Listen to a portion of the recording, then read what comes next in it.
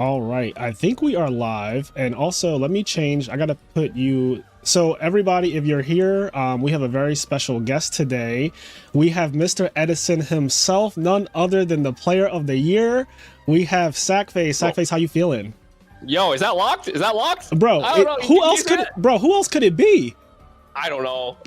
Who else could it be? I'm ready for it to happen and be like, it's someone else. I'm like, yeah, that makes sense. No, it literally can't be anyone else, King. It's always been you.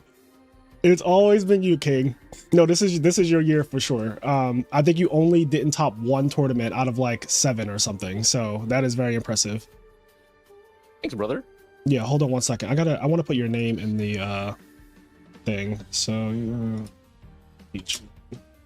and we'll do @Sizzle so your channel, it links to your channel too. Okay, so round 7, guys. This is the last round of Swiss. Just so everybody is aware, this is the last round of Swiss. I need to get my chat up. I'm still like slightly setting up, and I believe that the round has started, maybe. So let me put the countdown on. This countdown is probably not to be believed. I'm gonna check the timer and get it. So hold on. / timer, and then I'll just adjust the timer. There's 52 minutes left. Okay. So I need to change this. Wait, what are time rules? What the heck? 55 minutes Swiss and also turns. So it's very, like, there's a lot of things going on with the time rules. It's 55 minutes Swiss, and also you get 0, 1, 2, 3. So 2 turns each once time is called. So there's a lot of things happening with that. Yeah, we're gonna watch Rawnak. What's he on? Is he on some spice? He's on Diva Frogs, and it is fucking spicy, honestly. Like, it is actually just spicy. That's yeah, so good. It's DDV. That guy's tier 1 for sure if DDV didn't exist. Oh yeah. No, DDV. I mean, he's playing salvages, of course, to kind of mitigate it, and we did see a lot of that yesterday. He only lost 1 round. It's funny. He lost round 1. We were streaming it. He lost round 1 to Jinzo OTK. He got fucking Future Fusion Limiter twice, basically. Like, he got killed by Limiter twice. He loves this play, by the way. The attack the Raikou with the Treeborn. I hate it. I do not do that, but he does that shit all the time.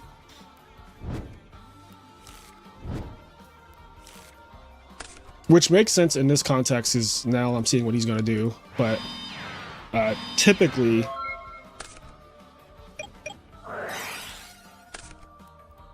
What?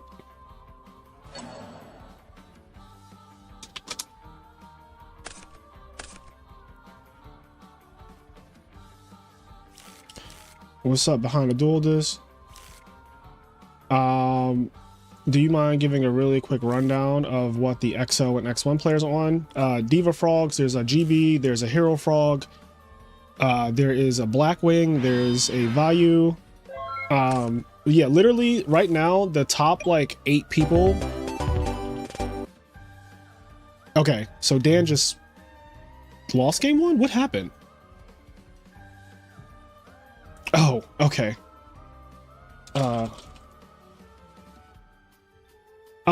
We don't have deckless yet. You're not gonna have deckless until after the tournament is completely over. So, Sizzle, are you there? Yeah. Okay. I just was gone for like 2 seconds. Okay, I didn't know what happened. I was concerned that I said something wrong. I was like, wait, what? No. I was like, did I say something bad? I was scared. Anyway, so yeah, the top 8 like is not solidified yet. This is the last round of Swiss, and then we'll have a top 8. But Alessio, who went undefeated so far, 6-0, he starts to play this round. But Alessio currently is on Blackwing, so the only undefeated is Blackwings. Rawnak, who is second on challenge, but I don't think this is to be believed. But Rawnak is Diva Frogs. Perfect pair, I think, was Birds. I don't remember which one. It was Birds. You know, Daime is a Blackwing. Romano, I believe, is Birds. Danny Cassie is Vayu, I think. Joshua Johnson is obviously GBs.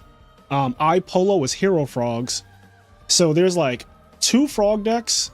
Simpson should also be GBs. Okay, so Simpson is GBs, right? So there's 2 GB players at least that are like in contention. There's 2 frog players who are in contention, and there's obviously a bunch of birds as well. And there's also Cats, who is with Dragon Turbo, and I think that Cats has really good tiebreakers, which is why I'm bringing them up. Bro, your thumbnail for today looks so sick. You killed it. Thank you. I worked on that last night at like literally midnight. Like literally at midnight, I was like, all right, let me make a fucking thumbnail for today before I have to wake up in the morning and rush. I'm always rushing in the morning to get ready for these. I don't know how you pump out thumbnails like it's nothing. Honestly, I have a really wacky mind, I think. And so, you know, I'm a weeb, right? Like I love anime.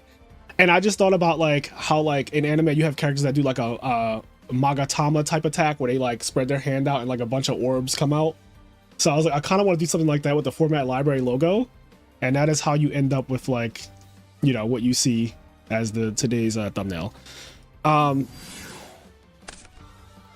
What I really want to learn how to do is how to use AI to just make thumbnails so I can just not think about them. But I do like my personal thumbnails. It's so obvious when people use AI. Though. Yes, it's bad. It's the AI right now, at least for thumbnails, is still a little wonky in my opinion. Oh, he might be getting T1 DDV'd. He better have a salvage. All right. So he won game 1, but I swear nothing happened. Yeah, I don't feel like anything happened either. Oh. Oh my. Oh. Oh. Oh. Okay. It hit 3 cards, so it's already plus. Now, what are the last 3? If salvage is in the last 3, that could be huge. Yeah, this channel is called I Am Nerd. Exactly. Oh. Oh, he fucking does have salvage, bro. I mean, you gotta... So I think that Frog's new metagame for birds this year has been really, like, amazing. The water arts to like, be our DDV, right? Like, the Frog DDV is water art, but it can actually hit, like, return and dark armed. And then you also have salvage to combat DDV, which is, like, obviously amazing. And so we're living in like this crazy world now where both the best decks, the birds and the frog decks, both look at your hand and they just like do the most, which I really like. Like I like that this is a end game capitalism version of Edison. Like we're in the end game.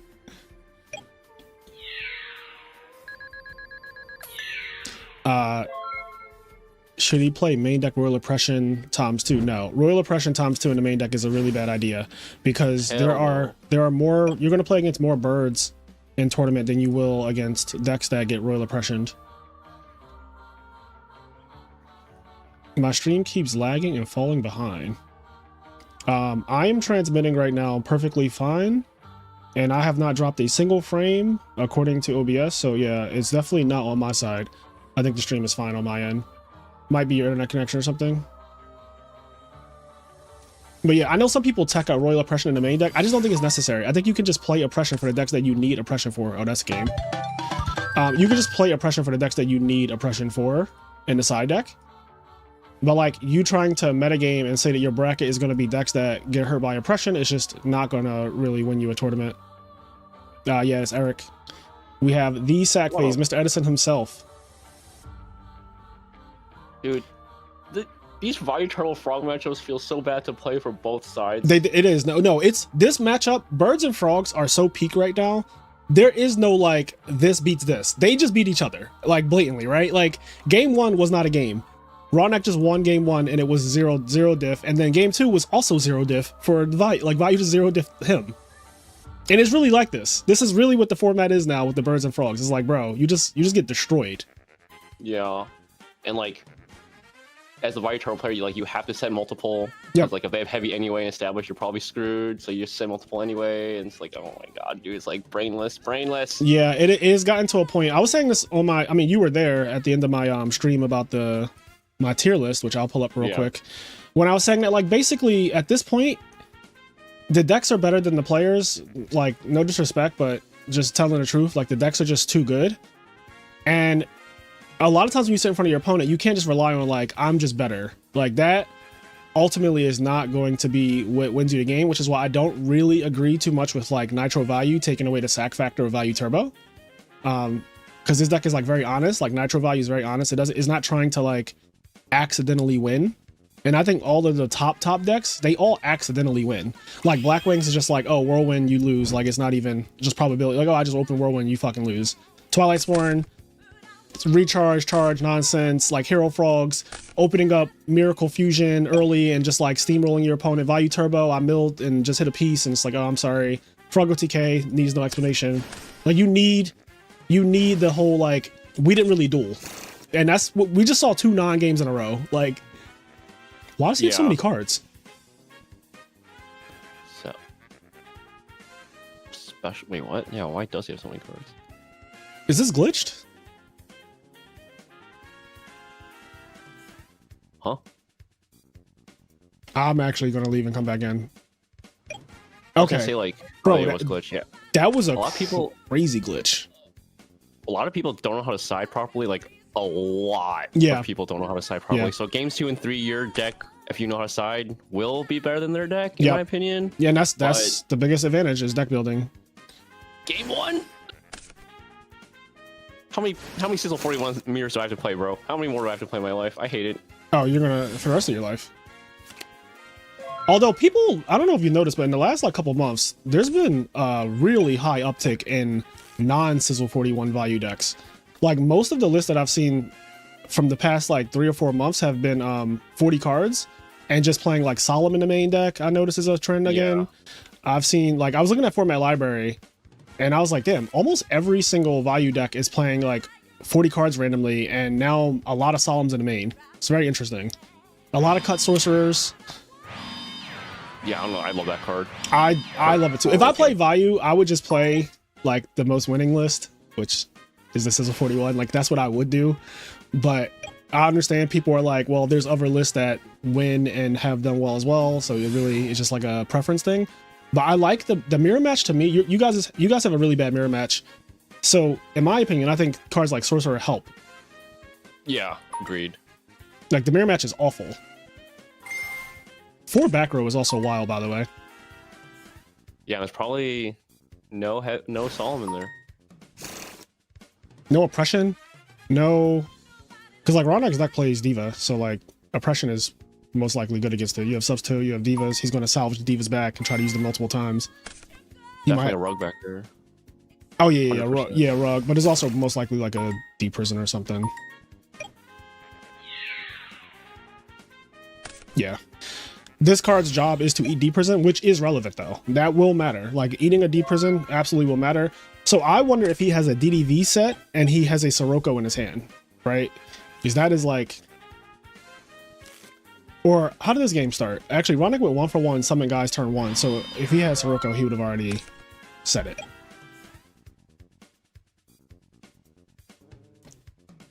Raiko be getting banished versus frogs. Yeah, Raiko gets banished and Unifrog gets banished. And people hate Unifrog, but Unifrog literally takes out a deep prison, and sometimes it takes out more. Like sometimes Unifrog takes out a pulling the rug, a bottomless, an oppression. At that first Nats that you topped, like the very first Nats, there was like 3 hero frogs in top. Yeah. 4. Say that one more time. Uh-oh. Sizzle? King? Did he die?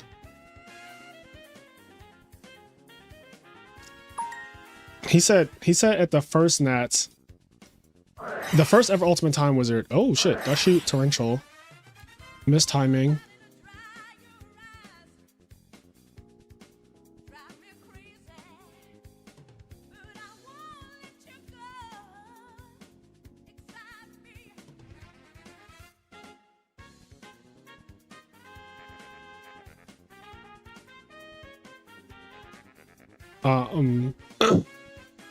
This is really good.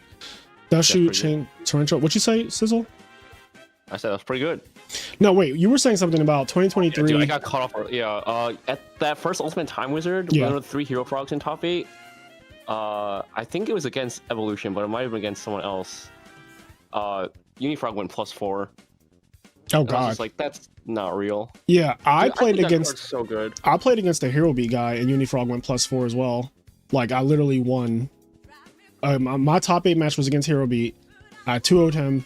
I don't remember the guy's name, but I 2-0'd him, and I remember McCabe was there. It was like randomly showing McCabe was just there, and he was like literally sitting beside me. And when Unifrog got the second attack, he literally got up out of his seat and just like walked away. He's like, it's over. Yeah, he was just like, okay, so that's that. Like we're done here. We don't need to. Yeah, that torrential definitely booted me. Is Dueling Book just shitting the bed today?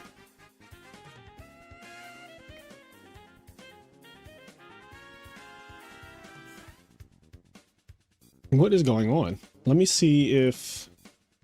1 second. Okay, Dueling Book is tripping for everybody? Like, it's just... Yeah, I can't get in either. Oh, no. That might be bad, because...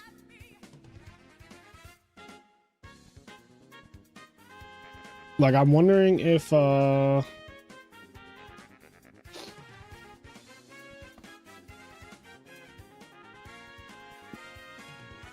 DB has been like this for the past 16 hours or something. Ooh, that's not good. Okay, I'm back in.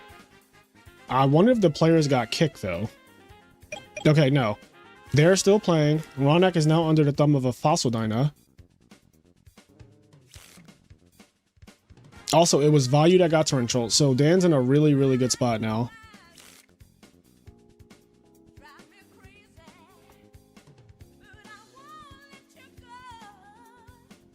Ronak can play Avarice? There's no way. Ronak that could play Avarice because of... Well, first of all, every frog deck technically can. Even... Shit, I even played it in that 60-card Hero Frog deck I played at the last Deck Devastators. Like, it's actually crazy. If you fit a bunch of cards in, Avarice becomes really good in Hero Frogs too. Wait, he plays Goats? He does play Scapegoat. This card, I would think you side out though. For this very reason that you're seeing on screen. I do not like keeping this card in. I understand that maybe he was like, I'm going first, so that makes sense. It's like if I go first and open up Scapegoat, I can just win the game.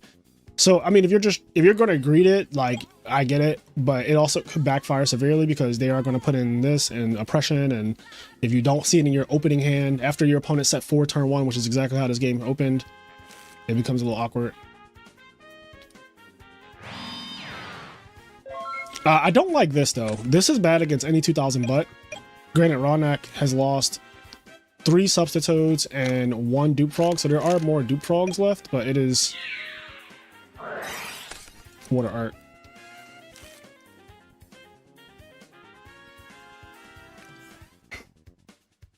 Yeah, I feel like when you naked summon, well, not naked, but like summon Dyna alone like that, you probably don't have anything better. Yeah, and sometimes this just holds it down. Like, he's getting in 3600 damage so far with this Dyna. Or he already got 3600, so he's about to get 48. Like, Dyna taking half your life points by itself is actually really fucking good. Because it usually does not do that. Usually, like, if they do this with no other monster, usually you can just get walled off by, like, a Dupe Frog. And now we're sitting here. Yeah, just buying, like... Dyna just buying, like, 2 turns is insane already, but this is, like, what, turn 3 now?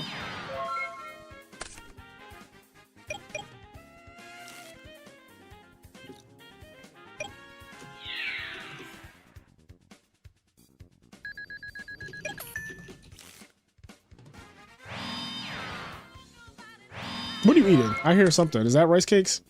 No, dude. Sorry. I was just wondering. No, it's not loud. I just can hear, like, it's very subtle, but I can hear it. So I was wondering what it is. It's just wake up wraps from Dunkin', dude. I get Dunkin' like every day. It's so bad. How much do you spend on that? I'm just curious. Like a year? No. Like a day. Like how what's your daily orders like? Because you probably know it by now. No, I just get coffee. But like when I'm in a rush in the morning, like today, I just like I got 2 wake up wraps, so like I spent $10 today. Gotcha.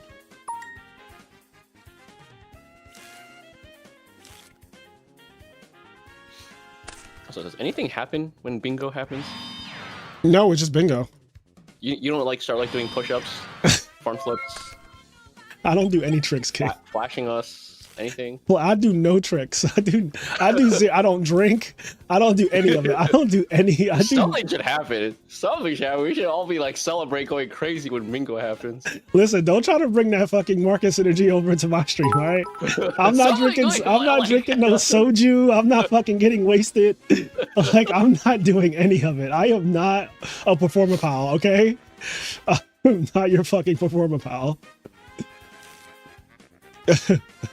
Story time? I don't know.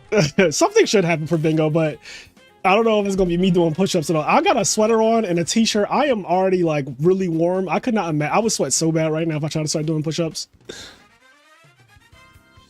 Yeah, I see that chest, bro. I'm trying. Gotta head the chest. I gotta do more push-ups though, honestly. I've been going to the gym and like doing chest workouts on machines, but I have not been doing push-ups a lot. I gotta get back to doing a lot of, I gotta get back to doing 100 a day. You One Punch Man? What the fuck? Not One Punch Man.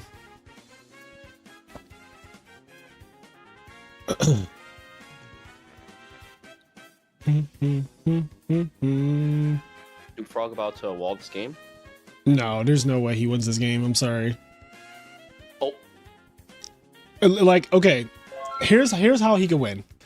And it's so ridiculous. It literally has to be fucking Heavy Storm with no response into like Monarch face down attack Dyna. Like, it has to be something absurd. Are you caught up with my hero? No, I have not caught up. Oh, you found Beel's Frog. Oh shit. You know what's crazy? I need to pick up my package. I've been so, this weekend is so busy because of Worlds, obviously.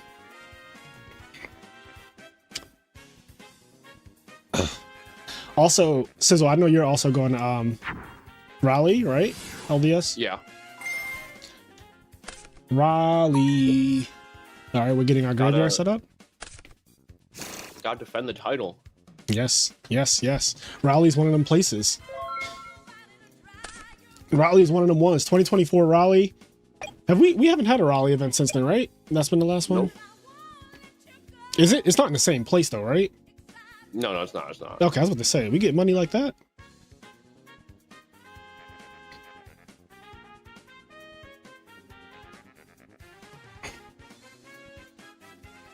Rush Hour 4 back. Isn't there supposed to be another Rush Hour movie, or am I tripping? Okay. They announced it. Oh. Okay. Remember what I said. It has to be no response though. All right, that is the perfect response.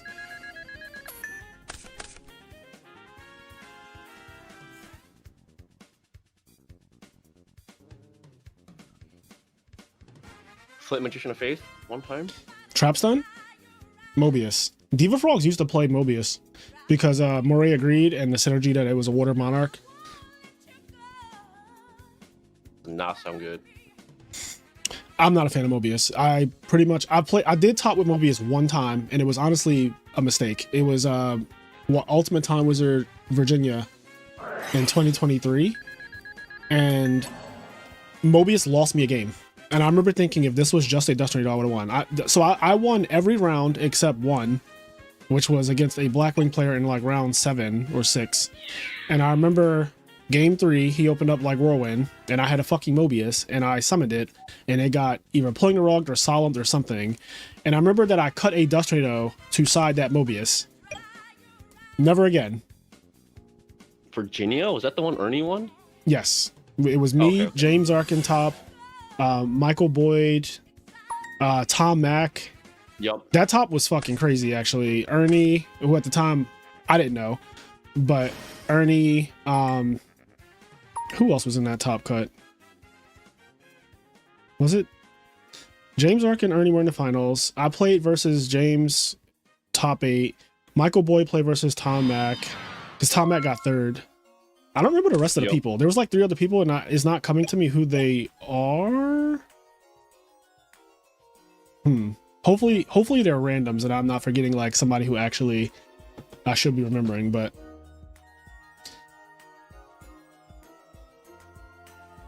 Also, what are all these back rows? bro, I don't know, because the Goyo Guardian just got summoned. Greffer attack went through. Goyo got summoned. Like what? Yeah, we're in a very weird place. Did Diva even summon anything? I don't think so. It just was like Diva, no effect.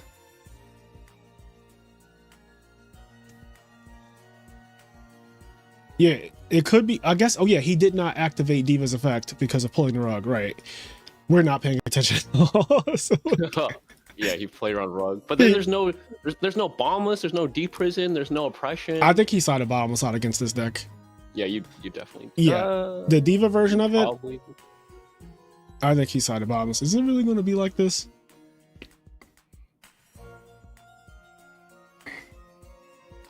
Oh, Rug? Did he? Oh, he did owie him earlier. That's right. It was like randomly when he was getting attacked by Dyna 6 times.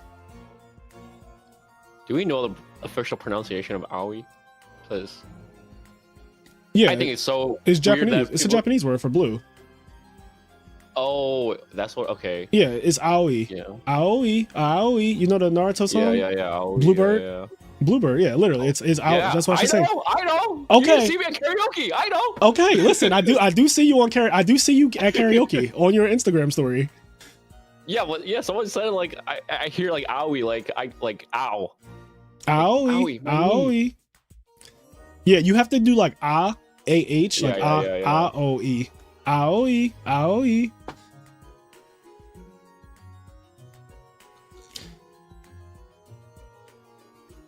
Kono aoi T-shirtu wa ii desu ne.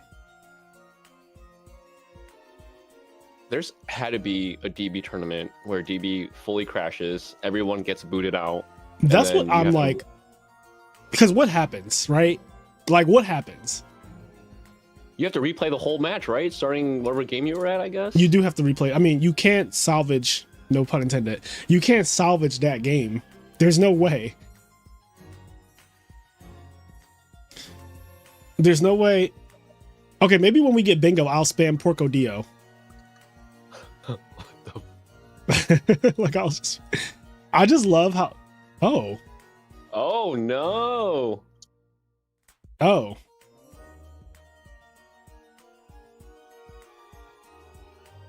Oh, okay. A false alarm. LOL JK. Yeah, we're gonna get back and it's gonna be over, bro. Like Rodney got brain control for game. Okay, no, I lied. LOL JK. Nothing's happened? I mean, they probably got kicked out too. Like, they probably weren't in here either. Oh, it is Dan's turn though. How many cards are we? So 6 cards. Dan also has 6 cards because I count Value, Sirocco, and Grave as a card. So they're even in cards, but they are not. Oh, you know what? Life points are actually not as skewed as they once were because of Solemn. Now they're like we're in a territory where it could go. Ronak could steal this game now. Like we're in that territory. Bro, they were not in this game. I'm telling you. It just said Dan is back. Right.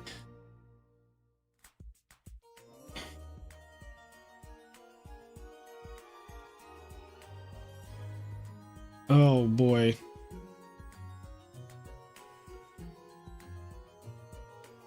Keep getting DC. Yeah, this is.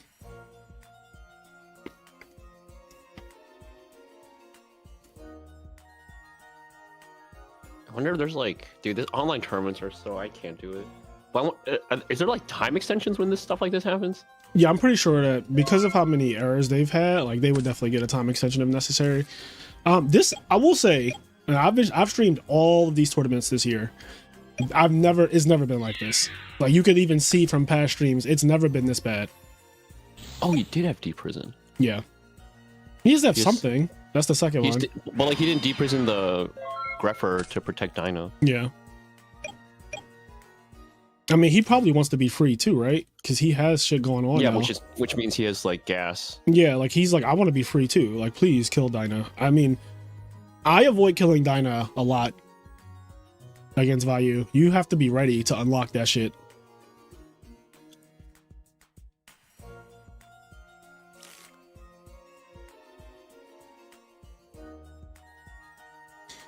Marcus is talking about a tactical drop. Chill feels like, man, thank God I scrubbed out. Whew. I'm so glad I scrubbed out because DC's, I couldn't deal with it.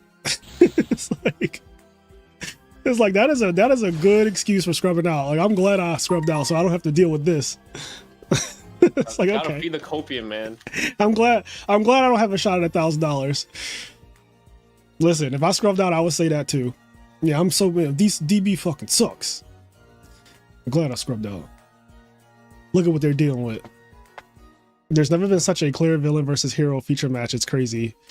Would you consider Dan top deck team a villain? Oh no. We might not make it through. We might not make it through this today, chat.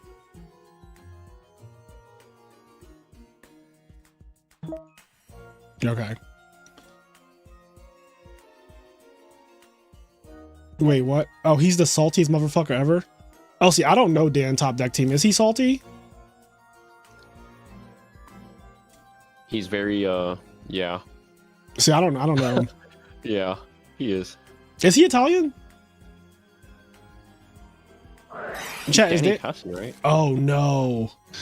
Not the heavy. Oh, that has to be GG.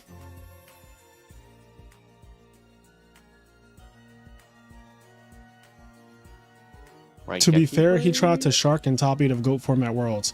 Oh, so he's like a real villain. Oh, everyone in the chat, he's very Italian. Okay, yeah, Italians tend to be very salty. I asked yesterday, what is the culture in Italy where, like, why are they like that? He said, fuck this shit. I mean, it's really bad. Like, they can't even play. I heard he also plays GB, typical villain behavior. Aren't the DB servers like in Russia or something? That's what I heard. That's how we got around DB not being taken down, because they can't take it down because the servers aren't in America or something. Is that real? That's what I heard. I think Cameron told me that.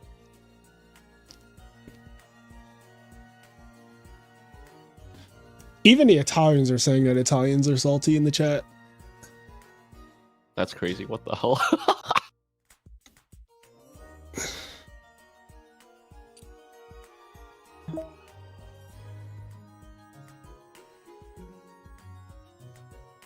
This is...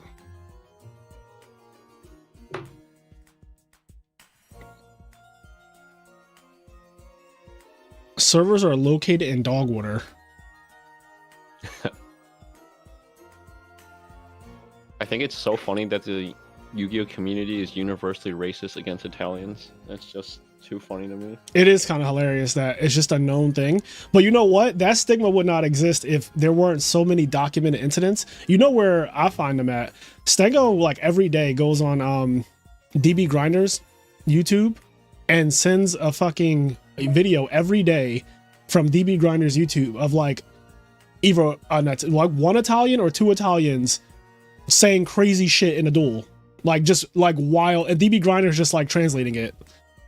He finds it so entertaining. I've watched like 3 of them and I'm like, I get it. Like, I get it. They're fucking saying the wildest shit. I don't need to see every single one, but it's really bad. Like, there's documented proof of just different Italian players saying the most absurd things on DB Grinders videos. Just the craziest crash outs. Yes, over Yugioh. Over a fucking children's card game.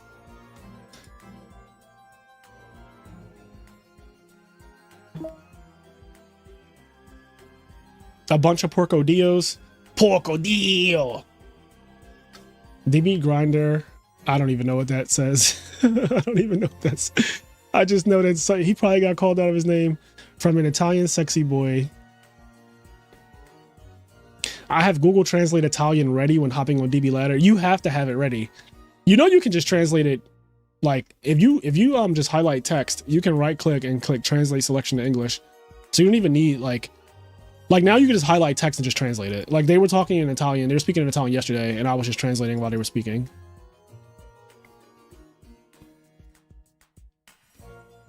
Chat, this is crazy. This is crazy. Maybe Rognack's trying to, you know, DOS the servers. I mean, get out of this situation. Now was a really good time for this duel to just completely DC for Rognack, because I think he's dead this turn. Do you guys ever play Red Dragon Archery anymore? Or is that cut? Like, y'all don't play that, right? No, there's no room. There's no, yeah, bro. I found out yesterday y'all don't play fucking Magical Android. You what? That's you didn't hear my rant yesterday where somebody lost yesterday because they didn't summon Android against Dragon Turbo. He summoned it was Scrub for Life. Scrub for Life is playing against Dragon Turbo, and he goes Catastor against the Vortex Trooper. His opponent is at 22, and I'm like, why didn't he just make Android for game? And then the chat was like, it's Vayu Turbo, and I was like, okay, make Android. And they were like, Vayu doesn't play Android. And I was like, what? And they were like, yeah, Vayu doesn't play Android. So then yesterday, I fucking went on here and I just typed in Vayu Turbo and I started going through all the decks and then like none of them had Android. None of them have Android, bro. You're so great. I love how you know frogs inside out. Bro, I know everything there is. I know who made it. I know who taught with it. I know when they taught with it. I know the ins and outs, the side deck patterns. I couldn't tell you a single thing about Value Turbo, bro. It is crazy. What was this? Of course that was Oscar. That was Oscar. I saw double my body in the side deck. Bro, when I tell you, like, y'all got me fooled. I had chain, obviously, yep, VDV, and that's game, right? Unless there's a Wabaku or Threading Roar. Crapstone? Oh no. Not knowing what decks play is low-key rage bait. How is it rage bait? I didn't know, dude. It's kind of crazy. You don't know. We don't play Android. That's messed up. I genuinely did not know. Teach me how to cook. That's not been teaching you anything. Bro, it's like I just assume, like I didn't know. I just didn't know your extra deck. This is what I'll say. This is how you know I genuinely am on the side of like the frogs, right? I am so deep in frog, like in the frog world, that I don't even know what the birds are doing because I just assumed that you guys played Android. And like I was so serious. I was like, oh, he just like, why did he throw? I was like, he just threw. Like he could have just made Android intact, and everyone was just like, yeah, they don't play Android. And I was like, what? Of course they play Android, and not a single list has played Android. I looked at 10 of them. There was like a period of time where no one was playing Cyber Dragon. I don't know why, including me, and Android RDA were like the 15th card, but now it's just always exact same extra deck. Like you guys have like Mistworm or like Colossal Fighter. We have so many spaces that we don't use. We don't make level 8s. Like I can't remember the last time I made a level 8 in Hero Frogs. We don't make, so we make 7s, we make Black Rose, we make 6s, obviously Junk Synchron 6s, we make 5s, obviously Junk Synchron by itself. We sometimes can make an Army Arm. You would think it comes up more, but it doesn't. But Army Arm is very possible with just like bring back Treatment Frog, summon Junk Synchron, play Miracle Fusion. But you guys can also make Army Arm. It doesn't come up that often either. So it's one of those weird things like that. That Synchro seems like it would come up a good amount, but it doesn't. But when it does come up, it's game. So it's kind of like you have to play it. Armory Arm comes up a decent amount. It's really fun. Yeah, Armory. I mean, that's what I'm saying. Like it comes up for sure. Like it comes up, but it's probably far down, right? Like it's probably, if you look at your extra deck, like if we look at, I'm just going to look at Ricky's. So Catastrophe is probably like the least thing I see you guys make. Obviously you make all of these. You make these almost every game. You make Brio a lot. You make Darkin a lot. You make Goyo a lot.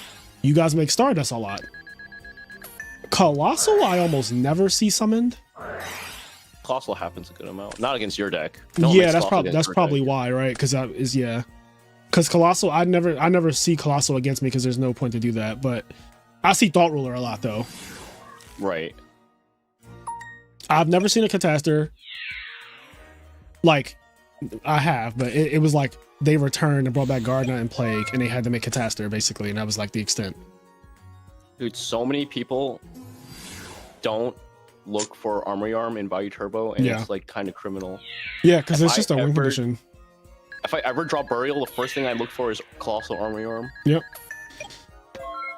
Sometimes it doesn't even need to be Colossal. It could literally just be Armory Arm crashing random shit. Yeah. Like it doesn't need to be Colossal. I think that's the other thing. So I think a lot of people do have it in their heads that it's like a 2 monster combo, when it's just like, it could be miscellaneous bullshit on the field.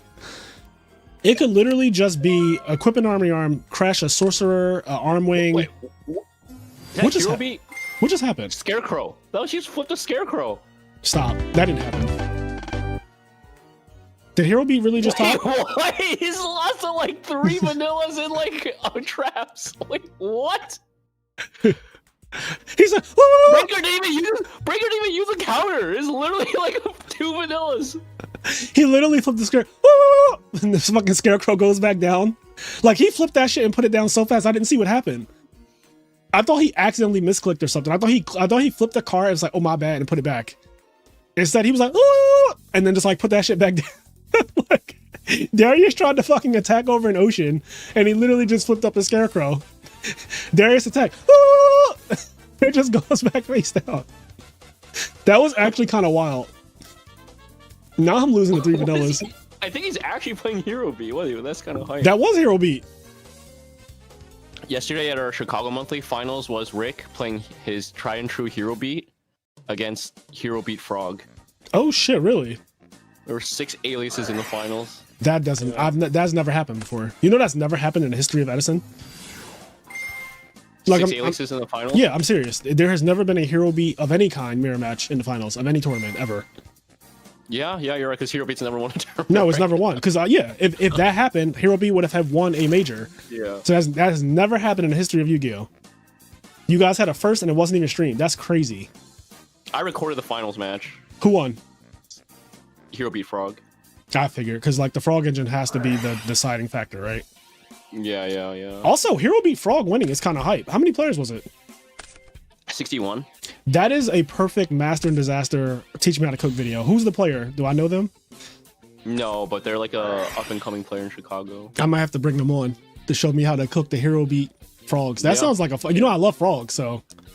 Yeah. You know what's funny, Chad? I do have a Hero Beat frog list.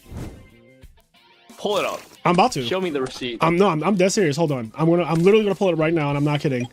I have a Hero Beat frog list, and I'm so serious. I don't know what account it's in. I have a lot of accounts, so give me 1 second. The problem is it might be in the I Am Nerd account. So all right, here's what I'm gonna do. I'm logged into Fraser Smith on my left monitor. I'm going to watch this game, and I'm going to switch the stream so I can go into my deck constructor with this account. So you guys will still see the same game, but I can get, because I Am Nerd is my first like Edison account, and it has the most deck lists in it. Like, when I tell you there are so many frog decks in here,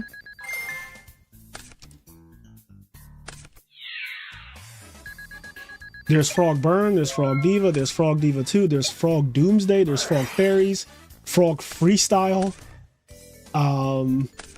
What else? Frog Hero, Frog Gear Town.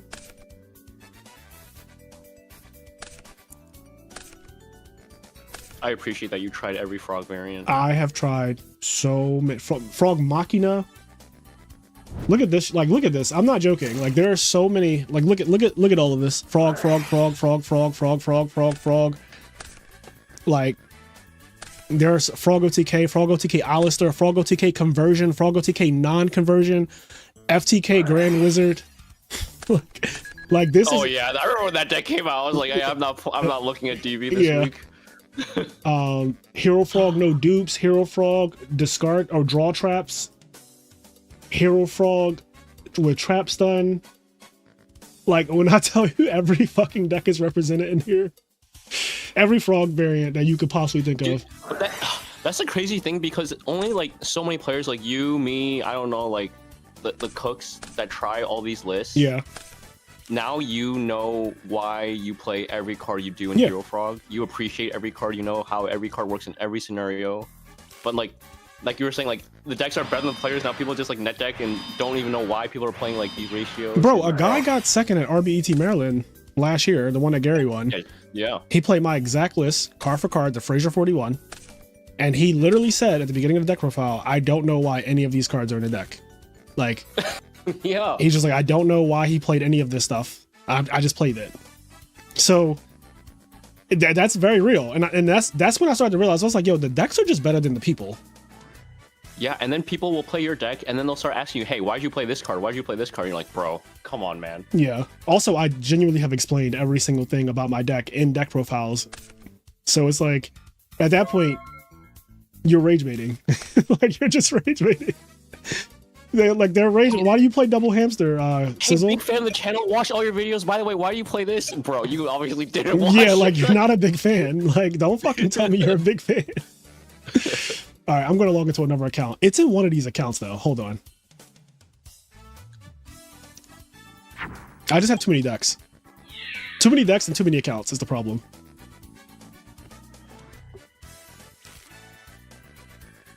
Fraser, do you have assault mode frogs? I am sure that I've tried to make an assault mode frog deck, but it went over 40 cards, and it just became a bit much. Like, it went well over 40, by the way. I don't mean like 41. I mean like it got bad.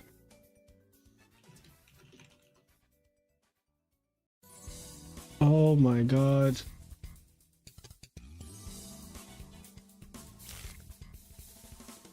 This account has so many decks. Oh my god. Oh, this is bad. This is really bad. Were you playing frogs like crazy before Nats 2023?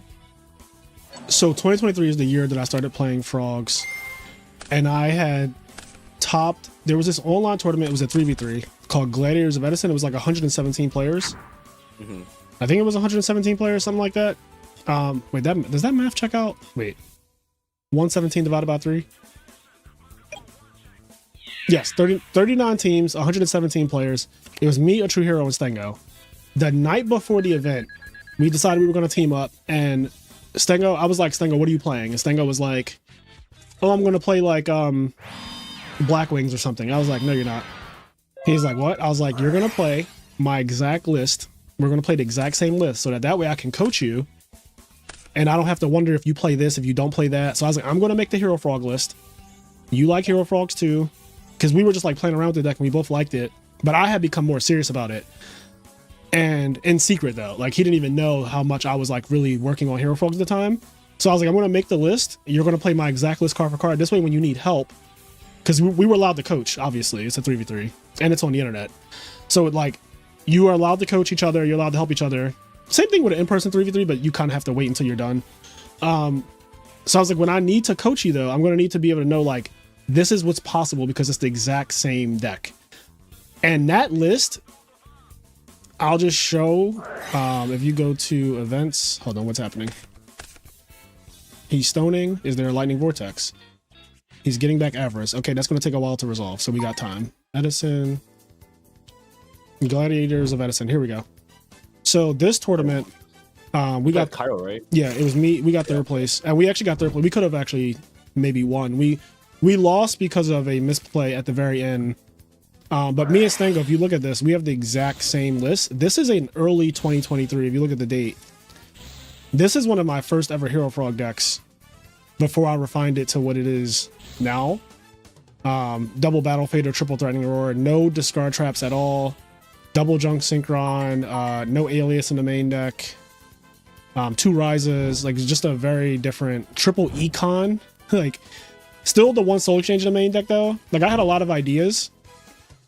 I actually think that this is playable right now. Like, I think you can still play this right now. It's just that DDV is really annoying. But like, if you don't get DDV, this list is actually broken because you don't. Here's what makes this list broken. MST and Heavy are bad against this. So if your opponent draws their backer removal, it's really bad against this build because there's really nothing to hit. Like, there'll never be anything for you to hit with MST or Heavy. So they're just straight dead cards. Yeah, this is before I realized that Unifrog was a god card. This is like early days. But yeah, this list is broken. This list at the time, like, this list was very, very broken. But yeah, we played the exact same list card for card because I was like, I'm gonna need to be able to coach you. All right, I'm gonna continue looking for. There is. I think I played it on stream, by the way. Like, I'm pretty sure there was a day where I was streaming and I was playing Hero Beat Frogs on stream. Just don't know what fucking account I was in.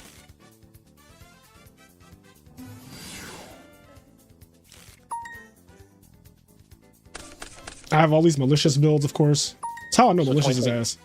2023 was the year you were like hard cooking frogs in. Yeah, like there was no at that time, and at that early 2023. That's still before Ultimate Time Wizard happened. So yeah, like, when did you realize Hero Frog was the variant to play? I already knew. So at the time of this tournament, I already knew that it was, in my opinion, better than all the other decks. Like, this is where I knew, because when I would play matches, I just felt like I'm doing like I'm stealing your, like, I'm playing multiple copies of Brain Control. I'm like making your main deck cards bad, like heavy MST. you have the Monarch aspect of it because, 5 Monarchs or whatever. Junk Synchron, I realized was broken.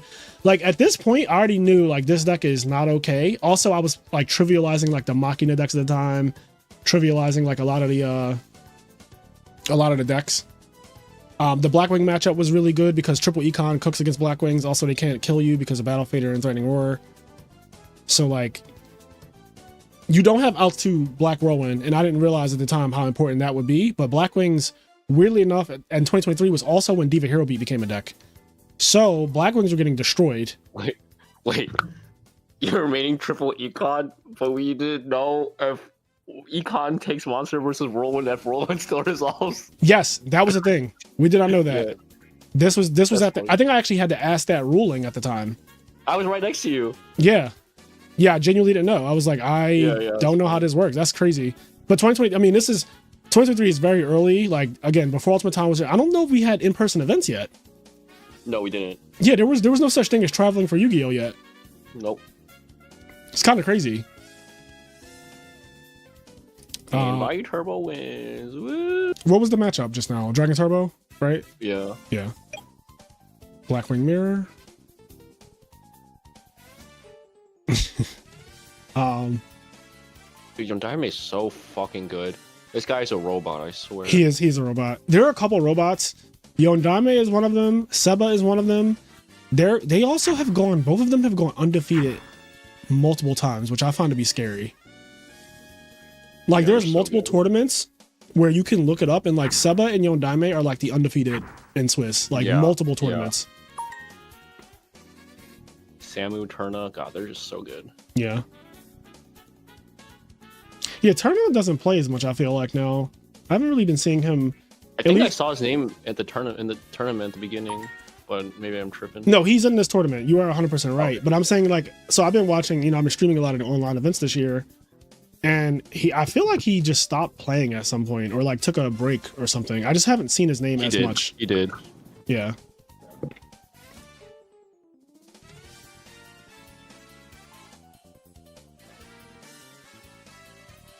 There's no way it's in this account, right? Oh, I think I'm about to find it.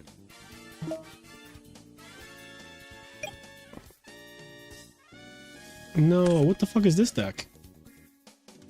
Frog Diva, Frog Dream, Aoi. Mali, Monarch, Midwest Edison Clash, Frog Hero Plants? What the fuck is this? Okay, that's... Oh, here it is! Frog Hero Beat! I found it! Oh my god, I found it. Frog Hero Beat. Double Honest, Double Alias. It sides in the triple Gemini Spark. It plays Cyber Dragon. Frick? You played Zaborg, dude? Yes! I wanted a light Monarch. And also, Junk Synchron can make Android.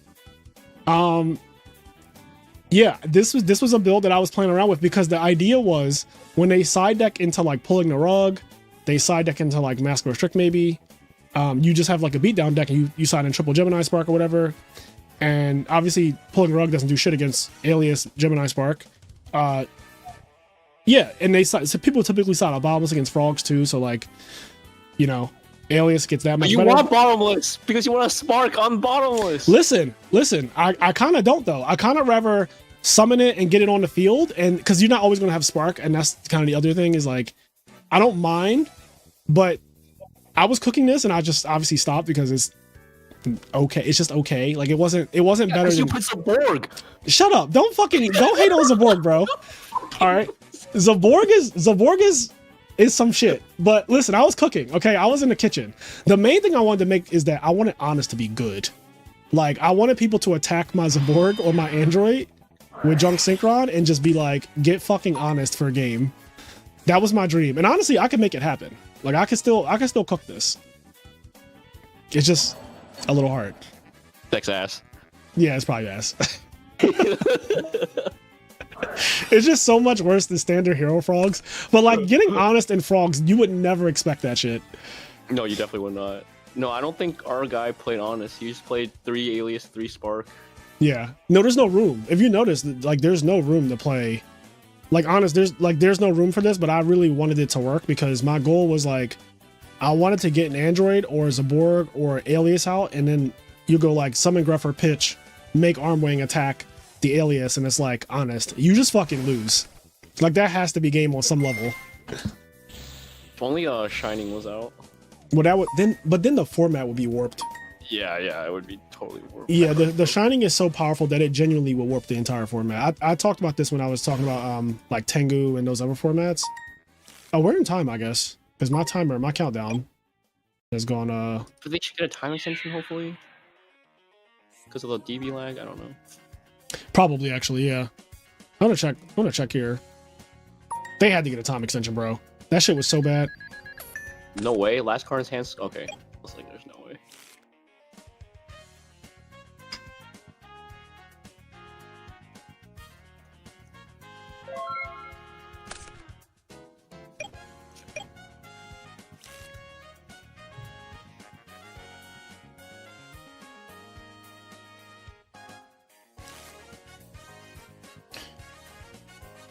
There's a lot that happened, and I cannot move for 5 minutes every turn, just sitting here while it's frozen. You know who won this round? Johnson Boss. Johnson Boss, literally, his opponent just didn't show up to round 7, so he didn't have to deal with this ridiculous round of DB being DB. Oh, everyone got a 20-minute time extension? Wow. I mean, that's good for the players. I'm happy to hear it. I'm going to make this work. This is going to be my next project. Especially since we now have a chef who won a tournament with it. Shut up. You said he main decked triple Alias and triple Spark. Yeah, I don't know if he mained Hero Blast or anything. Probably I think he Hero Blast. He definitely mained Hero Blast. Maybe one though. Like, there's no way he played two of that. He sided in Solemn, and it kind of cooked Rick, and I was like, what the frick? I mean, yeah, Frog players started selling Solemn when the Dirk Wagner crew, they started that shit. I think there could be something, because you're drawing more cards with Hero Blast. You could play, I feel like Upstart would be good in that deck too. Like a hero beat version of Frogs. Yeah. Like that just seems like, because you just want a really condensed deck that draws Miracle Fusions is basically what you're going for. And you play no Ryza, like just triple Caius is that's what I would do. Because your normal summon, you're already fighting for normal summons with Alias. Like having Alias in your deck is going to be fighting for your normal summon a lot. Yeah. Like he took out Maliad, probably took out Prodigy. Wait, it was Gary who won? I don't think you know him. No, it wasn't Gary. It was Gary. Oh, but it's a Gary that I don't know. I thought you were talking about the Gary doppelganger. No, not Alex. Okay, okay. When he said Gary won, I thought, because somebody in the chat said Gary's the man, I'm glad he won, but I thought they were talking about Alex Chen, who is Gary. They're the same person. They're the same person. Oh my god, I just want to clip that. Oh, I have a video of it. Like I literally have from Midwest Edison Clash. I want them two to play. All I need is the ultimate mirror match. Those two playing each other, and they need to be on the same deck. So I need Alex Chen to learn how to play Value. Well, I need to send you the picture because I have a picture. You have a picture from Midwest? Yeah.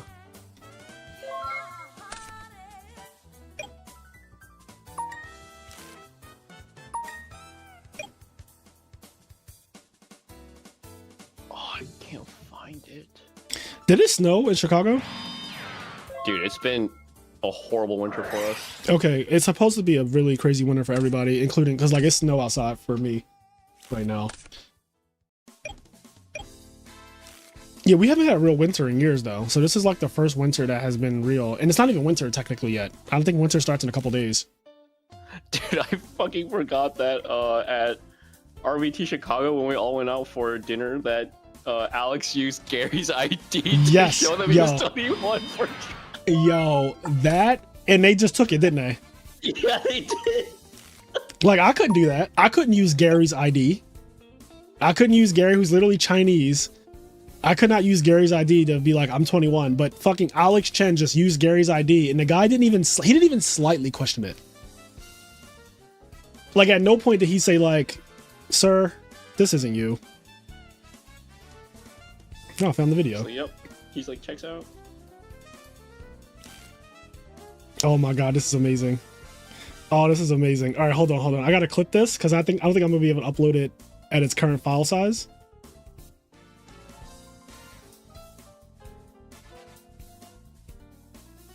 All right. Hopefully, if I make it this short, save video as new clip. I'm gonna make it like super short, and hopefully that works.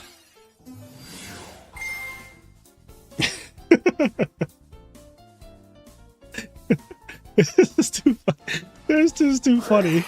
What? No, I'm just looking at Gary and Alex Chen, and they're just like they're just standing there, and it's just like cameras and shit in their faces.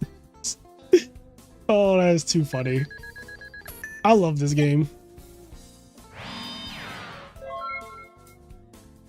So guys, after this is going to be top 8.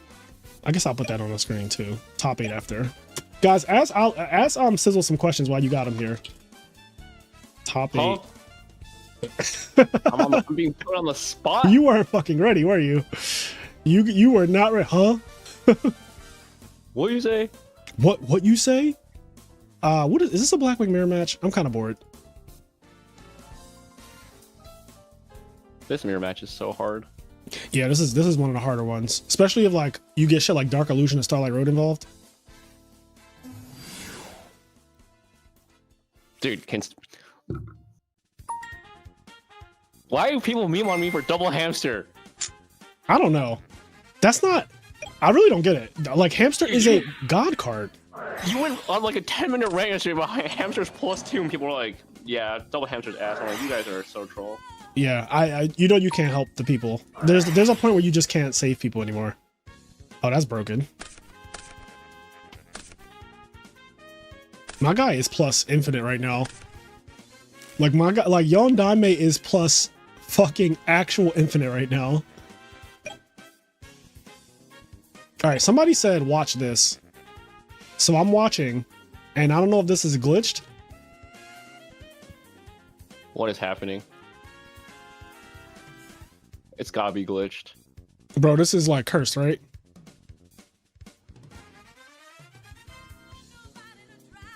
No, this is real.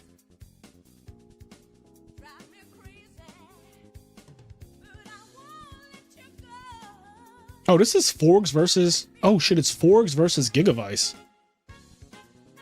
So wait, he just went Prio, Longfire, Chain, TT to clear the board.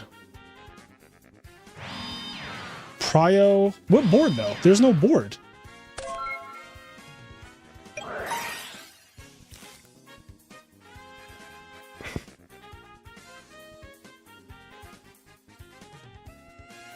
I'm about to dual screen this.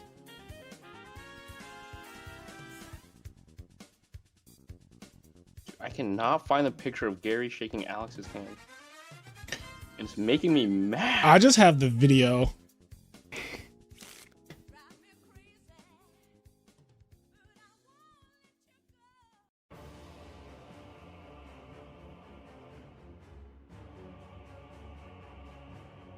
Do you watch Chainsaw Man? Are you a Chainsaw Man enjoyer? I watched the movie, yeah. Oh, I thought it was amazing. How did you feel? It was great. It was like actually insane. Why? No, I just randomly thought of it because I was looking at my videos in my phone and I saw that I have recorded like a little video from the movie to like post to Instagram. Oh wait, I found it. Okay. I'm gonna see if I can send this on Discord to myself. So I'm trying to put it in my own server, and if it allows me, because sometimes. Do you want me to put it somewhere? I sent it to you. Okay, wait, let me see. I have this picture too. I have this same picture, bro. Yo, they literally could be brothers. It's so crazy. Good. They used each other's IDs at Buffalo Wild Wings after RBET Chicago, and the guy just took it. Like, he didn't even try. He didn't even fucking try to, like, he didn't say anything. He didn't, like, think twice. He didn't look at him and be like, sure, just what do you want? Vodka soda? Sure. Like, he didn't even try. Oh, you're dead. Oh, wait, that's, he passed on this. Never mind.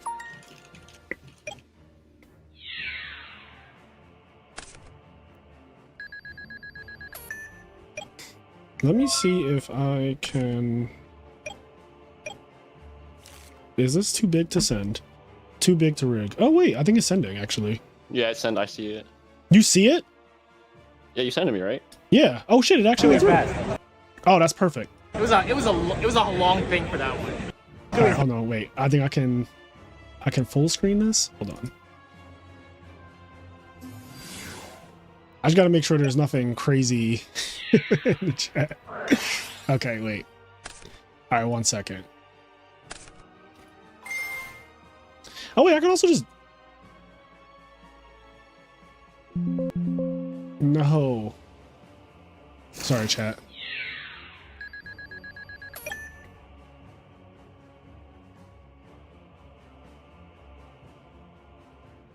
All right, I'll wait for after this match is after they finish this round. This round is long. This is a fucking long round because of DB. Dude, I wonder what the % win rate is for Gigavice once they combo. It must be like 90%. It has to be outrageously high. It has to be outrageously high. I will say there's a Fishborg Blaster. There's 2 Fishborgs in the grave though. So if you know what I know, this field can get outed pretty easily too. Depending, yeah, I mean, he needs substitute to do it, but I assume that Frog OTK just has substitute because that's like what the deck, that's like what it does. I think ProStorm or Alistair, one of them like years ago gave the math, or maybe it was Dimitri. Somebody was like, the chance of you seeing substitute in your opening is like 80%, and after turn, it was something. It was in the 80s. It was something crazy because it was like. Just because of triple salvage. 1 for 1. Moray agreed, right? Triple Moray. Right. So you're like redrawing. You're also playing triple upstart, of course. So, well, at the time there was like bills that were playing triple upstart, but even if you don't play upstart, triple Moray, triple salvage, triple swap, triple actual substitute, 1 for 1. And it was like the chance of you opening this card is literally 80%. What is happening? Another 20-minute time extension incoming. How insane would Forks be if Formula was in Edison? I mean, Formula Synchron will warp the format because of what's that guy called? Fishborg Blaster being in an Treeborn. Especially if it's at 3. Every turn Frogs get to like every turn Frogs get to bring back Treeborn, discard any card in their hand, and make a guy that draws a card would be really not fun. Dude, and then ending on like Caius Formula Synchron. Oh my god. Yeah, like oh, you summon a big guy, make Colossal Fighter before you attack. Like, now what? Like, you make Goyo, make Colossal. Now what? Like, what are we doing? You make Stardust, I'll make Thought Ruler. Like, just really, it would just be stupid. Wait, Formula's a quick effect too, right? Yes. So you could just like, oh my god, just dodge stuff. Oh yes. My god, like, not real. Yeah, it would be really, it would be bad. Also, just like every turn, bring back Treeborn, discard a card, draw a card is... Yeah. Like, that is just broken. Like, just Formula every turn. Like, you could play 3 of it, just Formula every turn. And then 1 card, and then summon Junk, make Black Rose. Oh my god. Yeah, that would be another thing. Junk Synchron brings back Formula. Oh, I didn't think about that. I was just thinking Junk make 5 into Formula 7. Yeah. Yeah, you could do that too. Yeah, like it could come up. Like, if you have a Monarch on the field, you can go summon Junk. Like, bring back Treeborn, summon Junk, bring back Formula. Synchro with Formula in the Monarch, make a 8. Synchro with Junk Synchron and a Treeborn, make an Armory Arm. So now you have Colossal. Oh, that's Colossal Armory Arm. Yeah.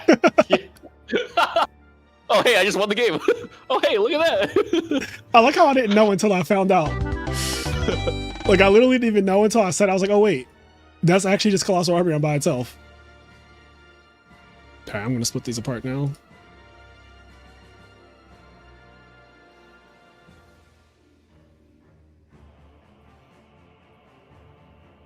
I'm going to punch Evolution in the face.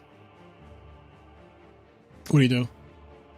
He says that Eric Chen on stream. Nice meme, bro. You know, I didn't realize how many Erics there were, and you guys are all Asian. There's so many of you, though. Yeah. What it like is like okay, so it has to be like a cultural thing, right? Like it has to be. I don't know what it is. I really don't know. Because it's like there's Eric Choi, Eric Chen, Eric Shen, Eric Chai. Eric Chen? Yes, there's an Eric Chen. Oh, I didn't know that. Oh God. There's Eric Chai. That's his name, right? Like is his name? Yeah. Is his actual name Chai? Yeah, yeah. Okay. Eric Chai, yeah. No, I'm just making sure because Chai is T, right? So like Eric T. Yeah, that's his name. I love it. Love it. I mean, my name is Smith. Smith is literally just like locksmith, blacksmith, you know. Blacksmith? Shut up. Whoa. Whoa. I'm literally a blacksmith. Literally a blacksmith. What is happening? I thought we were making Catastor, and now he passed. And I think brain pass, yeah. Yeah, he's dead. He's cooked. You literally can't pass on Giga Plant. With effect, mind you. Like you can't do that. That's like illegal. Giga Plant with effect. It's just I just hate playing against this deck. Same.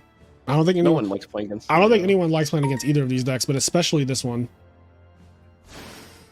Because like you said, when this deck does its thing, oh fuck. Bruh. Why did we waste brain control then? He needed to bait the summon, I guess. I guess if it was just like I could attack you for game on board without summoning. Yeah. I did not see that torrential coming at all, by the way. I thought this shit was over.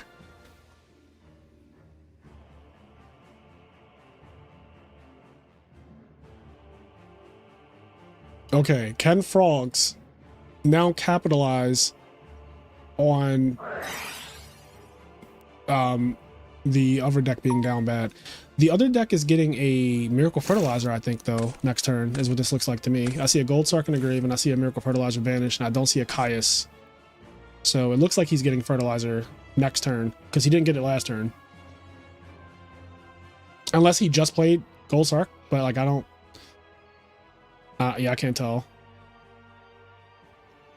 Dude, it's so hard for Giga to come back once their board's blown. Yeah, Gigavice does not have the recovery plan that Frogs do. Like, I get my boards blown up by Needle Sealing, DDV, and shit, and I just, like, salvage and wait 2 turns and Pot of Avarice and all that.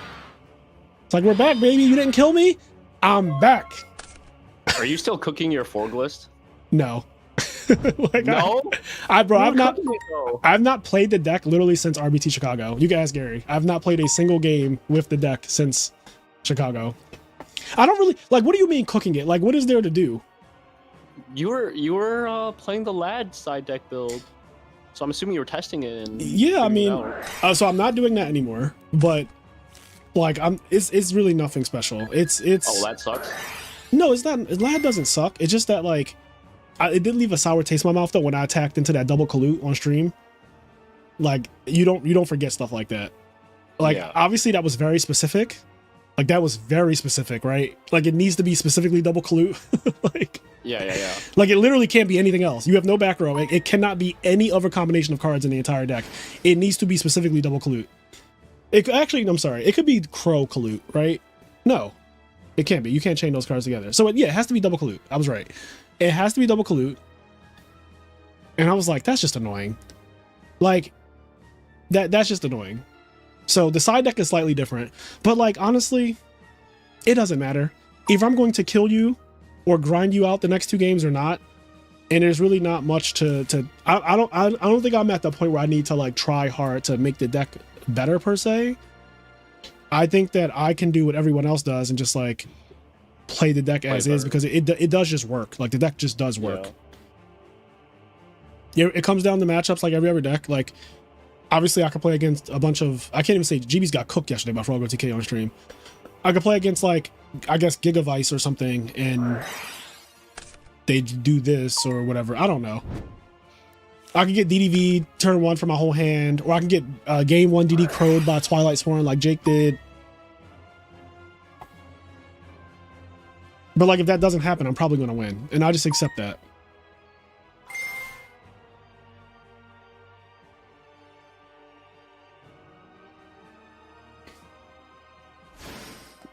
Someone just asked me why I don't play online. Online's ass. You heard it here first, chat. Like, online's not ass, but like, there's no high in winning online tournaments, in my opinion. The high you get winning IRL is like 1000x better. Look, people who win online are just like, God, I'm glad that's over. Look, this is how it looks. You win online, you're playing, right? You win, you're like, oh man, I just won. All right. You just close your laptop. Yeah. Nothing's going on around you. There's zero hype. You literally just close your laptop, bro. Like, imagine being at your desk. You're like in this really intense grand finals match. You're like, oh man, all I have to do now is equip the armory arm and summon a colossal fighter. Attack. And then you win, and then you just close the laptop and that's it. Like, that's literally it. Like, none of us play Yu-Gi-Oh for money. It's No. all clout and like the high. And Yeah. like, there's no high winning online. The high. Your cat walks in. Feed me. Yeah, your cat especially. Yeah, he's been very vocal. I don't know if you've been hearing him. But... No, I haven't heard him. I have a good noise suppression. And Discord has good noise suppression in general. So like, even on your side, usually if you have Crisp on, Crisp is like amazing. You could be vacuuming right now, I would not know. Just gotta take your win and go beat your shit. That's a crazy celebration. That is a crazy celebration. Whole man. hood was hype when Harrison won Rulers. Yeah, but like when Jake won RBT Chicago, that high was like. Oh, there's 50x nothing that better, compares. Yeah, that was. Yeah, winning in person is just a different. I mean, you literally, the intro on my channel is me winning in person. Like, that's the intro to my videos. Dude, we had a rush hour about winning, dude. I genuinely hope everyone can feel the rush of like IRL winning something. It's like just. Okay, well, what you just said is so fake. Huh? That's not possible. Well, I mean, I'm saying I hope people can experience it. I'm not saying it will happen. Everyone know, bro. You know how many hundreds of players there are? Everyone. I hope. Stop, Sizzle. You can't wish for a world that will never exist. Everyone can't win. We can't be socialists. It doesn't work. Almost everyone is ass. There's just not wrong. Do you hear the guys? We're all gonna make it. Interesting. Why is Stardust just more popular in the format? Though does Gigavice just need the outs for those decks more? I don't even know. But is that Chai T in chat? We'll get a win next year. I want win, but 2 ass. Not both the Erics commenting at the same time. One of them said I will get a win next year. The other one said I want to win, but 2 ass. My first interaction with Eric Choi is him beating the shit out of me in round 1 of Anaheim, and I didn't even know. I didn't even know that he was the rare hunter. That was his first and last tournament for like 8 months. I don't blame him. That tournament was cursed. You play Amaryllis 2 rounds in a row, bro. Yeah. That was the worst tournament I've ever done. That was cursed. I'm telling you, some tournaments, bro, I went to Sacramento. Round 1, I played against the guy who was main decking Vanity's Fiend and got a game loss. And he 2-0'd me. He got a game loss because he showed up late. Or he registered late or something like that. So I go from not getting to play in Nationals because I forgot to register for Nationals. So I didn't get to play Nationals. The next tournament is Sacramento. I go to Sacramento, fly across the country. Round 1, my opponent gets a game loss, which I have to tell him he has a game loss. Because like the judge comes up to me, he's like, where's your opponent? You got Magnus Carlsen by a random Yes, I did get Magnus Carlsen. He fucking showed up late. He sat down. You can Gemini summon the turn you use fertilizer. Did he do that?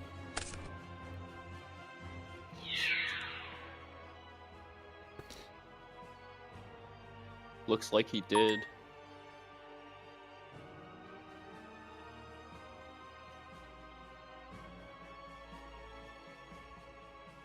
Wait, did he do that? Because there's a Miracle Fur and a Supervise? I don't know. I'm staying out of it because I was not paying attention. You're not technically judge, right? No, I'm not literally. Not technically. Literally, I'm not a judge. I'm actually glad that I'm not a judge though, because I don't want to. So when I'm streaming, like I don't pay attention enough for one, but I also don't want to be the guy that they're calling for help. Yeah, exactly. While I'm streaming, because that just takes away from the entire experience. Like format library is big enough. They have dedicated judges in that server. Also, Sasha Egger was just wrong, just spouting lies in chat. ProStorm came in and laid down the law. He didn't use he used the Giga on field, the special summon Giga, and summon after that. So yeah, please don't listen to Sasha Egger. Please do not listen to him. Streaming and judging sounds annoying. It is actually. When I do my own tournaments, like the I'm Nerd tournaments, because I'm the head judge of those tournaments, even that is a bit annoying if like there's a genuine ruling dispute and I'm currently in the middle of a rant about like the political climate of the world or the lowering baby boom or something like that, or just like meat on the concrete, whatever rants I'm currently talking about. And then someone's like, yo, can you come help me with my game? It's like, oh my God. Yeah, but I as a viewer, I think it's fun when you go in and you have to like settle like stupid shit. Yeah. And it's like a smaller tournament, right? It's like 32 people. Yeah, they're always small. Yeah, so I think it's funny sometimes, but yeah. It's just funny because I have to get serious though. I hate it. I have to be like, all right, what did you do? Oh, right, yeah. You have to be like, you have to make a real ruling. Yeah, it's like, all right, this is my ruling. And it's always something obscure. It's never just like a simple ruling question. It's always, he said this happened, and it's like, okay, now I gotta check logs, and I gotta see how many seconds can somebody send a log so I can see how many seconds between when this happened and he clicked this and all that. It's just like a lot. Dude, your free tournaments are, you know, people want to win, man. They do. I mean, you get money for winning them, and you get a tournament winner roll. Oh, also, guys, next week, I guess I should say this now. Next week is the I'm Nerd Winners Ball. So next Saturday is my invitational tournament. Anyone who's won a tournament in my server this year is eligible. They have the tournament winner roll. And that tournament is going to have a $300, it's free to play, $300 cash prize starting. And if we get like donations or whatever, it will scale with the donations. But we do this every year, the Winners Ball. Just like a nice little giveaway for people who, you know, participated in tournaments and won. What's funny, so like I've been running tournaments the last month, like the last 30 days, and people are trying to get their invite for the Winners Ball. Like they really want it. But there's a lot of people playing in the tournaments who just have their win, and they have been winning everything. Like no one has gotten an invite in the last like almost month because fucking Spore, Sasha Egger, Rawneck, Dom, like they just keep playing and like they just keep winning everything. So I've not given out an invite in a minute. There is a long list of people who are qualified already though. Like I think there's like 30. Let me check. Hold on. It's more than 30, I think. No, it's probably not more than 30. Where are rolls at? Tournament winners. There's 38 tournament winners. So there's 38 people qualified to play in the Winners Ball.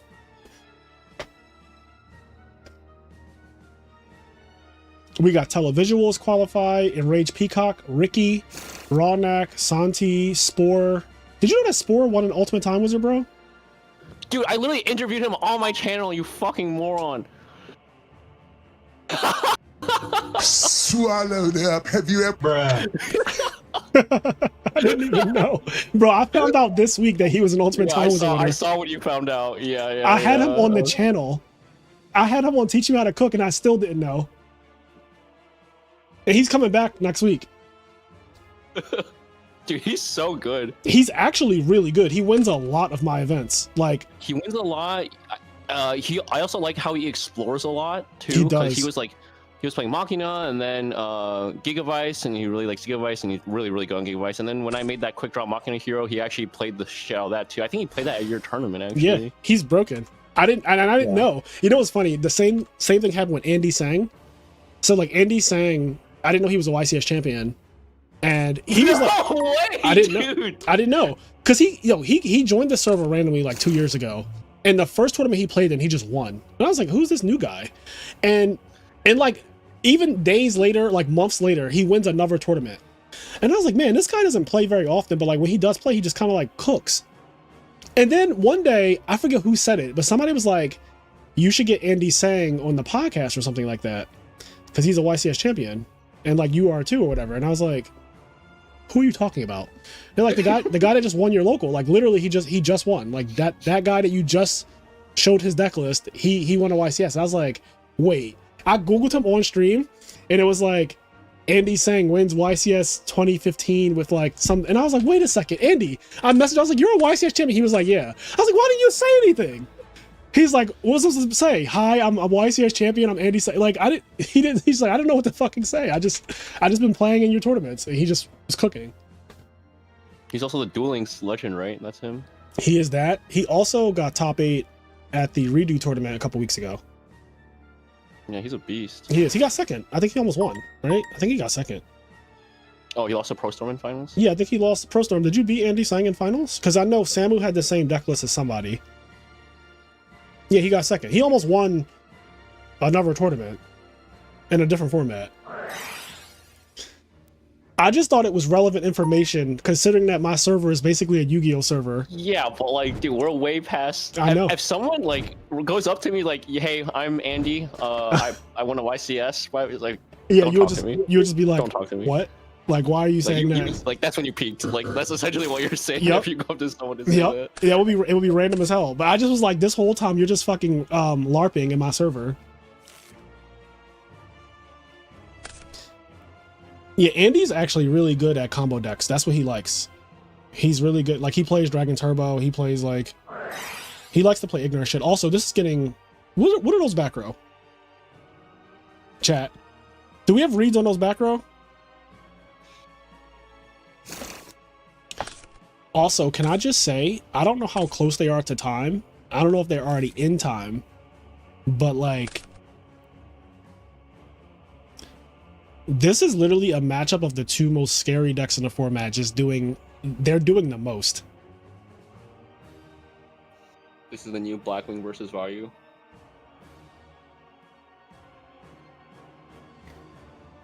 Oh, they're untimed? Jazz said untimed finish is okay. Okay, so we're getting a winner the right way.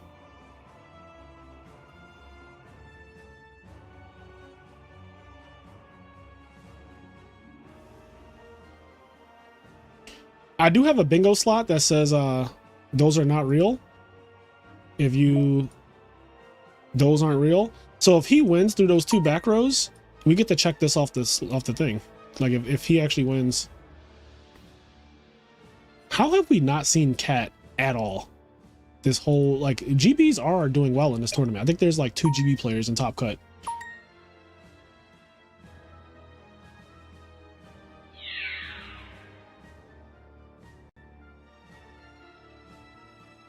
No way this walks, right? Oh.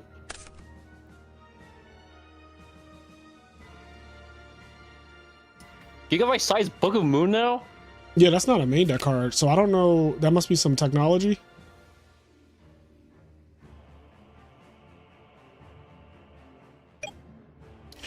So now we enter the annoying phase. Main phase 2, super dupe lock, because I don't see a single... I see one dupe frog in the grave. Which means you know where the rest of them are.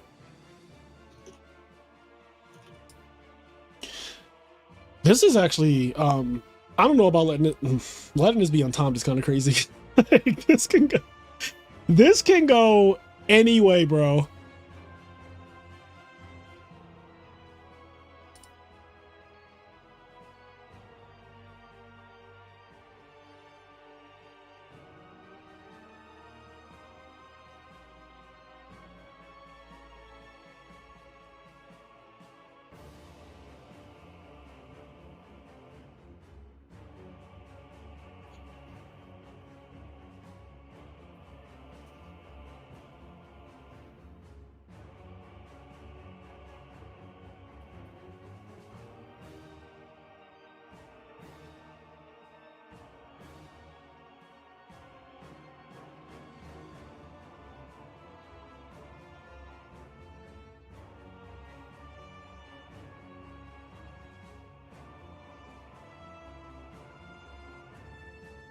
Like, yeah, this being untimed is, I don't know.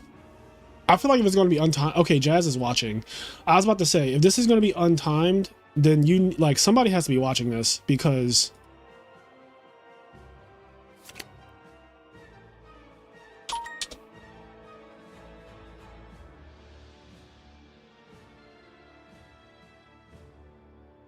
no, I have not played the new Clair Obscure yet. I've been doing this weekend. Want to play? I'm gonna play probably next weekend though. Oh, who's the 3 people you use the most? So at the beginning of the game, it was the original party. So Gustav, Mael, and Lune. Right. I didn't touch Monoko or CL until literally I was forced to when they split apart at that random point in the game where like you have to start using the other characters. That was when I got my first taste of CL and I realized that CL was fucking ridiculous with the intervention ability. Yeah. So then once that happened, I was like, wait a second, that was a little too broken. By the end of Act 2, I see like CL is on my party and she never leaves my party from that point. My final party is the 3 girls. Yep. That's the party that I like the most. If I wanted to make like the most broken party though, like I could take Lune off because Lune is actually not as good as like Monoko or Verso, but I just like Lune so much, and I don't think that you're forced to like. What I like about Clair Obscure, you're not really forced to use a character. Like you can just use who you want. Lune is also my favorite.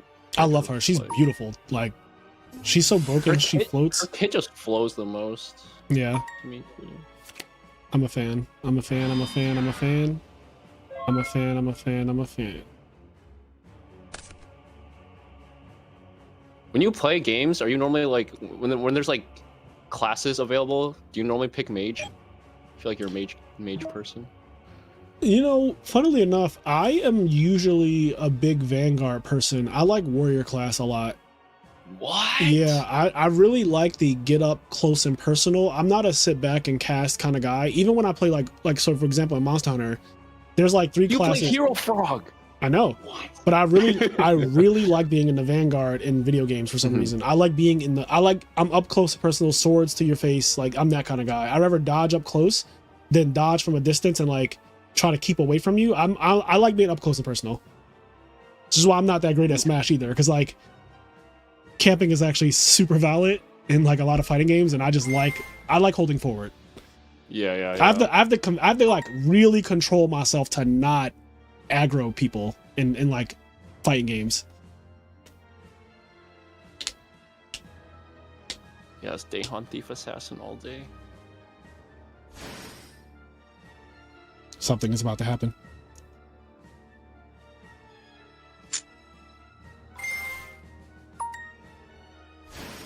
Is this the same game where he got tarantulled? No, right? No, This is that 100%. This is that game. Is it actually? Yeah, look at it. It's right here. Oh my god, dude, what the? They both just keep doing nonsense. Look at the most impressive part to me about the power level being shown here is their life points. Uh-oh, you know what's happening now.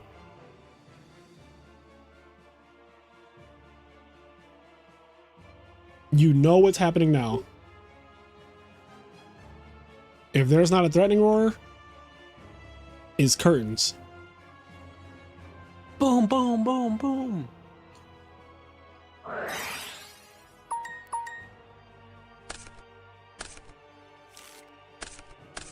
I'm not really sure what the point of that was. Oh, he wanted to draw before the wind blast. Yeah, makes sense. I don't know if we're getting more turns, though. I don't think we're getting more turns. Yeah, look. I summon you! Red Dragon Archfiend! Yeah, no more turns.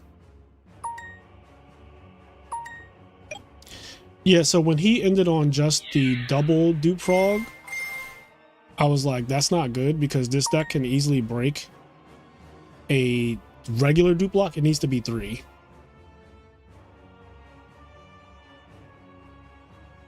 There's no way this was Sides Fader. There's no way. No. He could have Gores, which will give him another turn. But I don't know, under Reckless, with Gores being a card out of your hand, I don't know if he's going to have, like... I mean, I guess he does get Dupe Frog effect, but, like, Gores with 3 cards, I don't know if it's enough.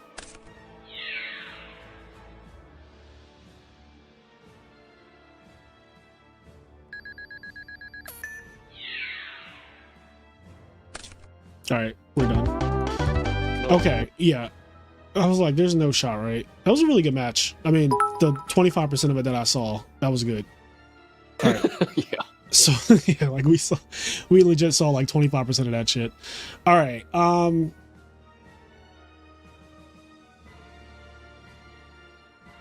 So now we're waiting for tiebreakers and all that. This is, let me look at actual tiebreakers because this is not to be believed. And then we'll have our top 8. Woo! Top 8. Yeah. The X1s are all pretty much guaranteed, right? So Yeah, if you're X1, you are 100% in. So all of like these 4 birds. Oh, always. 1 GB. What's the 4th place guy playing? Do you know, Mr. Stabs? I don't know who that. I don't think we call him on stream today or yesterday. I'm not really sure. I know that these are birds too. Danny Cassie is value. Yup. Perfect pair, I'm pretty sure is birds. Cats is Dragon Turbo. Ronak is Diva Frogs.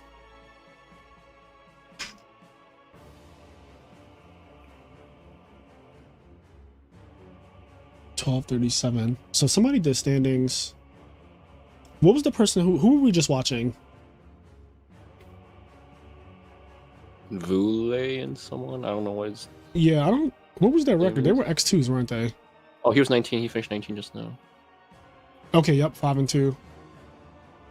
Who beat him? It was He won, right? Oh, Vule won. Shit. So okay. So he's actually not even close. He's in 19th. Okay, so iPolo is a Hero Frog player. I know that. And Rawneck is 14th. 808. I don't remember what 808 was playing. We did catch a lot of 808. Televisual got 11. This is last year's champion. So Televisual finished X2. Unfortunately, tiebreakers were not on his side. So he can't go back to back, it looks like, unless there's like, oh, 808 was Hero Beat. It would have been cool to see Hero Beat top this event. That'd have been something. What was Sushan playing? Was he on Hero Frog or Value? Yeah. I told him he has to play Value for Worlds. One, you won it last year with Value Turbo, but also he just wasn't there yet with Hero Frogs. And he was like, this deck is actually way harder than I thought it would be to learn, and I don't have enough time before Worlds to like be on the level of like a Seba or whoever to win. Yeah. So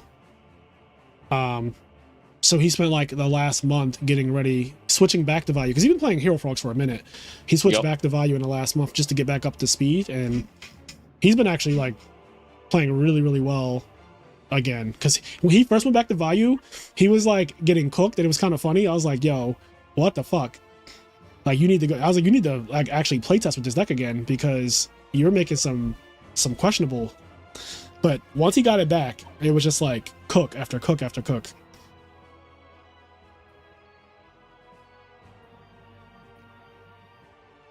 How is Hero Frogs too hard? Have you ever played it? It's definitely a no. like, Definitely a no. Like, have you ever played it? Have you noticed that the people who win with Hero Frogs is like the same like small pod of people who actually do well with the deck? Like, you know all the Hero Frog players in the world. Like, you know all of them. You know 10-foot, you know Fitz, you know me, you know Seba. Like, you literally know who the Hero Frog players are. There's a reason for that. Okay. So I guess we're top 8 is gonna kick off soon. Now, what time do you have to leave, Sizzle? I know you have I leave in like 20-30 minutes. Okay, that's good. So you'll get to see like some of top 8. Let's see. Let me put top 8 starting soon. Of course. It would not be DB if we didn't get kicked out right at the end here. I'm actually going to pull both of these for a second. Go, okay. As a Value Turbo player who doesn't play Hero Frog very often, let me rant on why Hero Frog is so freaking hard. You would think you just summon Swap Frog, bounce pass, and be like easy peasy lemon squeezy. There's too many times you open swap, you open Stratos, you're like, which one do I summon first? Like, do I know the matchup? Because you know the matchup, you might not want to die, or Yep. you might want to prevent Sirocco. And then, like back in the day, I used to think, oh, if you open Stratos swap and you do the Ocean special swap play to establish Treeborn turn 1 and Stratos turn 1, you should always bounce Stratos because I don't want to summon Stratos again. But really, you should bounce Swap Frog because where are you going to summon with Stratos again? You have way too many normal summons. You don't want to Armageddon Knight summon and run over a Swap Frog for free. You don't want to Grefrig summon run over a Swap Frog for free. Everything beats it. Yeah, and then later in the game where you're inevitably low on life because that's just the nature of the deck. You're like, all right, do I have to preemptive Miracle Fusion here? If I don't preemptive Miracle Fusion, what's my win con? How many Monarchs do I have left in deck? What's the chance of me drawing a Monarch to actually win this game? Or do I just have to pray to God this Miracle Fusion is going to save me? Should I substitute Duplock right now and play into Torrential, or should I just summon Stratos? Like, there's so many actual, like, trees and branches, and they all have... I feel like you have to know your deck and, like, what's left in your deck really well and know what the possible outs are to always make the right play, or else if you're just playing blind without thinking what you lose to and what you can draw, it's just like not only that, the hardest thing, period, for Frog players in general is knowing how to set traps correctly. It is the #1 thing that separates the regular bad Frog players and the great Frog players. It is like a world. It's literally heaven and earth. Like, the way people set traps in Hero Frogs and just Frogs in general will tell you exactly how good they are with the deck. And people who don't play it have no idea, like, how much of a decision it actually is and how hard it is to do it correctly. Round after round, game after game, hand after hand, because every single hand, depending on what you have, dictates, like, what you should be setting, if you should be setting at all. And oftentimes people get locked out of their own Treeborn Frog. They get fucking punished because they have the wrong back row set when they should have had something else set. It's just a lot of decision making when it comes to traps. Whereas when you play all the other decks that are not Frogs, you can just set your traps. Like, outside of you hedging for Heavy Storm, you can really just set your traps. You won't really get punished, right? Your deck itself does not punishes you for setting traps incorrectly. Like, you can get punished by your opponent, but you can't get punished by your deck for setting a trap wrong. And that's like a real thing. Yeah, that deck is so freaking hard, man. Yeah, it's really, really hard, which is why there are not a bunch of shitters who, like, top or win tournaments with it. Yeah, I also think it's why it's one of the reasons it's the least played of the big three, because Yeah, I agree. people who start playing Edison, obviously they're going to try to play a good deck, and if you're new to Edison, you're not going to have success early with Hero Frog. Yep. But Bayou, Blackwing, you can just randomly sack people and you'll be like, okay, I'll learn this deck. Yeah, summon and attack is just so much easier. Summon attack. Summon attack, randomly just mill 2 pieces off Raikou. Yeah, just Open a way whirlwind. easier. Yup. All right, so Yon Diamond. This is top cut, right? This is Dan top deck team. Wait, Dan top deck team this is Danny Cassie, right? Yeah, I'm pretty sure it is. Danny Cassie versus Mr. Staff. Oh, so Mr. Staff is Edison's. So this is a value mirror match. Got it. Yondaime is playing versus Simpson. This is the match I want to watch because Yondaime is... Oh, Yondaime didn't finish undefeated, did they? I don't think anyone finished undefeated. Yeah, I think Yondaime lost round 7. He probably didn't even... I don't even know if he played. Let me check bot spam. Bot spam.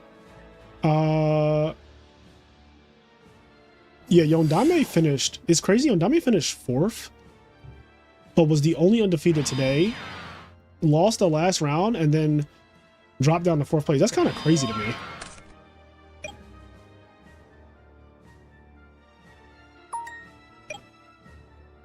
Also, Dragon Turbo missing top 8 by 1 spot. I know everybody in top 8 is like, because that is the scary deck in top 8. I would not want Dragon Turbo in my top 8. Yeah, I don't want to play against any combo deck. No, you don't want. Yeah, you don't. You really, yeah, you don't want any of them in top 8. I feel like Dragon Turbo just gets like such a crazy boost in top 8 though. Like all of a sudden they're seeing card destruction and super rejuve. It's like less bullshit for them to deal with. I feel like it's always like big 3 and they know what to do.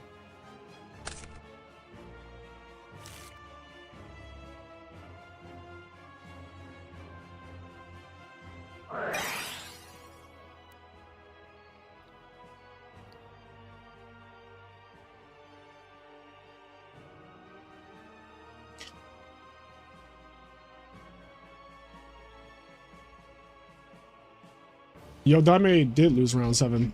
I'm looking at the fucking standings right now. Who do you lose to? I don't know. He's it's a Blackwing Mirror, right? I think we were watching the Blackwing Mirror. Yeah, I mean this says he's 6-1. Oh, I'm sorry. Yondame was not the undefeated. Alessio Lamantia was the undefeated going into today, I think. He lost to Hero Frogs round 6. So Yondame lost to Hero Frogs. I think we caught that actually on stream. Yondame lost to Hero Frogs yesterday. I think it was the iPolo guy or something. Yeah, I think he lost to iPolo, the only Hero Frog player I think in Top Cut right now.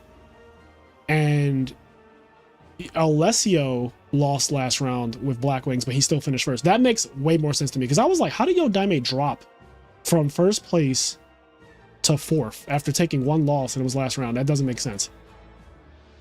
Okay. Thank you, chat. So it's GBs versus Blackwings, classic matchup. Now, some people believe that Blackwings checks GBs.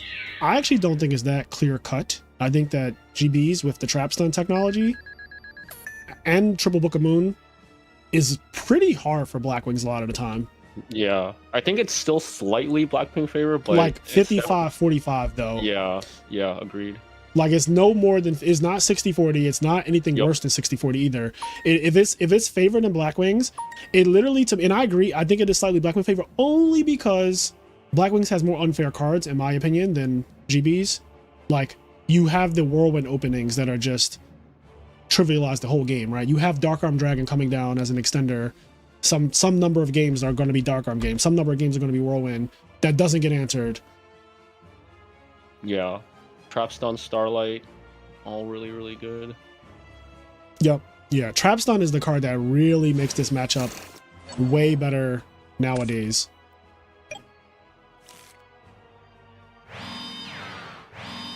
God.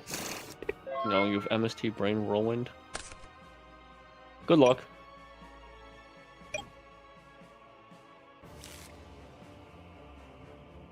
What's the Hero Frog matchup spread look like versus the top decks? So Hero Frogs can beat all the top decks, obviously.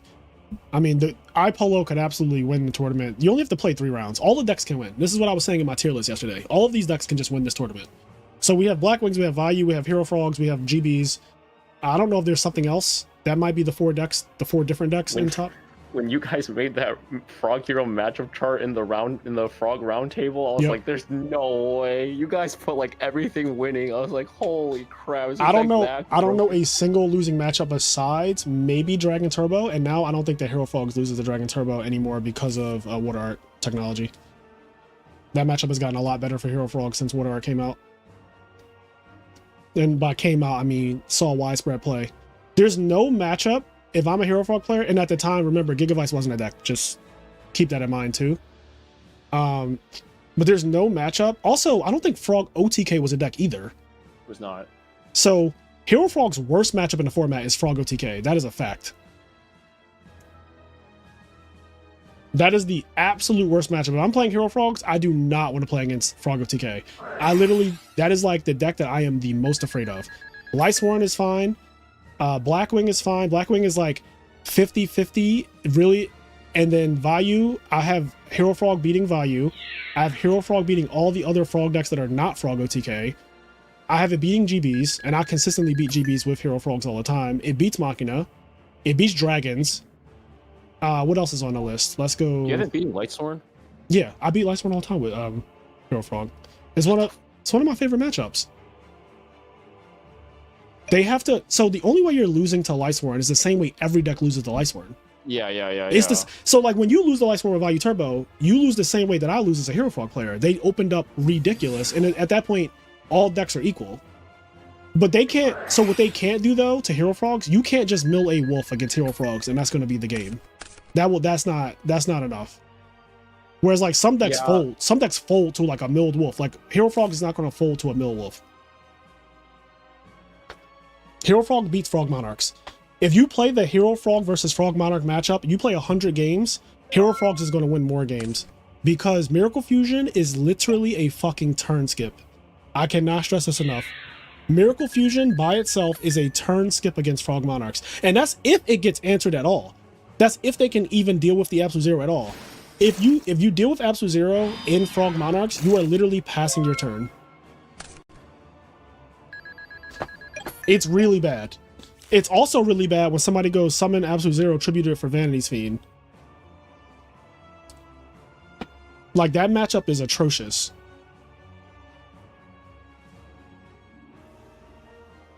But yeah, Hero Frog's worst matchup, which did not exist when we did that roundtable, is Frog OTK and Dragon Turbo. But I think the Dragon Turbo matchup has gotten significantly better because of Water Art. You just brick their hand.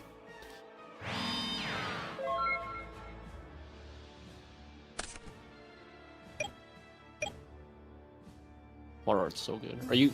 Would you main Water Art at this point? Because I know you weren't playing it before for a long time. And during that roundtable, I even asked everyone, what are your thoughts on Water Art? And only Rock and I had positive feedback on it. I mean, I won with Water Art. I literally won an Ultimate Time Wizard with Water Art. I just side it because I think it's a better card to side deck. It's the same way I kind of feel about like Oppression and things like that. Like, I don't think I need Water Art game 1 to win.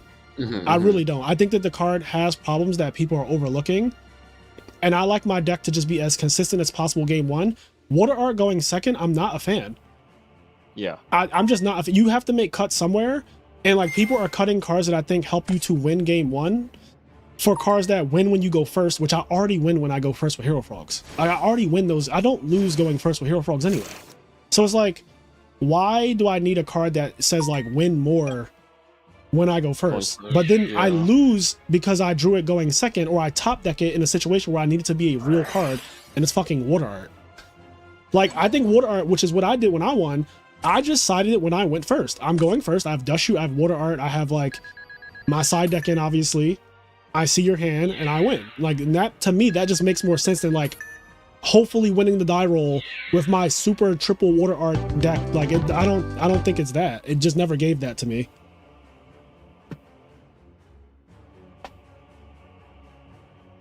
Oh, did somebody just summon Cat Good? He did. So we don't have bingo from that, but if we get big Mirror Force, we have not had a big Mirror Force, at least not that I remember, but I could have been talking. Whose mans is this? A hero emerges, big Mirror Force, and what is a hero emerges? Just know you're having someone play Hero Call. Honestly, this already happened. We've had Hero Beat on the stream like 4 times this weekend, so this has happened. I don't like. I didn't make this full bingo card. Enraged Peacock, shout out to Enraged Peacock for making a bingo card. Only thing I did, I took off like 4 or 5 of his squares, and I changed them to. Which ones did I make? Big Torrential, big Mirror Force. I put on Summon Cat Good, wasn't here, and I did. What's the other one? I did like 1 more. Dude, we talked about Zaborg Honest on stream. We did, but I wanted to see somebody get honest, which I don't think there's any honest left in the tournament. Just me. Also, guys, do you know the deck breakdown? Blackwing GB, iPolo and Romano. I know iPolo is Hero Frog. Romano's probably value. Okay, you know him? Oh yeah, kind of. Coached him once or twice, I think. He's up a game versus Hero Frog right now, and it looks like he opened up Dust Shoot, or yeah, I guess Allure, Banish, Caius, Bottomless Ryza, Dust Shoot. And now we're here. Romano is Italian, I'm assuming, like actually from Italy.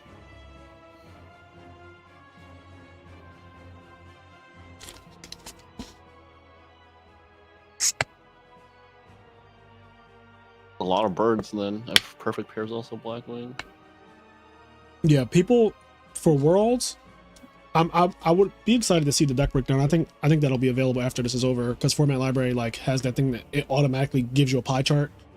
I know last year the number of bird players was fucking crazy for Worlds, which makes sense because people are like, I'm playing my most real deck that I have, which most people's most real deck is going to be Value or Blackwings.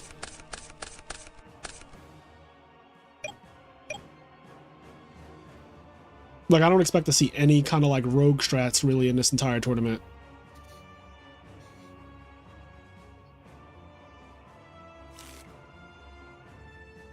Oh, somebody's on Nitro Value with 3 Reckless. Sheesh. That is something. I never heard of that one.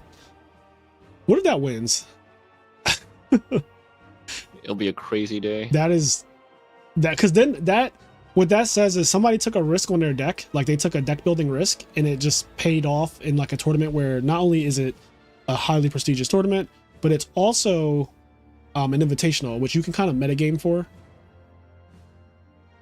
I think that's what Edison will boil down to. There'll be like an established meta because everything's, we'll get to that point, and then you'll have a one deck building genius like build a shitty deck, but it's really good for that meta. Yeah. And that's what Nitro Value was for RBT Chicago, in my opinion. Not like a shitty deck, but like it definitely exploited the meta. Yeah, and like I think that the conversation that I saw, and I agree with this, is this actually, this is not, that had to be frozen, right? They were just not doing anything. Yeah, I was like, that can't be, unless he just summoned that, but yeah, I kind of want to watch this. But I don't want to watch this game. The reason why I don't want to watch this game is because I feel like this game is probably over already. Just judging by the start. It's also fast forwarding for us, which is nice. Yeah, no rug. Like, maybe return can bring it back. Deep prison. Return kill you. Return kill you. It's actually not that good. Yeah, it's not. Not yet. But one card, yeah. Yeah, one card could make it. Oh, hey, consecrate it.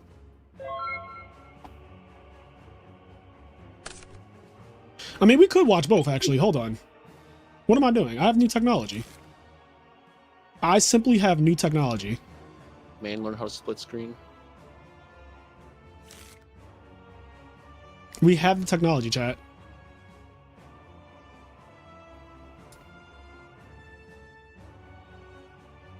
All right, it's time for Claire Obscure music too.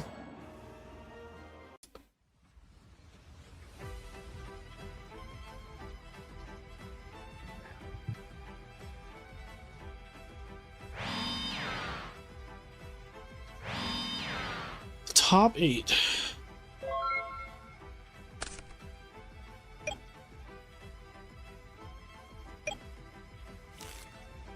Can I get a eco? I just realized that iPolo does not have... Oh, I'm lying. His graveyard is at the bottom. I was like, his graveyard's empty. So he did not bring back Treeborn Frog, though. He water arted his opponent, so he knows his opponent's hand. Is that what is that looks like what happened? And then he got rid of Lightning Vortex. I'm trying to understand why Treeborn didn't get brought back. Because like Sirocco, you're summoning Stratos anyway. Sergio said that Stratos. I agree. That Stratos is crazy. It's to tilt people, man. It is. It is definitely. I feel like it's rage bait. Because it's genuinely an ugly alt art. Like, genuinely, this is an ugly-ass card.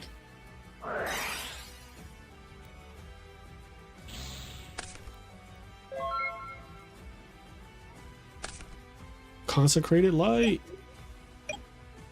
Whose man is this moment for alt art Stratos? Yo, actually, that's valid. That is very valid. I'm marking off whose man's is this because that Stratos might lose him the game. Winning him the game right now. We got bingo about from that. Like, cause whose man's is playing this fucking Stratos, bro? Oh, yes, bingo. Do a flip. I can't. I literally can't. Bro, I'm almost 45. I cannot do a flip. Dude, you keep increasing your age by like 5 years every like 3 months. I know you. Yo, every time you see me, I'm just like years older. You said do a flip. Like, you know, the last time I flipped, I was genuinely under teenage years. I might have been under 10, but I'm gonna say that I probably did a flip at like 11.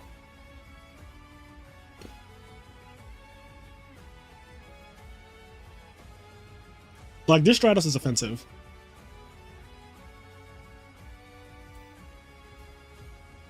Have you tried? I have not tried.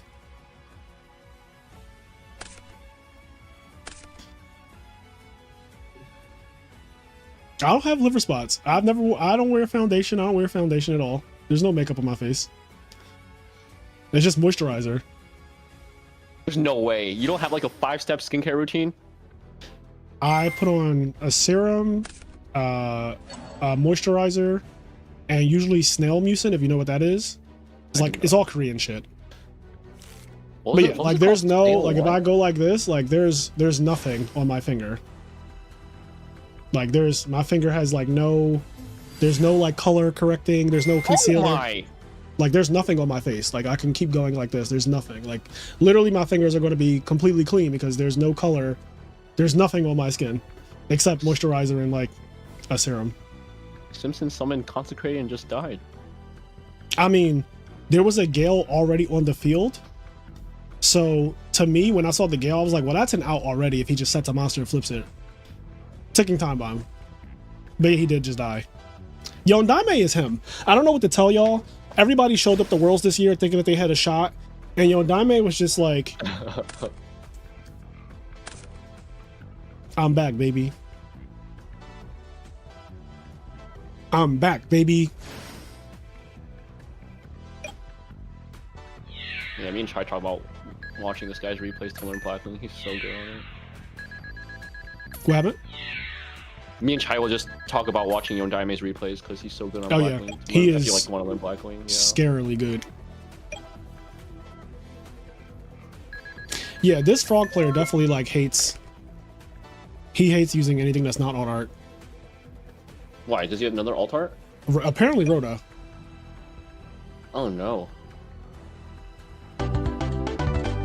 What are they talking about? What goes to grave? Or maybe I'm confusing it with goats. You can't activate.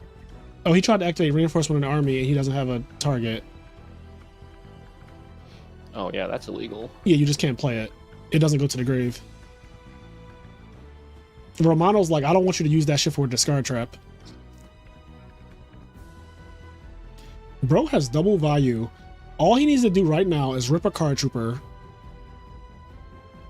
Rip a card trooper. Mill 3. Uh-huh. Hit double Sirocco. It's not the fever dream. All I have to do is hit 3 insane mills. No, honestly, one Sirocco is fine, but I'm just saying, like, I want to win. So, I want to rip Trooper, mill 3, hit 2 Siroccos, have return set, attack for 45 over Treeborn, plus 19. You're low. There's an oppression on the field. What does that mean? You can't return. But wait, I'm not returning yet. You gotta hear me out. Summon Trooper, mill 2 Siroccos, banish, banish, banish, banish. Summon 2 Armwings. 45 over Treeborn, because Treeborn was in attack mode, right? 45 over Treeborn. Trooper is in for 19. What's that? 60, 57, wait. 45, 19. 16, 64. 64, yeah. All right, return. Nice, nice. Go cook, right? Go cook. Well played, well played, well played. Thank you, thank you. That is how you have to think, though. You literally have to think like oh, this. No, like, I wasn't kidding when I said that. Yeah. Like, I came up with that play on the spot, but I was not joking. Like, I know. So, you know what it is? I spend my life as a frog player knowing how I lose against Value Turbo.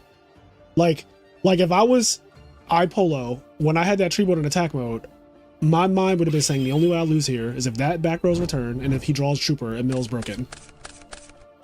Like that would literally be what I would be saying in my head. So I would be hedging against that specific play because that's just like, now that situation is past, so we're past that point now because the Treeborn is now in defense, so it can actually soak up a big chunk of damage so that you can play oppression against return.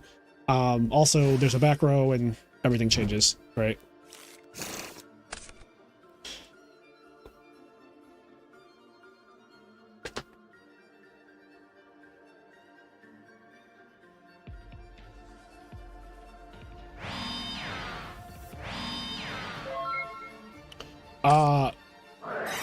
Oh shit. Flip right. No, not him playing this card. That means the set's probably not Raiko if you're summoning Kaiku first. Yeah. But what is it though? We already have 2 values in grave. You think he drew triple value this game? Is Necro? I don't know. I don't know. About to find out. Never mind. Yeah, we're not. We're actually not going to find out. We're never going to find out. Next game. Why did he shuffle his deck? Oh, he looked in his deck as a concession. Oh, that's probably smarter than drawing. Right, because you get to see the order of your deck when you do that. Yeah. Like he put a card on top and then he sees the full order. Like, what was I going to draw? That is better because like now in the replay also it doesn't show what you drew. Yeah. Look at the Italians always fucking optimizing.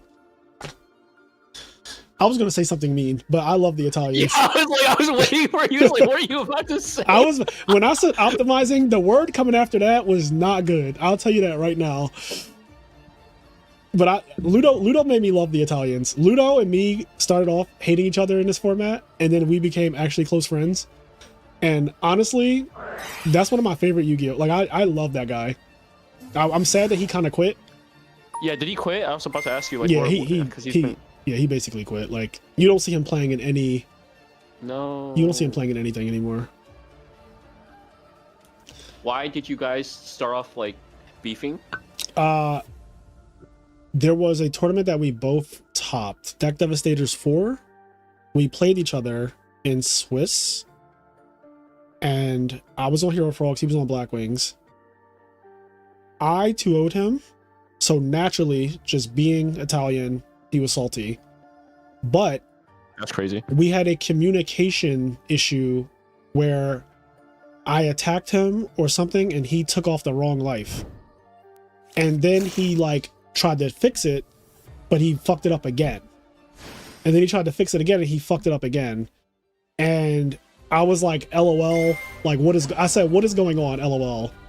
And I guess because of like maybe language barrier, maybe cultural differences or whatever, he thought that I was attacking him when I said like, what is going on? But I put LOL there to like soften it so that it's not like I'm not like angry when I say that. I'm genuinely laughing because you just took away 4,744 life points, then you took away 474 life points, then you took away 937 life points, and I just typed what is going on, LOL, like because it was bad. Like the life point was just it was crazy. And then so then he like fires back something like rude, and I was just like, oh, this guy's actually mad. Like he's genuinely mad. And so we start going back and forth in the chat, and like I don't say anything crazy because I'm just like, I don't know who you are, I don't care who you are. I'm also winning, and I'm like it was to me it was like nothing, but he genuinely was like upset. And then I put out a video where I went over every single match. So like it's like a 3-hour video. I was playing Hero Frogs. I put out every single round, so I get to his round in the profile in the video, and he watched it, of course, because that's what people do. But he watched it. He didn't like what I said about the match. Like he did not like, I think I said like, I don't know why he didn't play Whirlwind here or something like that. And he didn't like that. And he had this long explanation of why he didn't play Whirlwind. And I was like, okay, I don't agree, but sure. You didn't play Whirlwind here. I moved on with my life, obviously, because like I just didn't care. But like apparently, you know, cultural differences, he held on to that. And so we didn't like each other for like a year, like probably over a year. And then one day, and this is crazy, one day James Frazier messages me and he's like, yo, I'm in a call with my boy Ludo right now, and I know you guys don't really like each other, you guys don't really care for each other, but I would love if you joined the call and we could just like talk. And I was like, first of all, I don't actively hate Ludo. Like, I don't think about him. I don't talk about him. I don't spend any of my time hating on him. I don't watch his matches and hate. I don't like, I was like, I actually think he's a really good player. I actually watch his replays and like, I learn a lot about Black Wings from them, but I don't go around and be like, man, I fucking hate that guy. Like, it's not, I was like, it's not like that. I was like, that is the feeling, that is one-sided. I was like, if he feels that way about me, then sure. But I was like, I genuinely don't feel anything towards him because I'm a person that you have to really, really, really do something for me to like not like you to that level where it's active hate. So anyway, I joined the call with like Ludo, James Frazier, and me were in a call. I was like, so what are we doing here? Are we like talking about the situation that happened a year ago, or like, are we gonna argue? Like, what are we doing? And then Ludo said what he felt, and then I said what I felt, and then James Frazier was like, I'm so happy my two closest people or whatever was, he's like, I love both of you guys. I love Frazier, we go way back, and I love Ludo and all this other stuff. He's like, I know Ludo's an asshole. He's like, and Frazier, I know you're an asshole. And he's like, but I'm glad that we worked it out and like now we're cool. And the next thing I know, me and Ludo just started the most random friendship where like we would just talk for hours about Yu-Gi-Oh! And he realized, he was like, Ludo was rude as fuck, but I love him because he's so real. He was like, I didn't know if you were ass. He was like, but now that we've talked and I've watched you play enough, he's like, I realize you're really good.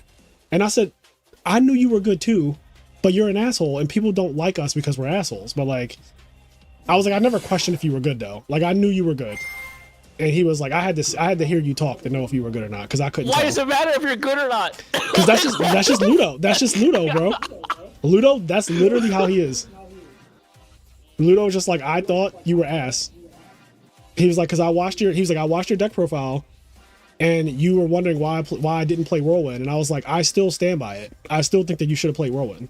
Like I still think I'm right. He basically, I think saying more people stop gotta being assholes is fucking crazy. Yep. Big James. I'm dead. Just great. So that was the story. And then we literally became friends after that. Like I've had 4 to 5 hour conversations with Ludo, just like talking about Yu-Gi-Oh, talking about replays. We go like he's a ladder god, so he goes on the ladder and plays ladder for hours. And we would like go on ladder and just like talk, and he'd play, or he'd be like, I want to see you play, and then I would play, and he'd be like, man, you're really good at this. Like he'd be like, you're really good. Yeah, you guys were grinding together. That's awesome. Yeah, there was a brief period where like I was playing Hero Frogs on ladder, and like Ludo would be watching me play, and he'd be like, no, you're actually like nice. And I'm like, what, you thought? I was like, you thought I was fake? He's like, no, like you're actually fucking nice. He's like, that play is that's actually really good. I didn't even see that. So it's crazy how many times you can prove yourself and people will be like, your ass. Yeah, it's actually hilarious. Yu-Gi-Oh is the only game like that. Crazy to me. Yu-Gi-Oh is the only game where like you can literally just be him and people will be like, nah, you ain't him though. Like they'd be surprised. Oh, Young Diamond's getting blown out by a trap stun right now. Oh, it's probably just GG's. You can literally be LeBron and people will question your legacy. That is a good point. LeBron James, people still question LeBron James in 2025. Like, do people question him, or is it more just like if he's a GOAT or not? I feel like people don't. No, bro. People fully question that man as though he's not him, bro. Like, there are some people who are unfortunately that delusional that you can do everything, and they'll still be like, nah. They still would just be like, nah. You can just do everything. Yeah, that's crazy. Yeah, that's the world we live in. Hate is stronger than love. Like, there are more haters because people just, unfortunately, like a lot of humans are not exceptional people. So when they see exceptional people, they naturally just feel like, nah, there's no way that's real. So they hate.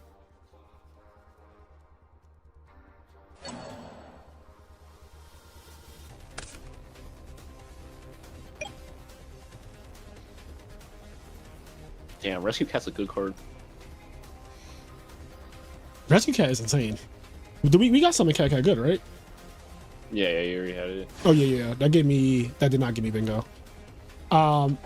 Those aren't real. So we need some fake back rows, chat.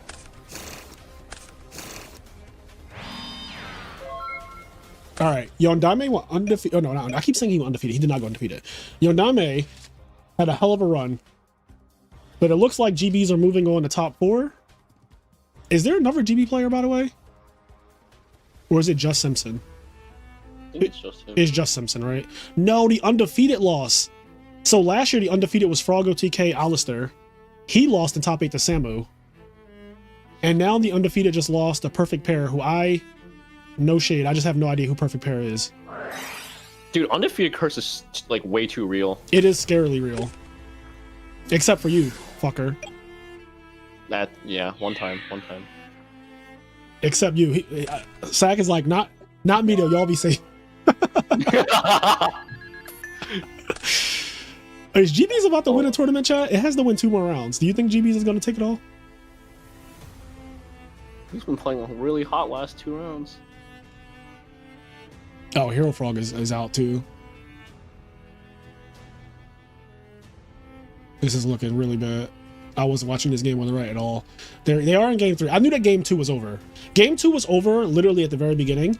And I said it at the very beginning. I was like, this game is, if you just know how that flowchart goes, the Hero Frog value flowchart, you basically know who's going to win the entire game.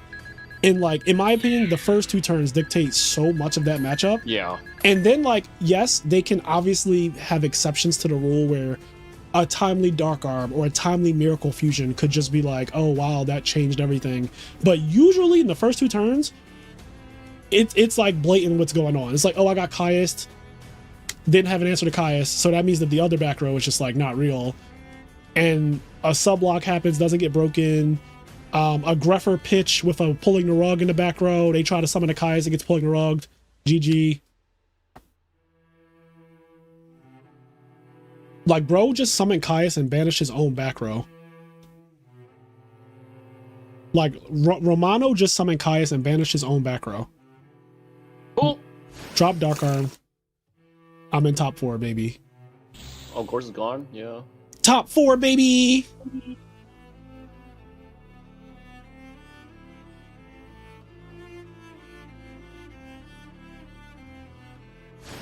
GG. Okay, so GB's and Value Turbo advanced to top 4.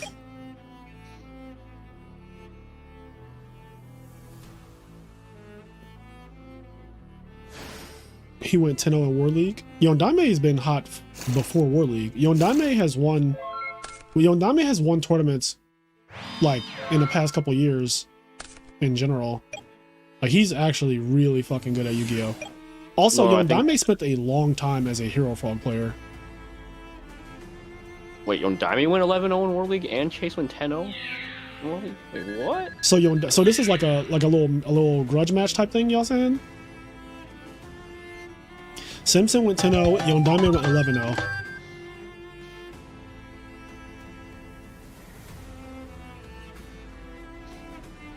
No, Simpson has been a hidden boss for a long time, and now he's playing online, just wrecking everyone.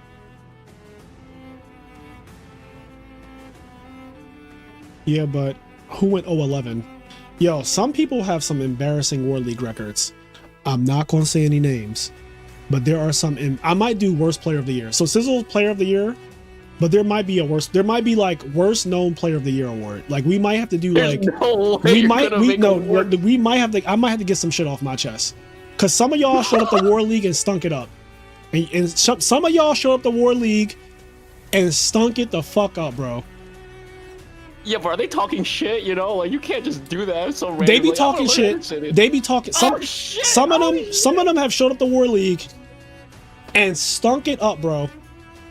And also, you know, Yu-Gi-Oh is a game of like, what have you done for me lately? Like, that's why we can't let people be great. So it's like, Yu-Gi-Oh is a game of what have you done for me lately? And I'm just saying that some people have stunk it the fuck up, bro. I'm gonna split this because this is like now obnoxious. Is anyone playing? Yondame and Romano, we just saw those matches conclude. Danny, Cassie, Dan top deck team. I feel like that match it has to be over by now. Yeah, no one's playing. We're in top 4. All right, but do you have multiple people, you know, on the nominees list for worst player of the year? Because you can't just have like one dude you're thinking of. No. Yeah, it's just him. I said people. There are people who have stunk it up. There's a thing that shows you like War League, like everyone's records. Yeah. So like in 11 weeks, there are some people who just stunk it the fuck up, bro. Yeah, but you can't just like pick randos that just like wanting to learn and play War League. No, I'm not. The randos get excluded. They're outliers. They don't count. Holy, you have multiple people that you know talking trash or like. Bro, there's people who like, bro. There's some people. I just know that if there's an award for worst player this year, you heard it here first. I don't know if I'm gonna do it because it's messy. It's messy, and I don't always need to be messy, but messiness is kind of fun too. It's like doing that, what's that thing? Keegan and Carpath years ago did a player tier list. No way. Oh, what? Yeah, there's a player tier list out there. Now I have never done a player tier list because I feel like a player tier list is guaranteed to be like messy as shit. Like it can't not be messy, right? They did a video? Yeah, there's a video. I don't know if it's still up. I don't know if it's still up. I need to look this up. I don't know if it's still up. I thought it was a funny video. Like, I thought it was funny, but obviously some people might not have felt that way. Some people might be like, I don't want to be tiered as a player. Yu-Gi-Oh is just, all I'm saying is that Yu-Gi-Oh is a nasty game. And it could also be a messy game. It could be a Lionel Messi game, bro. Perfect Pair versus Simpson is happening. So we got to see that.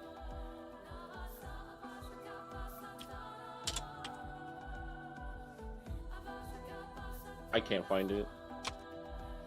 Oh, here it is.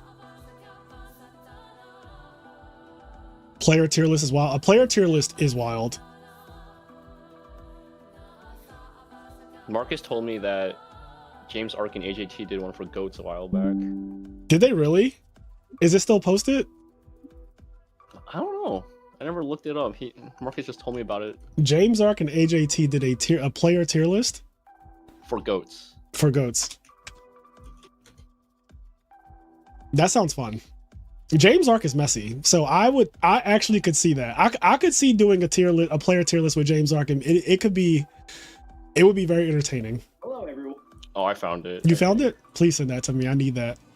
I assume this is it. I don't even know. The funny part is I genuinely don't even know the fucking GOAT players though. I know a couple. I know Carl Waite, Anthony Alvarado, what's the guy's name? Chris Perovic, Ludo, who won Worlds that one year. And I think that's the extent. I don't really think I know, obviously AJT. But the way I found out about AJT was through Sinister Serpent. So that's like a completely different thing. Never mind, lie. That was not it. I can't find it.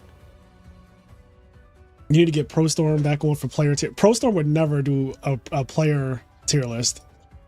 That is not who you bring. You need to bring on somebody messy. Pro Storm is not messy. You got to bring on like a James Ark. You got to bring on a Marcus LOL. No, Marcus LOL. Marcus LOL. He's just saying he's just gonna put himself on the very top, and then everyone else is like one tier lower. And then he's gonna start rating people. You gotta bring on Marcus LOL or like Cameron Saunders. Like you gotta bring on some of the messiest people, bro. Like just like who is the messiest?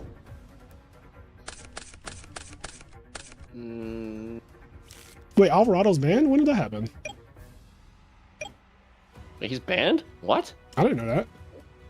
Somebody said that. He's like top 3 in GOATs format, isn't he? Yeah, he literally is like one of the absolute best players of all time in GO format.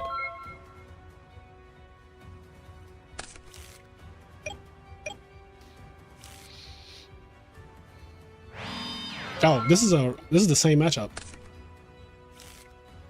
Sure, a pass. I mean, against GBs, you don't have a choice. Yeah. But you're surprised about he didn't have any back row, yeah.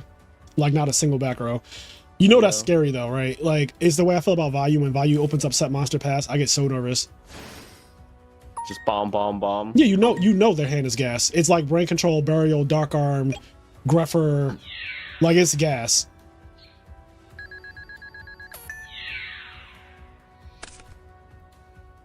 He presented an unshuffled deck by mistake in real life. Huh? Like Who? Unshuffled meaning what though? Like what do you mean he presented an unshuffled deck? How would that be determined?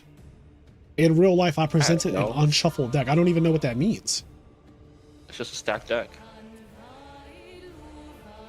Like, yeah, I don't know how you manipulate that. but how do you know? How would you know though? Like, how would? Oh, is there like a video of him manipulating the deck and then passing it to his opponent? He was recorded.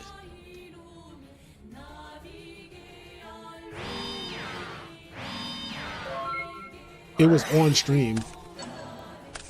Like he didn't shuffle at all after he did that. Like he No, they're saying he unclumped Gravekeeper Spies and Thunder Dragons. And then like just gave the deck to the opponent. Like just like that. Like take the cards, move them around, and then give the deck to the opponent. That's what they're saying. I mean, yeah, that you definitely can do that. I think yeah, you definitely can't do that. I'm just surprised that he did that because is Darkroom coming down? I'm only surprised that he did that because one, he knew he was being recorded. So in my head, and this is not to shoot him any real bail or anything, but in my head, he didn't think that that was illegal because he presented the deck knowing, like, you know, you're being recorded, right? Like it's not like somebody was behind him with like a phone and they posted it on YouTube. Yeah, you're technically not allowed to declump at all. Yeah, I declump. You're legit just stacking. Like people who are asking, like, can't I declump and then shuffle? Like, dude, you're literally stacking. You're literally manually changing the order. I've definitely declumped after if I get deck checked and I get my deck back and my deck is 3 Substitute, 3 Swap Frog, 3 Treeborn Frog. I pile shuffle, I shuffle, I look at it, I shuffle again. Yes, but you're shuffling. Yeah, you know, you're shuffling the shit out of it. But yeah, like, I've never presented a deck to my opponent that wasn't shuffled.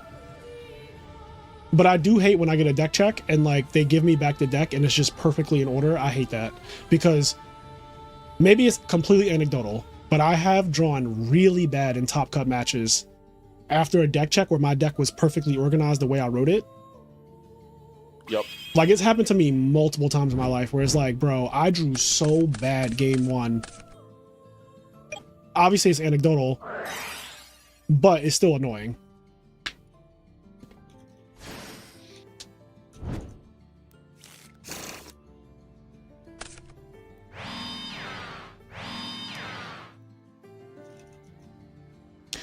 Declumping is not illegal in Konami tournaments and was never illegal in UDE tournaments. Yeah, I don't think it's actually illegal. Untrue. I've literally seen judges call people out for declumping. I have never seen it. And I know a lot of top players who declump too, by the way. Like I know a lot of them.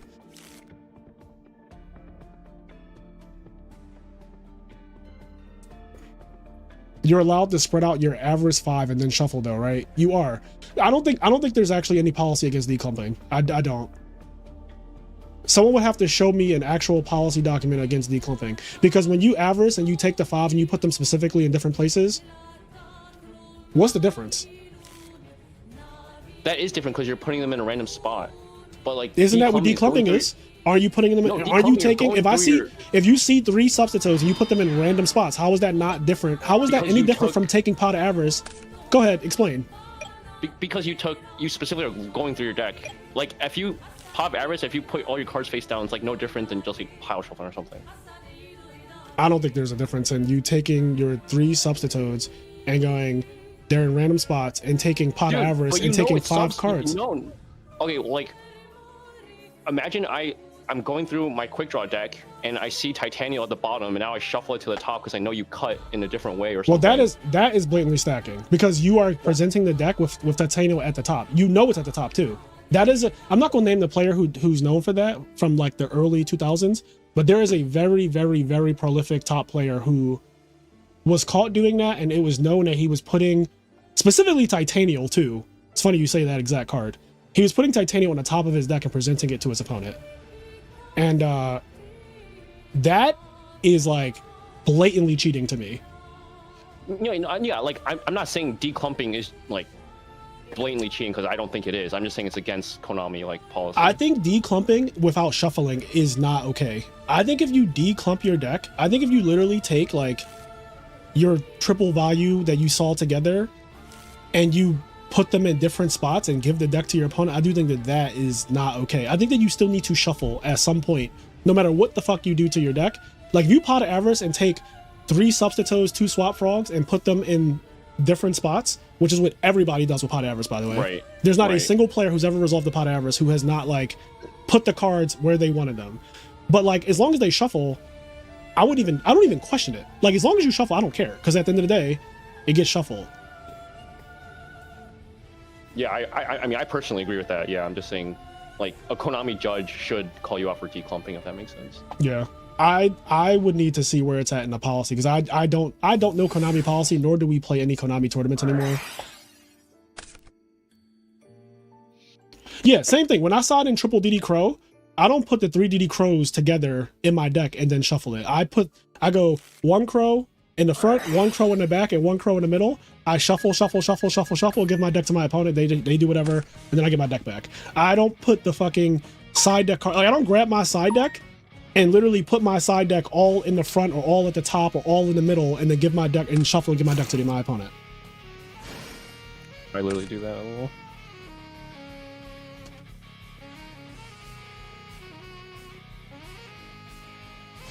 At the end of the day gotta end. Exactly, Holy Stone. At the end of the day gotta end.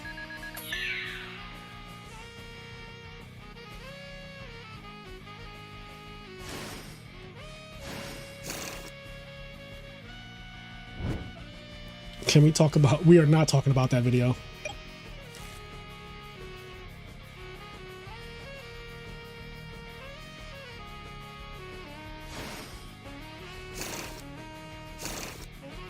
Not Red Gadget saying I think stacking is cool. Yeah, my thing is, as long as decks are getting shuffled, I really don't care what you... I don't give a fuck what you do, as long as 2 things happen. 1, you shuffle after and you present your deck to me. What I do not like, and I have never liked this, there's a couple things that I hate. I hate when people take my deck, I'm your opponent, and they shuffle it with the cards face up. That is an absolute no-no. So like you being able to see my Gores, my Heavy Storm, my Mirror Force are on the bottom, that is a no-no. So like shuffling with the deck on the side, which a lot of people do, I hate that. And I also hate when people don't present their deck after they went inside of it for reinforcement of the army, for substitute, for whatever reason. Not presenting your deck is like super obnoxious.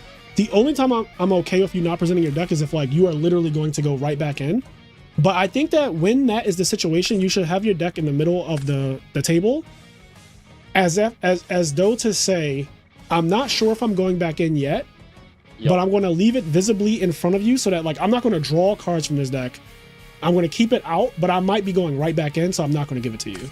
For example, like as a Frog with a K player especially, there's a lot of hands where you're going to go summon swap or something like that. So you're going to go in your deck, you're going to send a card. But then you also have Pot of Avarice and you have Substitute.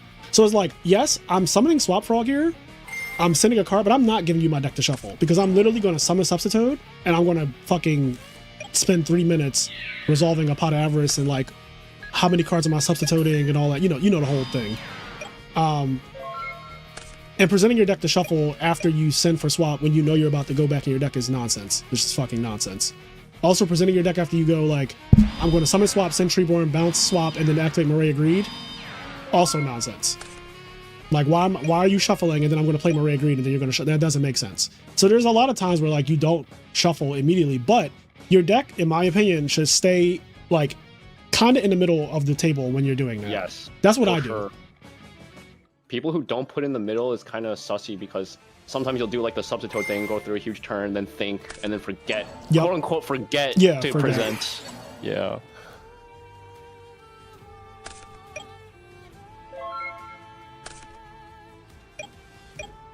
You can't see deck lists from a tournament that is actively going on.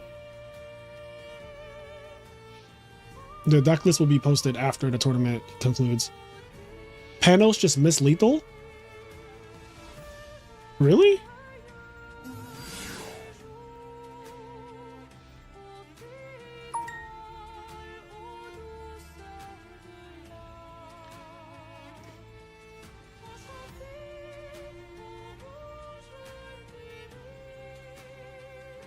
Not Roy Sinclair is my goat. Oh, someone said that. Someone said Roy St. Well, Spore said that, but he's obviously being sarcastic. But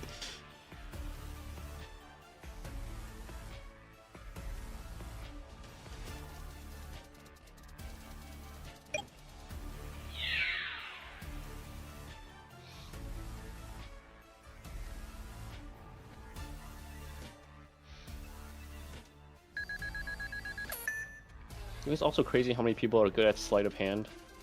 That's the scariest. I don't know anyone. Do you know anyone who's good at sleight of hand? I have heard of one person that I'm not going to name that is apparently a magician that played Magic in Yu-Gi-Oh! Are they currently an Edison player, or are you just saying like you just know of them existing? They played in Edison, but they don't play actively. Okay. Yeah, because I'm like, I don't know any Edison players who are like a known magician. I knew of the ones back in the day who could do some crazy shit. A lot of them are actually fucking winners.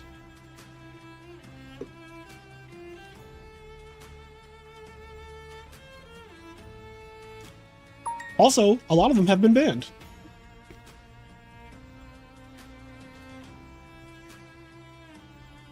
It's crazy how Yu-Gi-Oh was back then, such a wild west. Oh, you yeah. literally had to be good at like anti-cheating to be good at the game, which is so crazy. Yeah. Yeah, the early 2000s, I could not imagine the shit that was going down. Like, I was so blind and like a kid before I understood like what some of the people were doing back then. And like then you grow up and you hear the stories from people who either lived it or were around it, and it's like, yo, that is wild.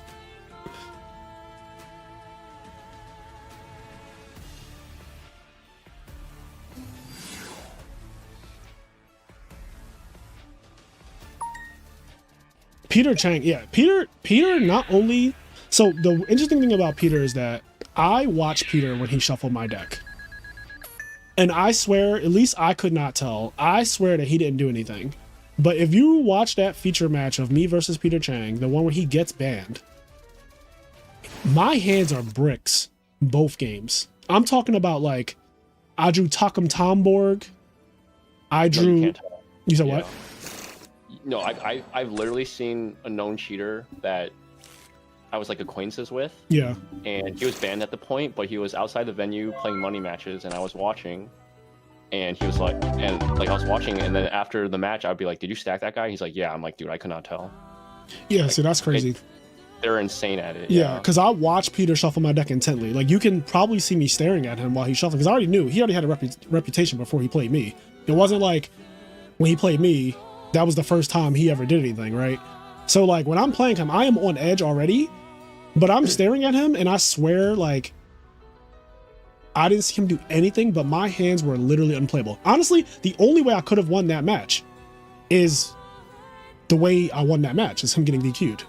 Like, my hands were bad. If he just did not cheat, he would have just beat me because my hands were bad. You also didn't know what anything did, right? That was that one format you weren't really playing. Yeah. I had no, because I had quit for a little while before that tournament. I literally didn't know what his cards did. Like, not even like a little bit. It's crazy to me that like, it's like, I feel like everyone has said this. Like, people know like these people are like sussy, right? And then they play on stream, and then they still decide to cheat on stream. It's like, that, like, that's why I don't really understand the Anthony Alvarado thing, to the point, because that's kind of how this whole started, was that the chat brought up that he was on stream and decluttered his deck and then gave it to his opponent, which I do not think you can do. Like, I want to be clear. To take your cards and put them in specific places and then just give your deck to your opponent, that is definitely something that I know you can't do. But I was like, did he shuffle or did he just not? Like, what happened? But if he didn't shuffle, then obviously problematic. Because you could do the old trick of titanium on the top, give the opponent the deck thing, and that's like, that is cheating. Like, that's blatantly cheating. So that's why I was like, what happened? But people who do it on stream, like Peter, you know you're being recorded and you're just like, I don't care, like, I'm still doing it. That is wild. Yeah, I feel like if you cheat on stream, dude, like, you probably cheated so many times, like, off stream. Well, yes. I mean, Peter specifically won an entire, Peter won the first ever YCS. The first ever YCS Peter Chang won. with What gadgets. was the first one? It was What was the Virginia. first one? Yeah, Oh. he won the very first YCS in 2010 Virginia. That was also, so this is another cool fact. That's the first event after Edison. It's also the first event that Froggo 2K is playable, and almost no one knew. I'm just gonna say no one knew because I don't even know if the deck topped, but it should have just won the tournament, obviously, because it would have blindsided the entire room of 1,000 players. Like everyone would have been blindsided. I played Infernities, I think. How did people figure out he was doing the gadget search few thing? I think that he blatantly got. So here's what I was at the event, but I obviously didn't really know at this time. I'm also not really like in the in crowd, so I don't really know like Peter Chang. I don't know the lore of him in 2010, but I heard that he did it multiple times, and what would happen is he would go like summon gadget, search out Future Fusion, show you like summon red, search out Future Fusion, and then you'd be like, what did you search? And then he would just show you like yellow gadget. But a person would call a judge and be like, yo, he just added a card to his hand, but he didn't show me. And then he showed me a yellow gadget or whatever. And then it's like, okay, if that happens one time, right? You'd imagine that if he ever does it again, and the judge comes over and is like, yo, he got the same kind of call before, that it would immediately be a problem, right? Like imagine that happens once and then you do that same exact thing later on and somebody else is like, I don't know if you really searched that yellow gadget. But apparently that's what he was doing. And apparently there was at least one judge call where he put the card on the bottom, like he searched out the card, put it in his hand, and then like when the opponent's asking like, can I see it? He shows you the right card that he should have searched. Which makes the whole thing awkward, right? Because it's like, well, I don't know if that's the card though. Because he needs 2 gadgets to do it, which is the thing, right? Like he needs any 2 gadgets, he does it. And everyone said I lost the same way to Peter Chang. I got Future Fusioned. Everyone was saying they got Future Fusioned. But yeah, I just got 2-0'd. I got Future Fusion twice. It's like, that can't be everybody's story. But that's what was happening. Now, my thing is, when you get the top cut, and there are like a bunch of judges around, there's no way. There's no way that's happening, right? Like, there's no way.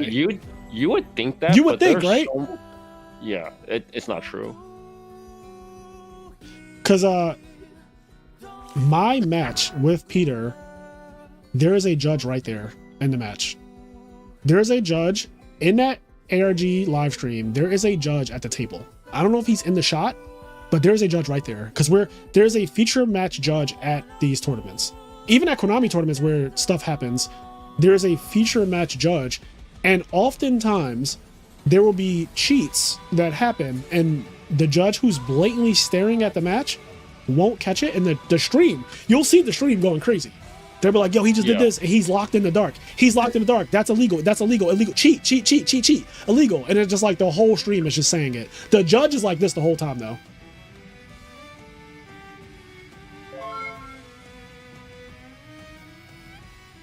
Like the whole time. Yeah. As a person who has to like walk around the monthlies, I actually get like how it happens. Not a feature match judge, and you're just walking around. Like that's happened to me. Like I think it happened yesterday where someone like, oh yeah, there was like a dupe frog and someone attacked something, and I walked over like 2 seconds before and it happened, and they both let it through, and then someone else caught it. But like, if you're a feature match judge though, and you only have to focus on one match, I feel like there should be like really no exceptions. But in like Pokemon, there's 2 feature match judges, and all the time there's cheating, or like not cheating necessarily, but like things that are like game state errors and stuff. Yeah, procedural errors, like illegal plays. And there's 2 feature match judges. Like, holy cow, that's not real. Yeah, it happens a lot. Also, and I'm sure you've experienced this, there is definitely a weird fog that happens when you're in a feature match that affects your play in general, like your brain, your play. It is so weird the number of procedural errors that happen specifically in feature matches that I feel like don't happen when you're just playing a regular game. Especially if you're in I don't know if you've ever been in one, a written feature match is so weird. I've not been in a written feature match. A written feature match, Sizzle, is so fucking obnoxious. Especially if you're on the side of the writer. Like, I remember when I would get a feature match, I would hate being on the side of like Michael Kohanam or Jason Grabermeyer, because that means they're watching from your perspective. So every time you draw a card, they need you to literally not do anything. Then, so they can type it. Then when you make plays, they want you to like announce them out loud and be like very, very specific about every little thing in a way that makes you kind of robotic and unnatural. And it's just like so tilting. Yeah, it's hard to get into a flow, but more importantly, you will get into situations where the writer will say, hold on, freeze play, what just happened? And now you and your opponent have to fucking completely stop playing the game and explain what just happened so that he can write it, and then you can go back to playing. And then the judge is standing there and the judge goes, okay, I'm going to give you guys a minute time extension, continue. And this can happen multiple times depending on the match. It is really, really tilting, in my opinion. Some people might be better with it than others. I always have hated those written feature matches. Like, I like getting a feature match, but I hate being on the side of the person that has to show their hand like this. You have to be like, here's my hand. And then they write it all down. And then you're like, draw phase, standby, main phase, activate reinforcement in army, go on my deck, get Stratos, summon Stratos, effect to search. Okay, grab my deck, add this, shuffle, here it is, okay. Set 2 back rows, and he's like, what did you set? So now you have to show them the back row. And now he's writing down the back row. And then you pass, and I'm like, oh my god. Like, it's so robotic. Doesn't sound great. No, it's not great.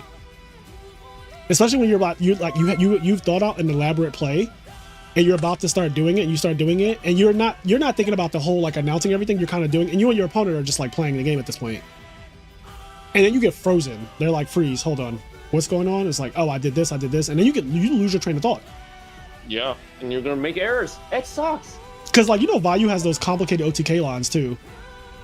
Like those really weird, obscure, like it has to be this into this, then it has to be this, then it has to be returned.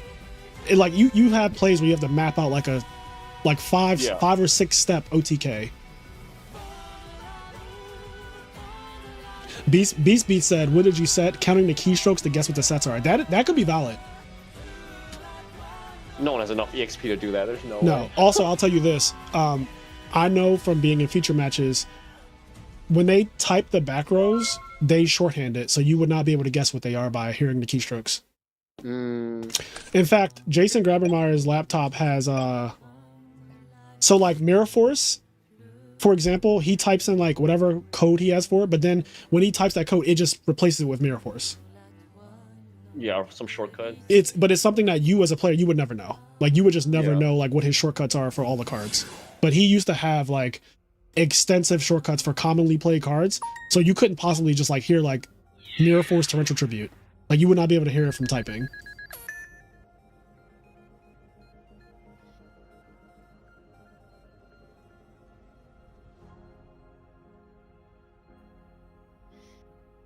Shout out to being a scrub, so I'd never have to worry about written features.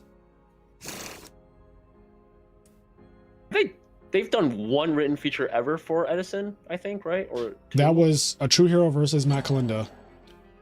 I don't know if any other feature match has ever been written. It could have been, and I just don't remember. There was one more before Ultimate Time Wizard was a thing for like funsies. I think it was a Poke Rapper, if I recall correctly. What? The Poke Rapper plays Edison? Like oh wait, the Poke Rapper. I'm thinking of Pokimane. Never mind, I'm slow. No. Poke Rapper. The frog player. Yeah.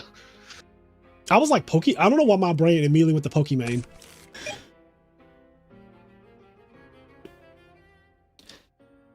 Yu-Gi-Oh confirmed lawyer-ass game. That's what they do when they write courtroom documents. Ernie and James got a written feature match at Richmond. That's when James was on Fish OTK, right? Yeah, I remember seeing that. Okay, so there's been a couple.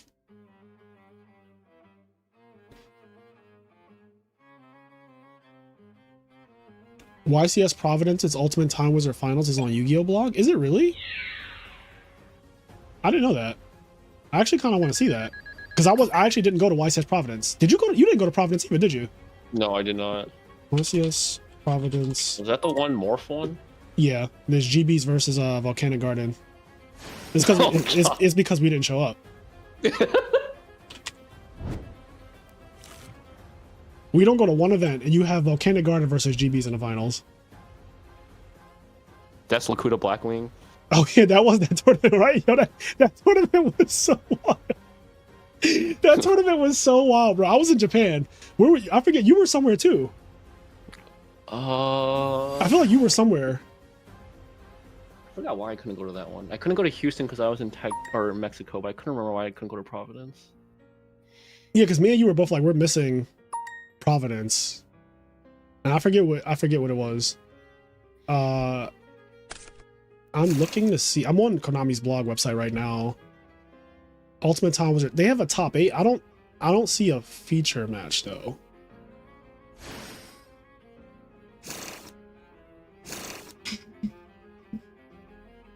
Like, is there a feature match or I don't know if there's a feature match. I don't think there is.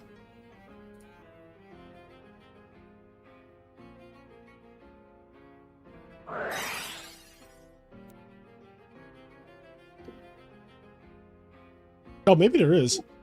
Ultimate Time Wizard feature match. Jonathan Gleason versus Anthony Valenti. Is this it? We had 231 duelists test their skill in the Ultimate Time Wizard tournament at YCS Providence, but only 2 remain. These duelists are playing with the April 2010 format, an era of synchro monsters and often slower, more trap-heavy decks like the ones we have here today. Hailing from Connecticut, Jonathan Gleason playing a Volcanic Black Garden deck. Interesting. Yeah, I didn't know there was a feature match. I'm actually going to read this after the stream.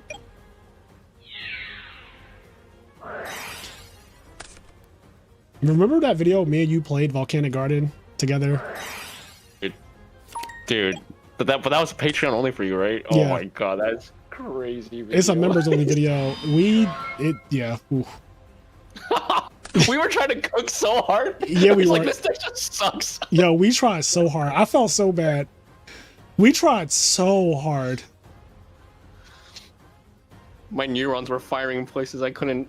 Yeah, some of the suggestions that we were coming up with were ridiculous. It was like 500 IQ plays, but that shit did not work.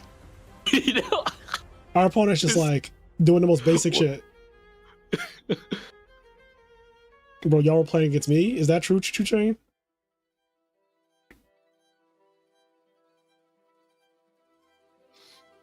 He's probably just sitting there like, what is this guy doing? Why is this guy taking so long to do the worst play ever? We're trying to cook something so hard. We took so long and just came up with nothing. We're like, yeah, I think we just set Blaze Accelerator here and pass. Like, after everything we came up with, it's like, yeah, I think we just Blaze Accelerator and just like... Dude, I remember we had to like tribute summon for Thunder Dragon thinking we were gonna cook her. Dude, it was so bad. It was so yeah, we probably had to like tribute set it to get under Black Garden. It was just embarrassing, honestly. Also, Jason cannot call out illegal plays. He just types them out. Oh yeah, I do remember seeing like illegal plays. What game is this? Oh, this is game 3.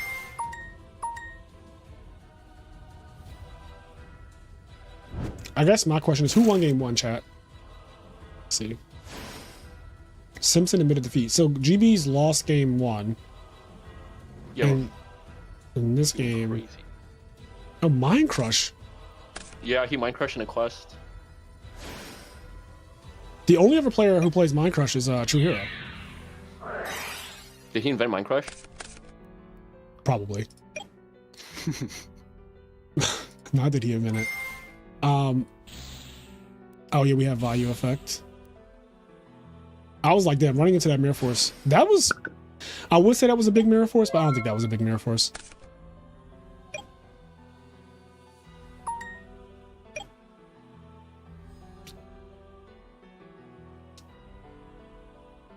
So he needs Bestiari plus a set GB right here. Oh wait, this is Jizara's set?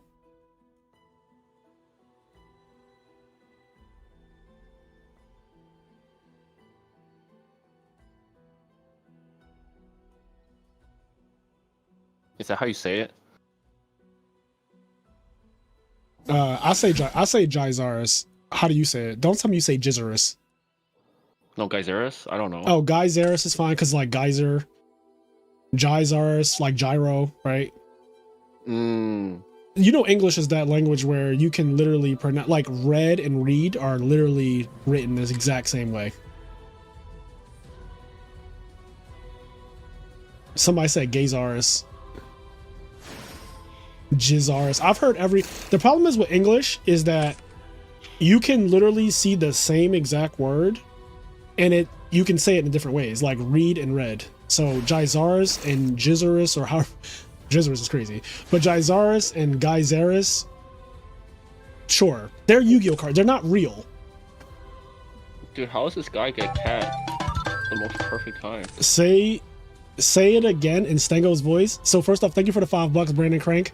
So the way Stango says it is Geyserus. Stango calls it Geyserus. Who won just now, by the way? Wait, that's what I say. Am I getting mean done? Oh God, you say start. You say Geyserus? Like G-U-Y, like guys, like a guy, Zerus? Yeah, Geyserus, right? Wait. Now I'm getting a Geyser. There's no way it's Geyserus. Now I'm getting fucked up. Now There's no way G-Y is Geyserus. No, I'm pretty sure that's how I say it because you were saying geyser. Like geyser. Yeah, geyser. But Geyserus, just, I don't know. Geyserus is, to me, Geyserus does not sound right. But again, it's English. You can just say it Geyserus. You can say it Gizaurus. I don't even know how to say it. I don't even know how I say it anymore. Yeah, I don't know how to say it anymore either. I've lost it. Oh, GB's in the finals, by the way, chat. GB versus Bayou? Right?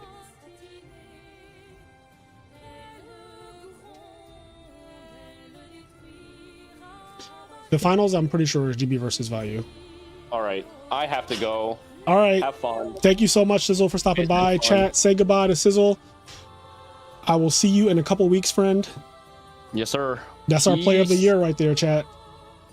Oh my, it's happening. It's happening. All right, guys. All right, thank you. Bye. We have one more match, the one round to win it all. Will GBs claim Worlds this year?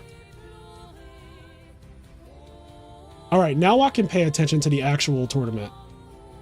Y'all know when you come to an I Am Nerd stream, you know, don't expect us to just give you a play-by-play of the duel because that's boring. We're not doing that. That's not what we came here to do. We're not about to coach the players. We're not about to do any of that. We're going to rant. We're going to talk about everything else. The real interesting stuff. Let me see. They did not start, right?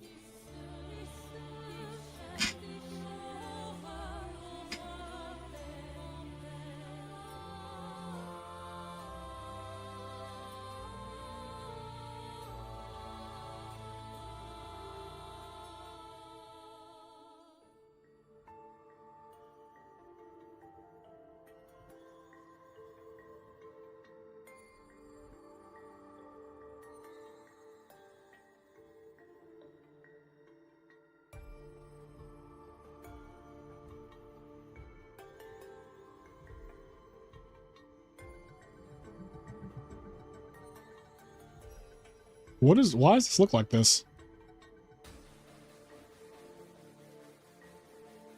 I thought I just saw Danny Cassie. Oh, somebody's redoing the bracket right now in front of me.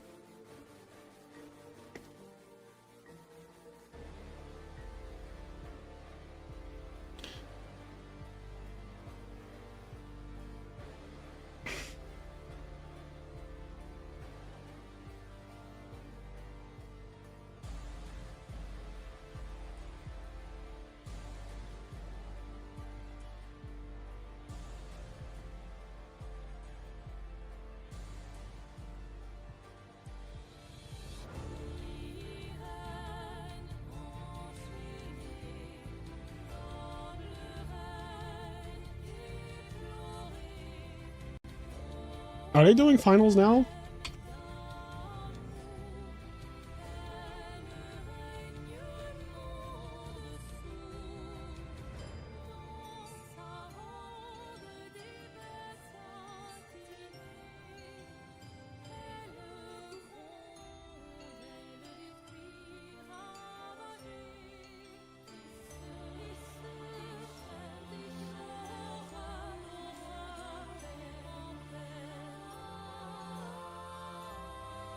We might be doing third or fourth playoff. I'm not sure.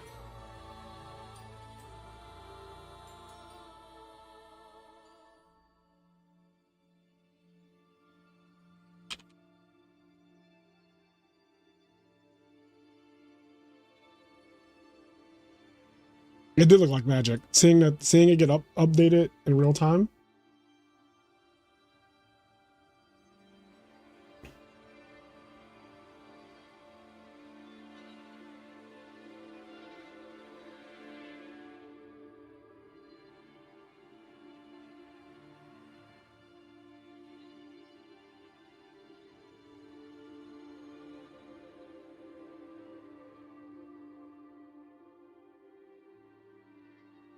If I lost in top 4, I would want to get the hell out of there. Yeah, as somebody who's experienced this, I really hate playing after losing in Top Cut. It is one of the most I don't give a fuck matches you could possibly play. When you lose in top 4, you were so close to gold, and then they want you to play for third. It is like, oh my god, like you literally play into Mirror Force differential like nobody's business.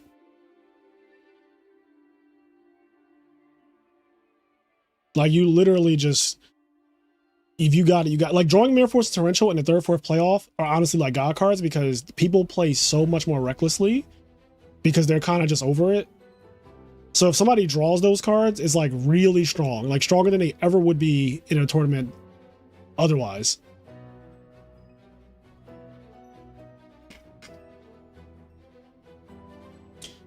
GBs is really about to win Worlds, chat. No, we're gonna have a value win. We're gonna have value win like last year, and we're gonna like it. Or maybe.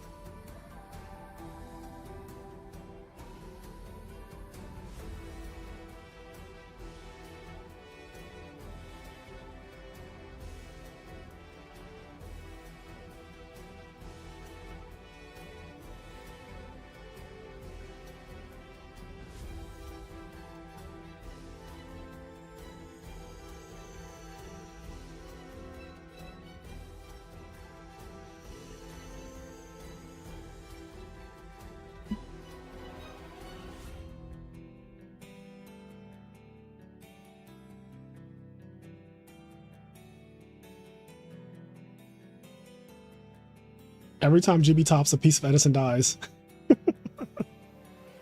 This is funny.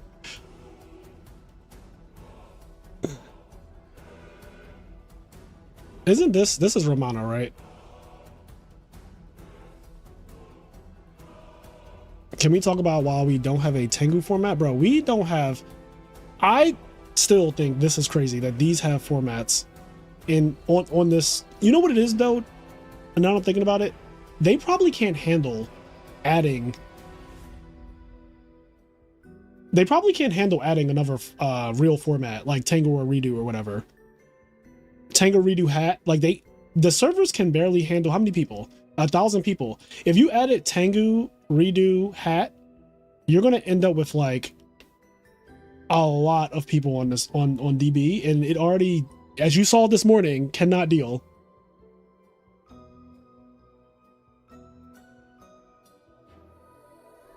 Okay, I think the players are watching replays right now.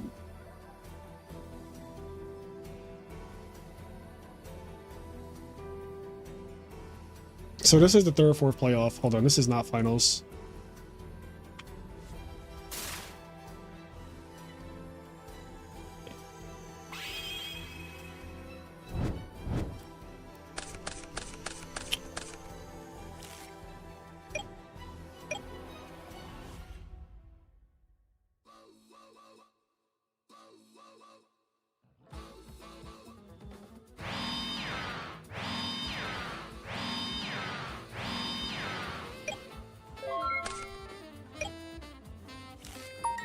The finals is Danny Cassie versus Simpson, not Romano. Romano is playing in third or fourth playoffs.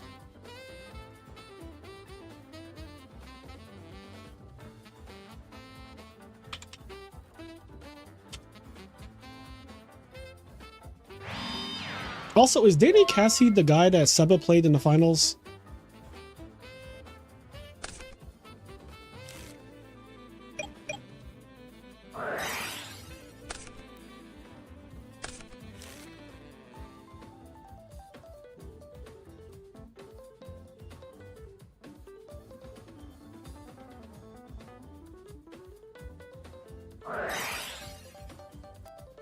Yeah, I swore Danny Cassie was playing GBs in the finals versus Seba like a couple months ago, right?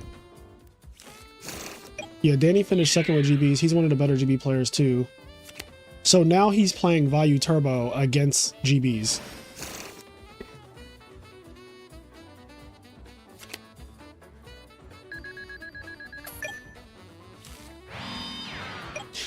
Like, bro just attacked into a hamster and just said, fuck it. I'm Whirlwind, summoning Blizzard. I will play so aggressive, especially as the Blackwing player, because it's fun to just like get that shit off when you're already out the tournament. Also, I think that they split. Like, I think that they split, so...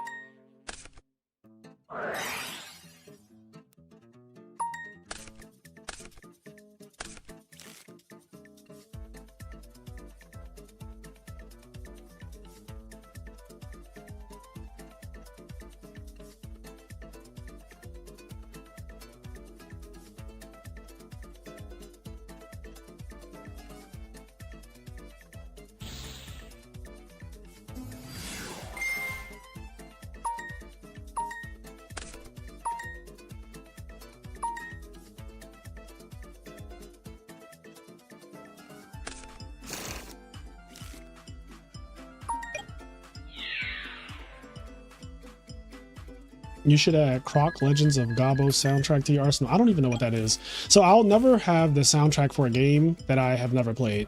Everything that you hear on this channel, like music-wise, is games that I grew up with or that I've played in my life. So like this is Clair Obscura. You hear a lot of Marvel vs. Capcom 2 because I grew up playing Marvel vs. Capcom 2. You surprisingly, I should get Sonic Adventure 2 on here because I played a shit ton of Sonic Adventure 2. I believe that the soundtrack is good. I just... Oh, they're playing? Okay. Alright, finals is about to start, chat. I'm assuming you guys just want to watch the finals. This is third or fourth matchup. We can be done with that. I'm not even going to split screen it because I feel like the finals just takes precedence over a third place playoff.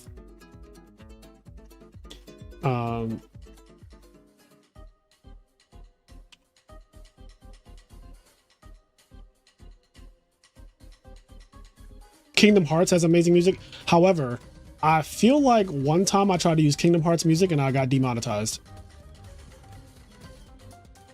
I don't know if Kingdom Hearts music is up for fair use or whatever. I feel like I used Kingdom Hearts music before and that shit just straight up was like, your video cannot be monetized now. And I was like, what?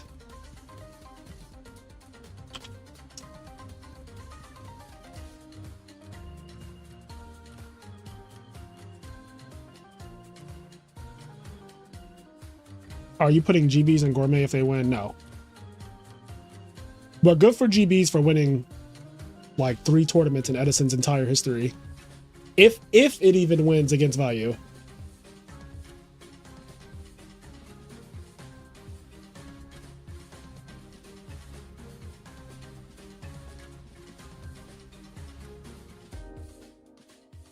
Is there a way to check if music is fair use so you don't get demonetized? So one of the tricks that I know people have used is they will upload the music that they want to check for to YouTube and make it a private video, YouTube will still check it to see if you are using like if I made a video that is like Courage the Cowardly Dog or Powerpuff Girls and I make it private, it will still tell me like this video cannot be monetized or whatever because I'm using footage from like a cartoon or something.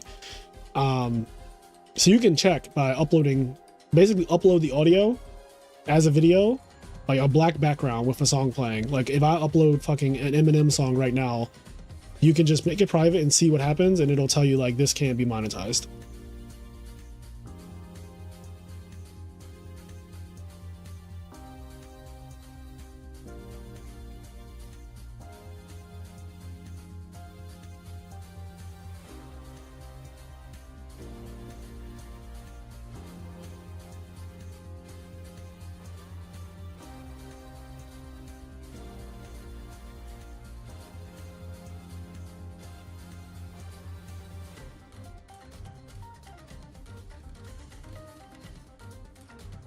Billy McCheesy.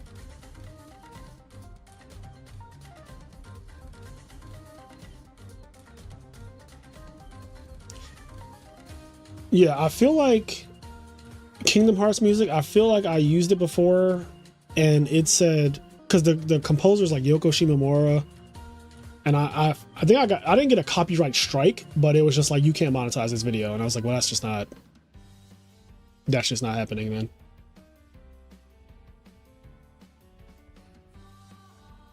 I do love me some Sonic Adventure 2 battle though. Maybe we should, okay, maybe we should. I'll wait for them over here. We can watch this match while we wait.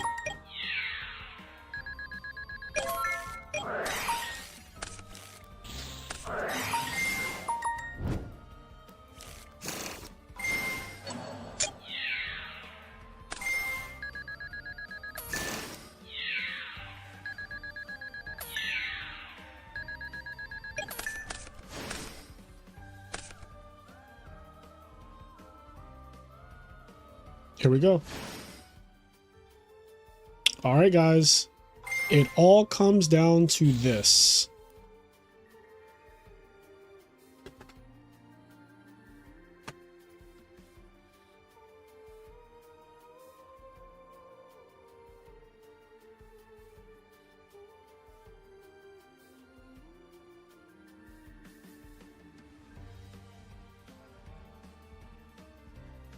No, we're not split screening the finals. I feel like the other two players are playing for just third place, which is not.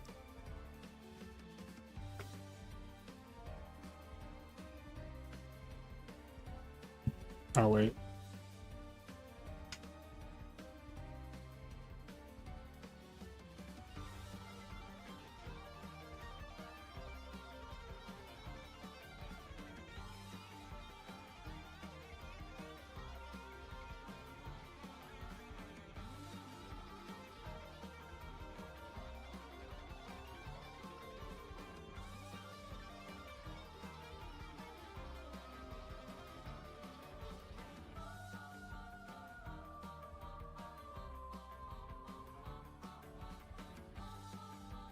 Trapstun really fun. Trapstun is broken. Honestly, more decks probably should be playing Trapstun. Because two of the most popular decks, the bird decks, play a lot of traps. And GBs is just capitalizing on that exposure. That there's a blatant exploit.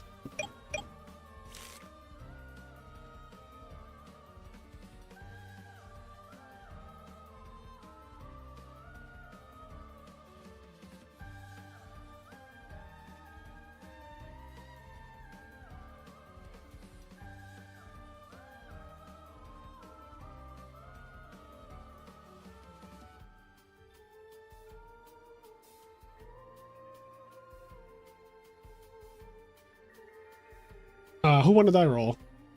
GB's won the die roll?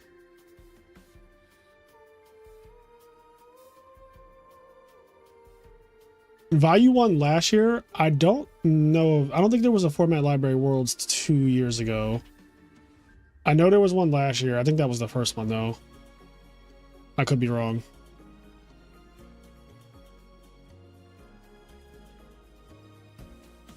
Is this shit frozen? Oh, okay, Samu.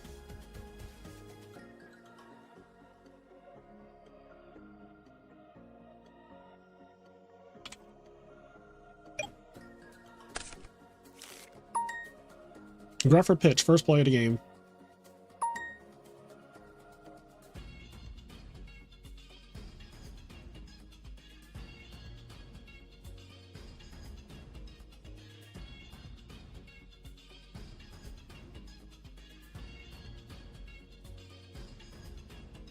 That is one of my favorite songs. So yeah, actually I can play that song. Let me pull it up on YouTube real quick.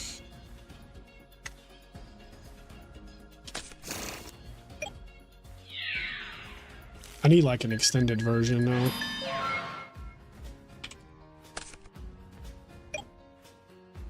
Okay, well we have a version that is 10 hours long.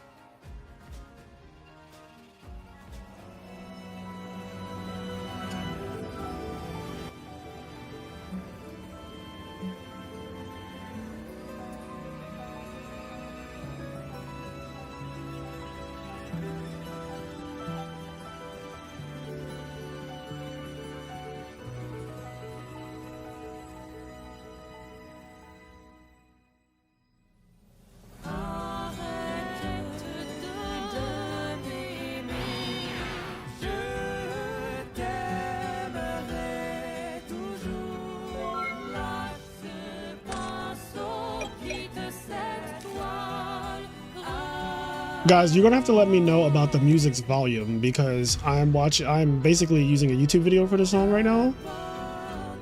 So yeah, if it's too loud, you're gonna have to let me know. Is it a bit high? Thank you.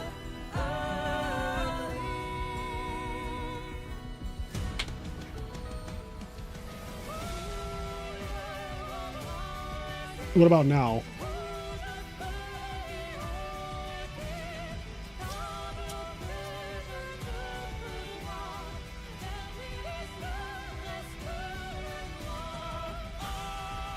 Okay, it's good now.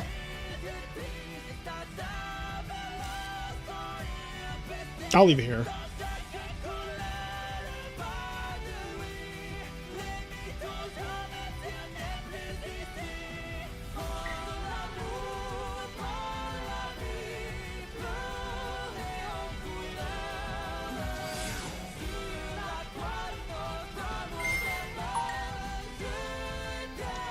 Jesus, there's almost 500 people watching right now. Holy shit. Y'all really want to see if GBs can win it all. That's why y'all here. I know that's why you're here, chat. I know a lot of you want GBs to end the world right now. I also think that this game is cooked because there's a garden in the grave. There's a Vayu Sirocco. But we'll see. Simpson is a really good player is what they're telling me. I'm not familiar with his game. But we're going to see. He's in the finals of Worlds right now. Trying to win $1,000 cash.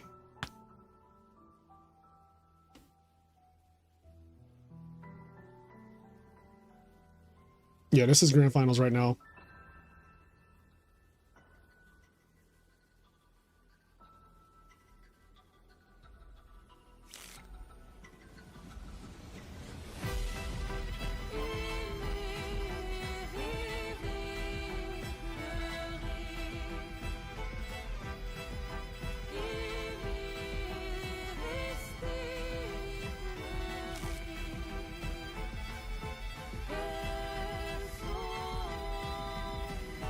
I mean, ProStorm, splitting the cash is one thing. Being able to say you won Worlds is a very, very different thing. Because really, nobody remembers second place. I could tell you so many YCS winners, I couldn't tell you who got second. The cash, first place is $1,000. Second place is, I think, $500. So basically, they're splitting $1,500, so $750 each. Yeah, $750 each. So the money is not, they're not playing for the money.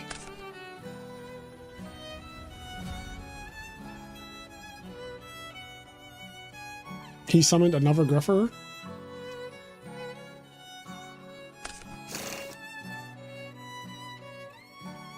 That was that may have been a little greedy, right? He might have game this turn, is the thing. Yep, bottomless, as you'd expect. So there could be return set, there could be burial. Honestly though, if there's no return, there's no burial. I would say Dan top deck team is kind of like in a really awkward spot now.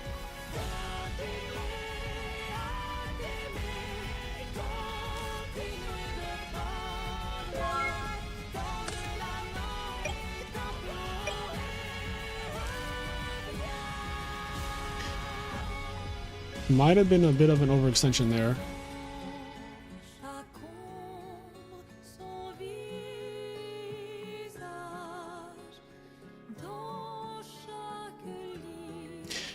Yeah, because he had on field 3,100, so he was short of game, and I think he just was like, "Fuck it, I'm gonna end it here."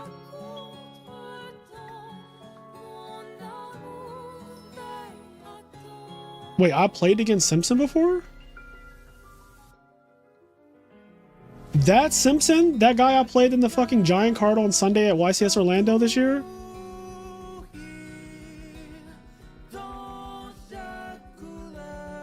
I would definitely do a teach me how to cook with, first of all, I didn't know we had history.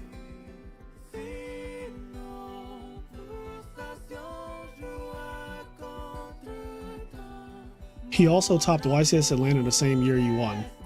Wait, so you're telling me that Simpson topped in 2010?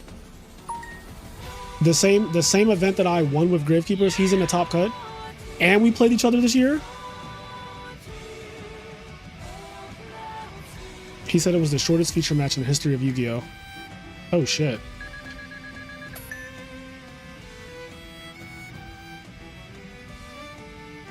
He played Blackwing. Yeah, he got killed by X-Sabers in top 8. Oh, so he played against Brandon Wigley. Because Brandon Wigley, I played X-Sabers in top 4 of YCS Atlanta, and it was Brandon Wigley.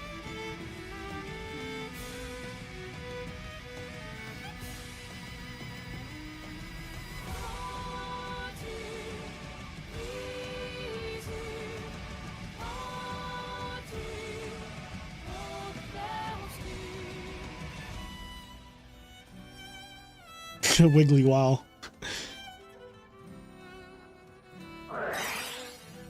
Oh, main deck oppression. Main deck trap stun.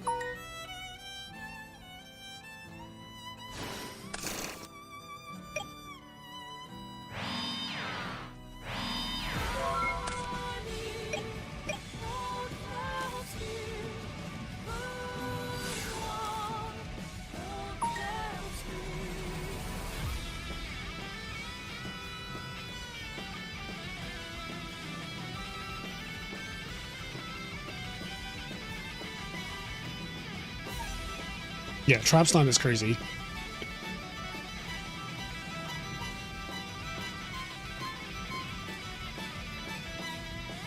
So now we know Simpson's back rows turn 1 were trap stun, bottomless, torrential. So like literally if Dan had just kept attacking with Greffer and Armageddonite, which had already gone through before, this game would be extremely different. Because he would be at 100 life points right now, which means you can't get touched by anything. And against value, that is really hard.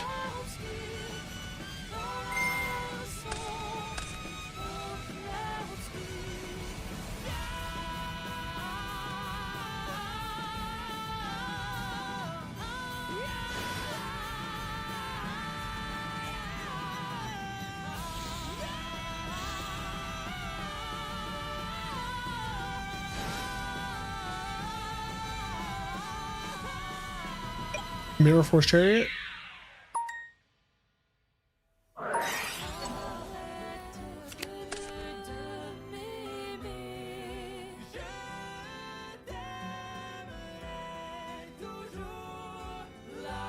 This is a crazy attack, right? Like this situation is crazy.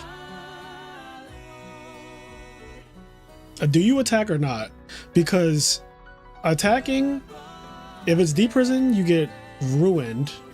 But if it's chariot back there, I guess it wouldn't be chariot though, right? Because he would have just charioted the Gale, so that shit never even comes out. Okay, we have that card. So attacking didn't matter. That's also good to know. At least you don't have to think about it anymore. You're like, oh, I don't have to worry about if I would have attacked or not. Heavy Storm for the Mirror Force. Any GB.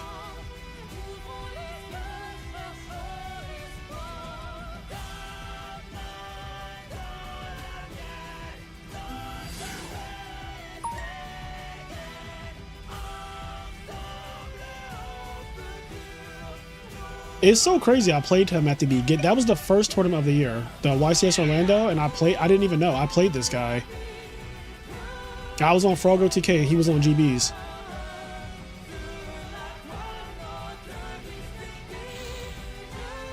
I also remember he Heraclinos me and I like brioed it. And then I pot Everest after that. Hero Frogs made top 8, but that's the only hero deck that did well, if that's what you're asking.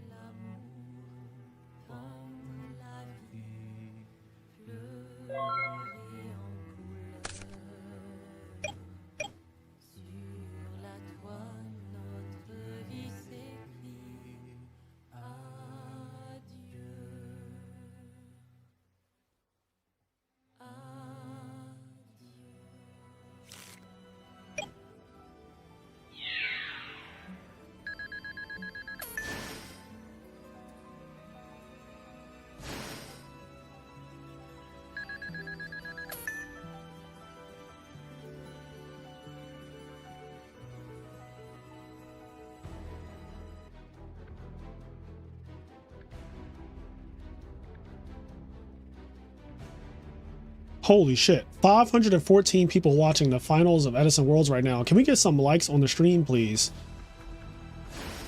How about the channel? We are trying to get me to shave my head to...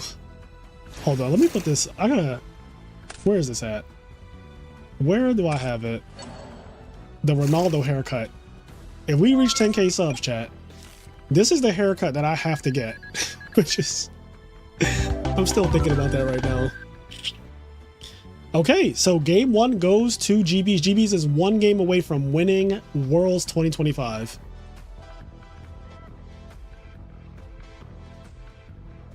I think Torrential single-handedly won that game.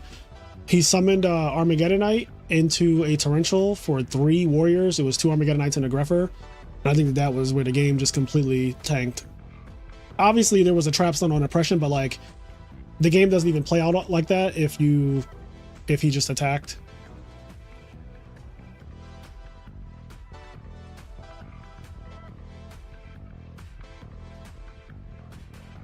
Oh, I would never quit my job for 10K sub. Like, that's not a thing. I have a pretty good job. I have a pretty good job. I actually enjoy my job. I hope I don't get 10K before Raleigh, actually. I already said I really don't want to have to go to an event with that haircut. I want to have that haircut and that shit just be between me and my stream, and that's it.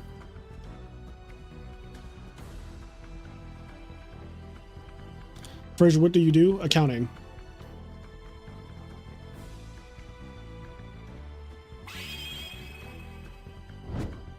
$42 card GBs. There's also 42 cards. GB players typically do go above 40. I rarely see 40 card lists.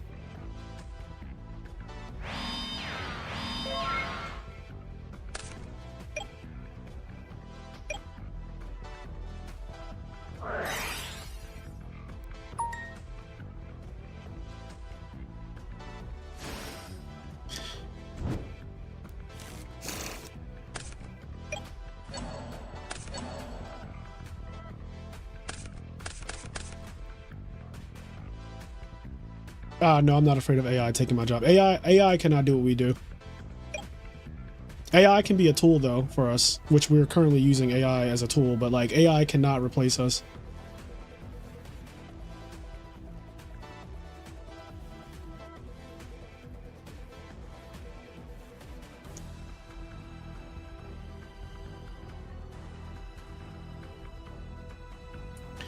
Insane Mills, I told you guys that the way Vayu wins is by accidentally milling and ending the game. Like that is literally, I said this shit on my tier list video. It is the reason why I think Nitro Vayu is just a worse version of the deck. Because you cannot do this. This is not okay. Like this is not okay. Win or lose, I don't care if he wins or loses this game. This by itself is enough reason for me to be like, the regular Vayu deck is just better.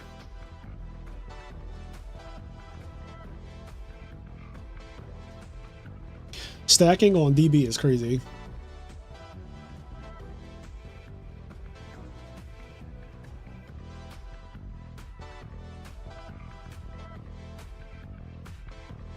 That's a custom mill. That is a custom mill though. Vayu Sirocco Gardener against GBs is custom as hell.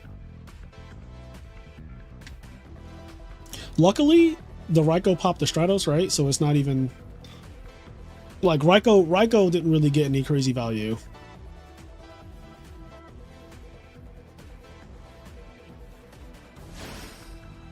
Raw Dark Arm. Dan didn't shuffle before presenting his deck.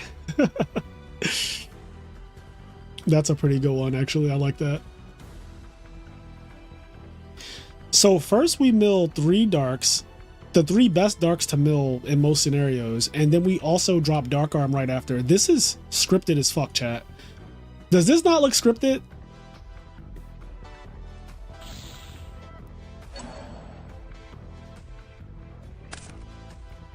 Oh, we're getting Those Aren't Real. Bro, we're about to get Those Aren't Real.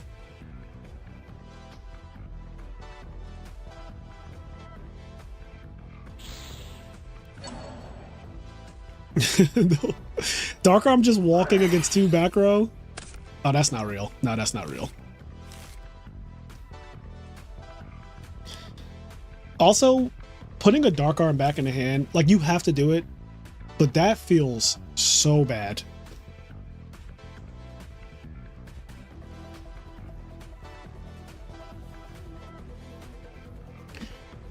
He hasn't normal summon yet, so honestly, if he were to like normal summon Armageddon out here, or play this fucking card, bro, this is scripted. Chat, this is scripted.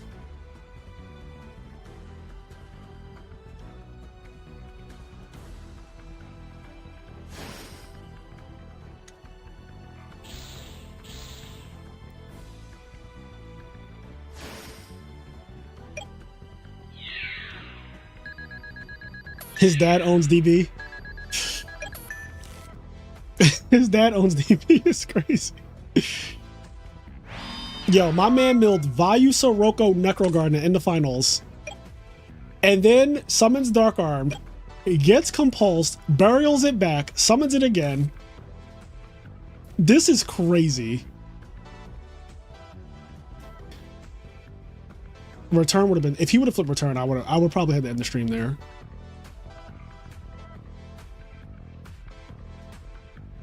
This is why, like, I know online Yu-Gi-Oh! Definitely is not comparable to in real life Yu-Gi-Oh! In real life Yu-Gi-Oh! Will always be the #1, but I do like in online Yu-Gi-Oh! That shuffling is not left to the players at all. So when shit like this happens, where somebody opens up Dad, Burial, Mill, Sirocco, Vayu, and Necro Gardener, there's no suspicions. It's like, I didn't fucking touch this deck, okay? This is what the online simulator gave me. What do you want me to do?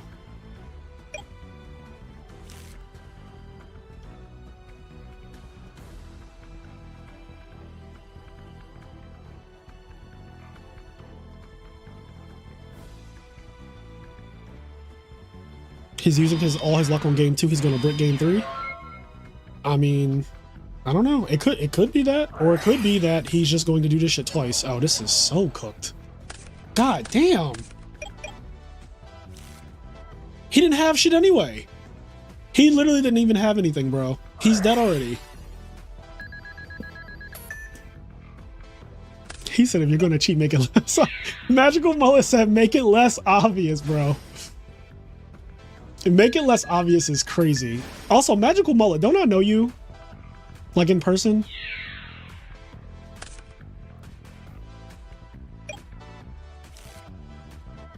I mean, Dan should already have one game won. Just had a stroke. Now the script will dop it shit. I don't know what that last part is. I do think Dan had a very high chance of winning game one. Oh, there was a Gores. Oh yeah, CJ Cross. Okay, yeah, we do know each other.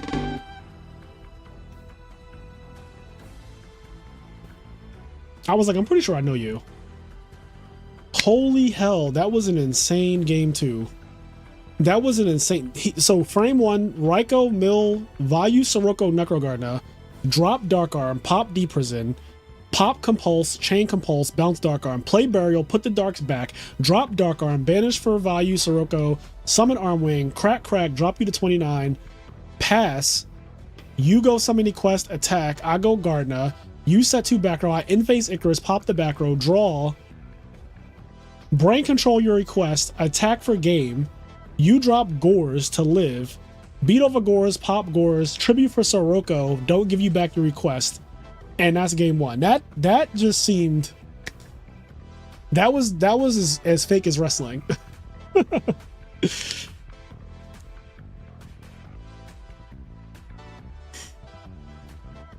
That was the best Vayu opening I've ever seen. That might be top Vayu. I mean, outside of literally killing your opponent, like it could have been like Heavy Storm, summon Dark Arm, summon Grepher, pitch, banish, attack for game.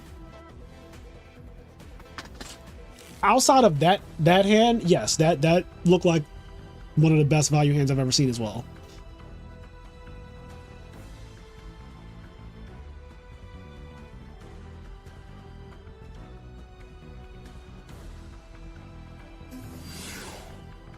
Stratos, okay, good opening. So okay, let me tell you what the lose conditions are for Simpson here. The lose conditions are him not having enough back row. All right, that's not a thing. So check that one off the list. The other lose condition is sack, fucking pure Vayu sackery. Okay, those mills were not bad. He milled a piece. He milled a piece. The lose conditions are not having enough back row, which he's already shown he has 3. So unless these are fake, these technically could be fake, but I'm not going to assume that they're fake. So 3 back row. Getting sacked is next. And then obviously the pressure of the finals cooking you, which I think Dan top deck team game 1, I think not even hindsight, but I think in the moment just summoning that Armageddonite did not seem necessary.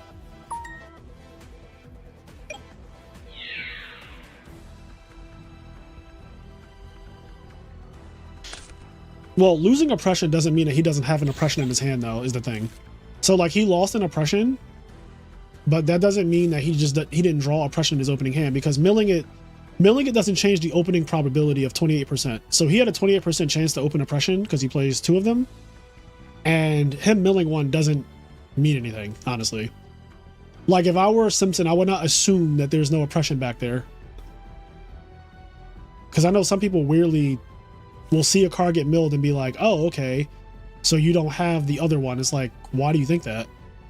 When he drew his hand, the probability of him having it was as high as it could be. Just because he milled 1 doesn't mean he can't have it.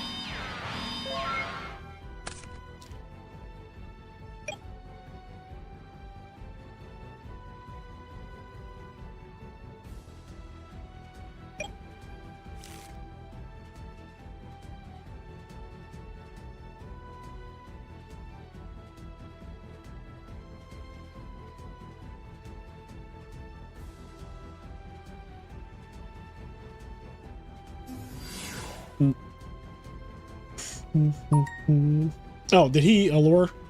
He did not allure, right?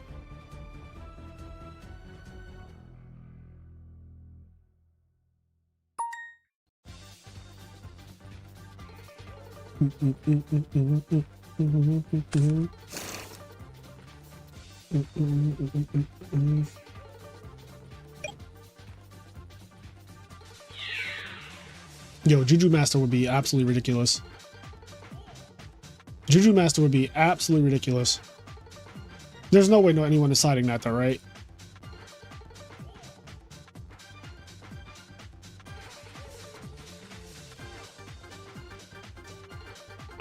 I'm here for Juju Master. I like that card. Doesn't it come foil too? There's like a holographic version of it.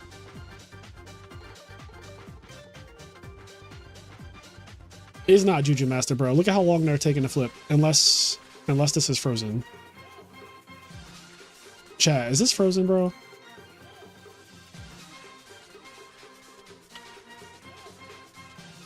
No, it's not frozen. They're just literally not playing.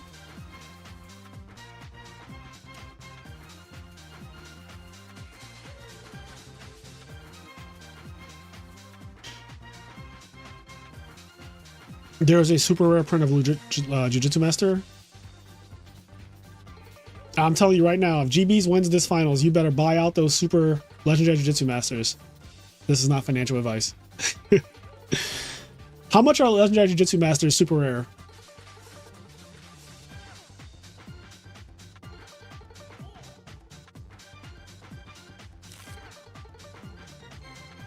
The Flaming Storm, it does freeze while you're in the tab. It does it all the time. I don't know what the hell you're talking about.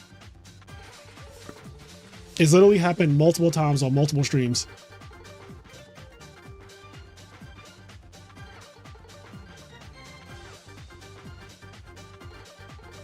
How much are they? They're $30? That's not bad.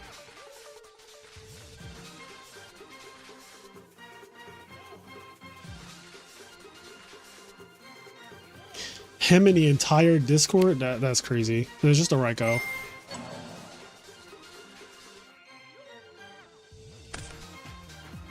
Oh, he hit Solemn. And he milled the Gardner. And he milled the third Dark. So remember the other lose condition I said for Simpson here is sack?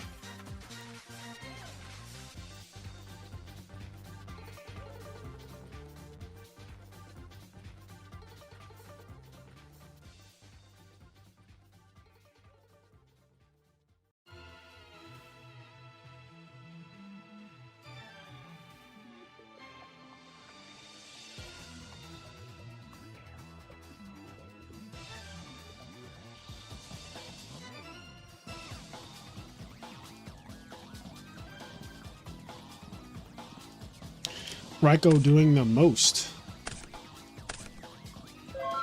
Yeah. So we are in a very strong spot for Vayu. Vayu is in a very strong spot right now. Yep. Bro. Bruh. Bro. Oh, it's cooked. Chat.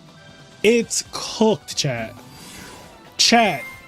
It is fucking cooked, bro. GG's, no GBs. GG's, no GBs. I told you the lose condition. Vayu sacking the fuck out of you. I told you exactly how it happens. I literally told you. I literally said there are two lose conditions for GBs because GBs has more lose conditions than other decks. One, not seeing enough traps. Two, just getting fucking sacked by the better deck. I warned you. I warned you at the beginning exactly how this goes. Now, it's not over yet unless that back row is the devil. I don't hate GBs because GBs doesn't kill frogs. I don't know why you believe that. We literally saw a finals where GBs lost to frogs. This same guy, by the way, Dan Top Deck team lost in the finals against frogs. Joshua Johnson, we watched, lose to Frog OTK yesterday and lost to another frog deck, Diva Frogs by Ronak. I don't know if he lost. It was another GB player, maybe. But we watched frogs literally beat GBs yesterday. We watched it beat it in the finals of the last EWCQ. Prisma Test Tiger? It literally has to be Prismatized Tiger, and honestly, that... Okay, hold, chat. Hold. Bruh.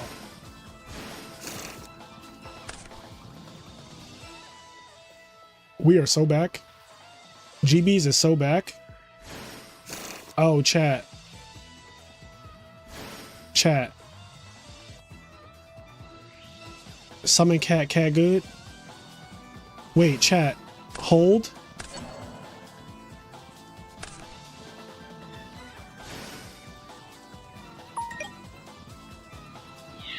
Hold. Hold. Is it scripted, chat? Chat, is it scripted?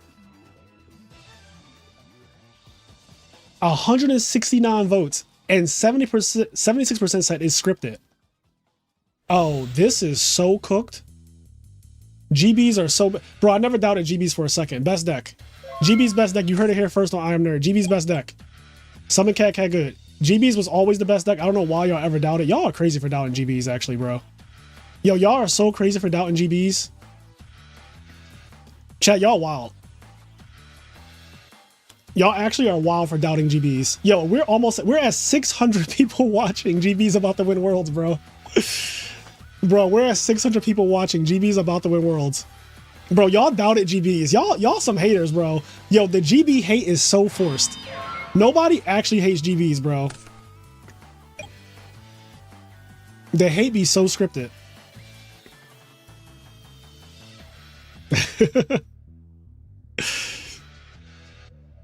Yo, y'all be hating on GBs. Honestly, GBs is like 2026. I'm a GB player. You heard it here first. You heard it here first. GB's best deck. Edison solved. GB's wins. Nobody actually hates GBs. The hate is forced. GB's wins Worlds 2025. I'm about to get my hat. I need a GB 2025 hat. 2026, I stopped being a Frazier fan. Oh no. Oh no. Brandon Crank, thank you for the 10 bucks. Frazier, you definitely said GBs won't win Worlds, I think, in a tier video. I don't know if I said that. You're gonna have to find that clip and not edit it with AI, because AI can make me say anything. I said GBs was the best deck. I said Edison is solved. Y'all been hating on GBs. The GB hate is so forced. Wow, GB's really the best deck, chat. That's crazy. That's actually crazy. Yo, GB's really out here winning worlds.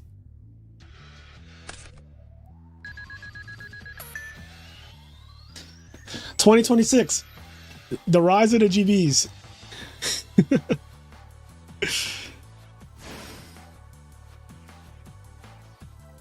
Yeah, I'm playing Hero Beat for the next event. I'm actually playing Hero Beat. Wait, Panda Burn won for Goats and GB's wins for Edison? That's crazy. That's actually crazy, chat.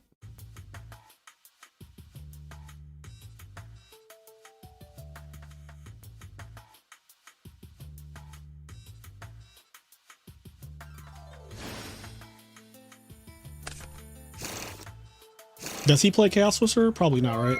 Even if he did play Chaos Whisperer, it doesn't do anything. He needs Burial, right?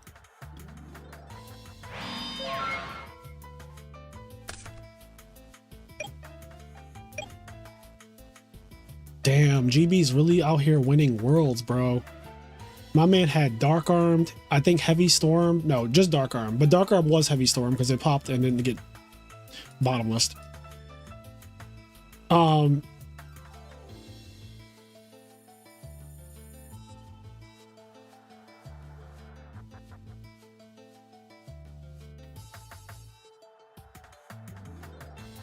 You know what's actually a weird thing to think about? He might have lost because he popped Solemn Judgment with Raiko. That might have lost him the game that he popped Solemn Judgment. In a very weird way, that might have actually lost him the game.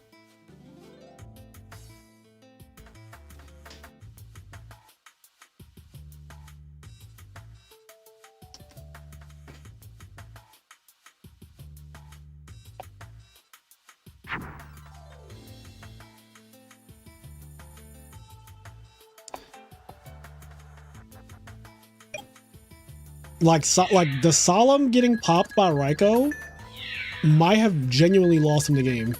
As weird as it is, because like when he popped the Solemn, I was like, well, that's really good, because now you know your play's going through or whatever. But it also might mean that we now see GBs as the reigning 2025 world's deck.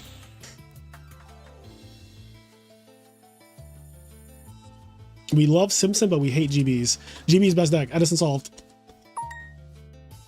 All right, I gotta get these deck lists. Let me get the deck list machine ready, because I know y'all gonna want the deck list.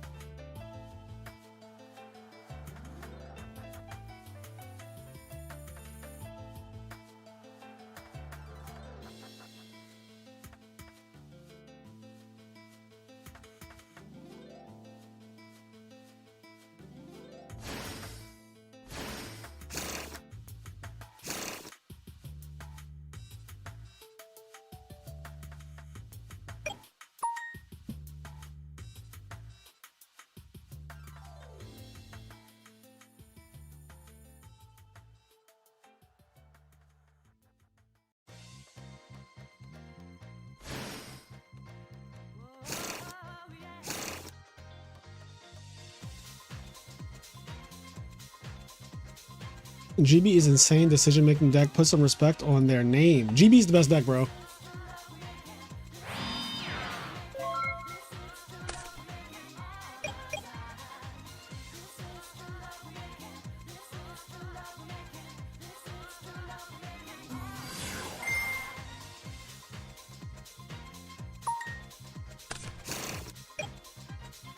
This literally all happened because of an Armageddon Knight got summoned game 1.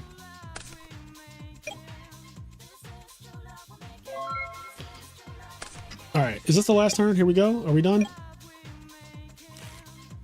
Herc? Big Herc?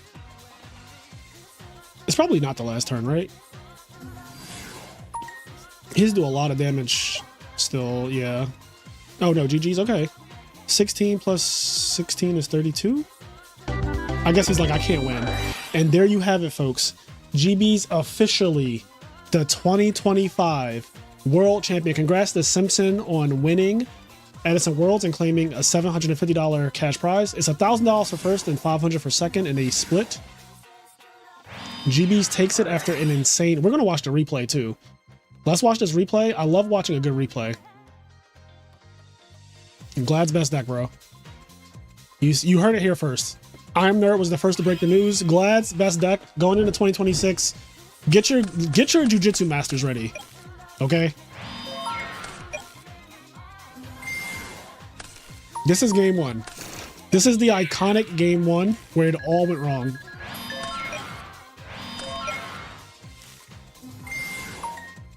Also, this Dan Top Deck guy really likes second place. Congrats to him as well. Oh, he drew the torrential. Yo, he drew the torrential. So, okay, this is the play that, like, everything kind of goes wrong here. Because we summon an Armageddon Knight. One new backer got presented. We do think, how much time was there before the summon? Normal summon at 650. And he drew for turn. So it took 1 minute and 10 seconds. So he thought about it for a good amount of time. So he thought about it for over 1 minute. At 5:40, he drew. He summons Armageddon Knight 1 minute and 10 seconds later. And honestly, yeah, with this setup, now I'm not a value expert. Where's Pro Storm when you need him? Pro Storm, where you at, dog? Pro Storm, where you at? Somebody paging Pro Storm. Where you at, Pro Storm?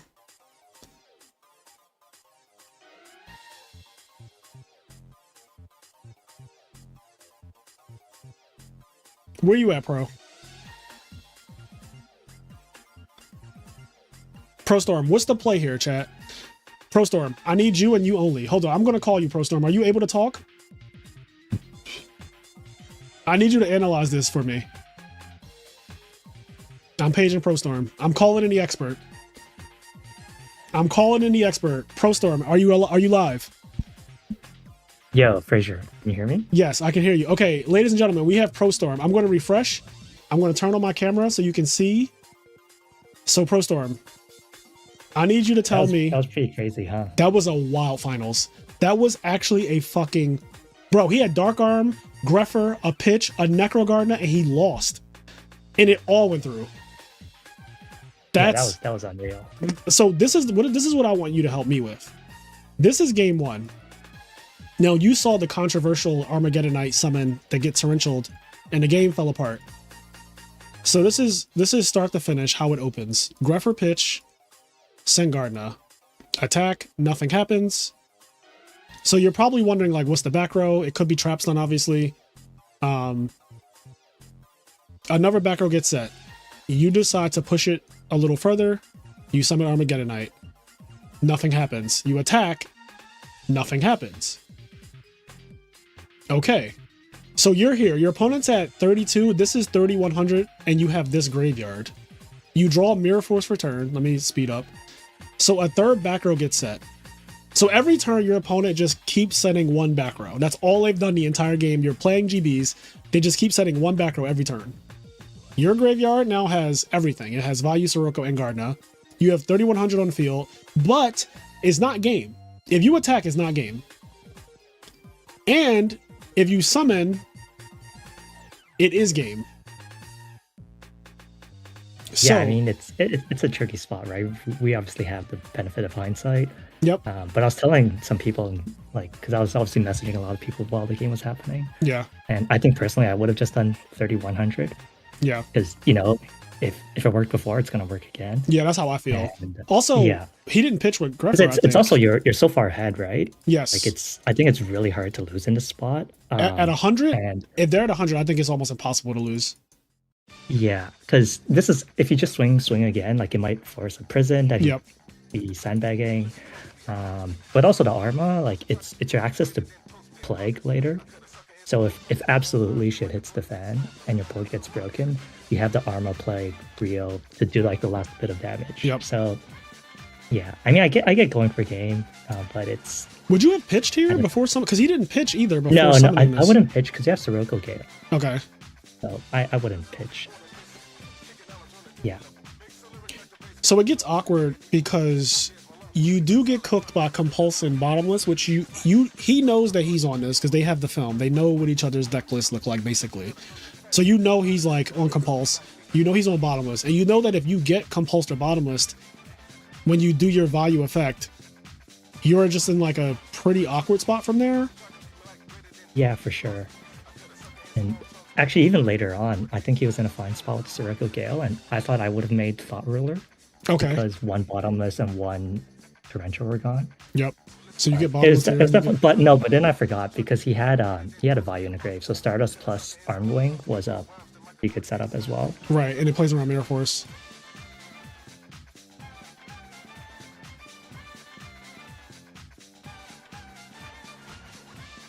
Gores was a really bad draw here, but can't complain about draws at this point, I think. Yeah, he goes half here. Yeah, I mean, I think Stardust was probably fine in then, because I forgot for a second he had a live value in the grave. So Stardust plus Armed Wing was pretty good. Simpson has a Heart of Steel, because aren't these both Thought Ruler cards in the back row? Yeah, I was going to say, like... he just loses the game. He's really gambling. Yeah, he loses. If for whatever reason Dan decides, I'm making Thought Ruler Archfiend here.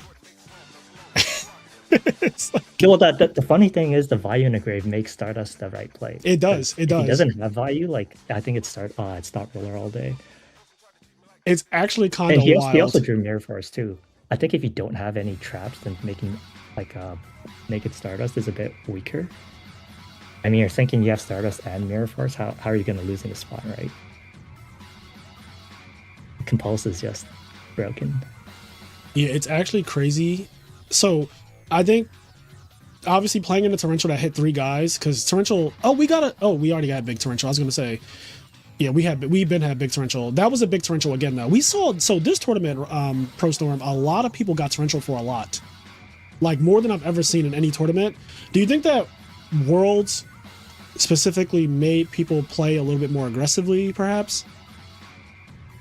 Yeah, I mean, it depends on the situations. Like, I remember seeing the Gigavice torrential on stream, and thought maybe you could have played around that, but yep. And this one I think was people, played. I think we could have played around this one as well. Yeah, I think the propensity to walk into TTs, like, it increases if the more behind you are in a game. You think, oh, you have to take bigger risks to claw your way back in. I think if you're ahead, you should definitely be respecting it, I think. Right. And Dan was ahead in life points and in cards in general because he just had a full graveyard. And like your opponent, you're like poking them with a stick, but after a while the stick became like a bat and your opponent's just not doing anything. Like you're attacking them, they're at 32 at this point. And when you're ahead, you don't really have to play into... Yeah, like I'm sure like when you've been on Hero Frogs and you have a set TT and your opponent's just going, no, I'm just going to swing with Shura. Yep. And just keep swinging, like it gets a bit annoying, right? Oh, super annoying. Yeah. It's actually the worst case scenario. Yeah. This mill was insane. Yeah, that was pretty scripted. Also, this whole setup with the burial, then the return of the dark arm coming back, and then the Icarus attack for the back row that were already fake. Like he was already dead, even if the Icarus wasn't there. This just made it like guaranteed. Yeah, I think if you're Simpson, you're kind of happy that all of this hack happened in one game. Because you think, oh, he's not going to do it twice in one match. And he did it twice. Yeah. Game 3 was absolutely ridiculous. Game 3 was like pop Solemn, summon Dark Arm, summon Gruffer Pitch, summon Armwing, have a Necro Guard engrave, I believe, as well. Yeah, the momentum swings in Game 3 were unreal. Mills one piece right here, which does matter.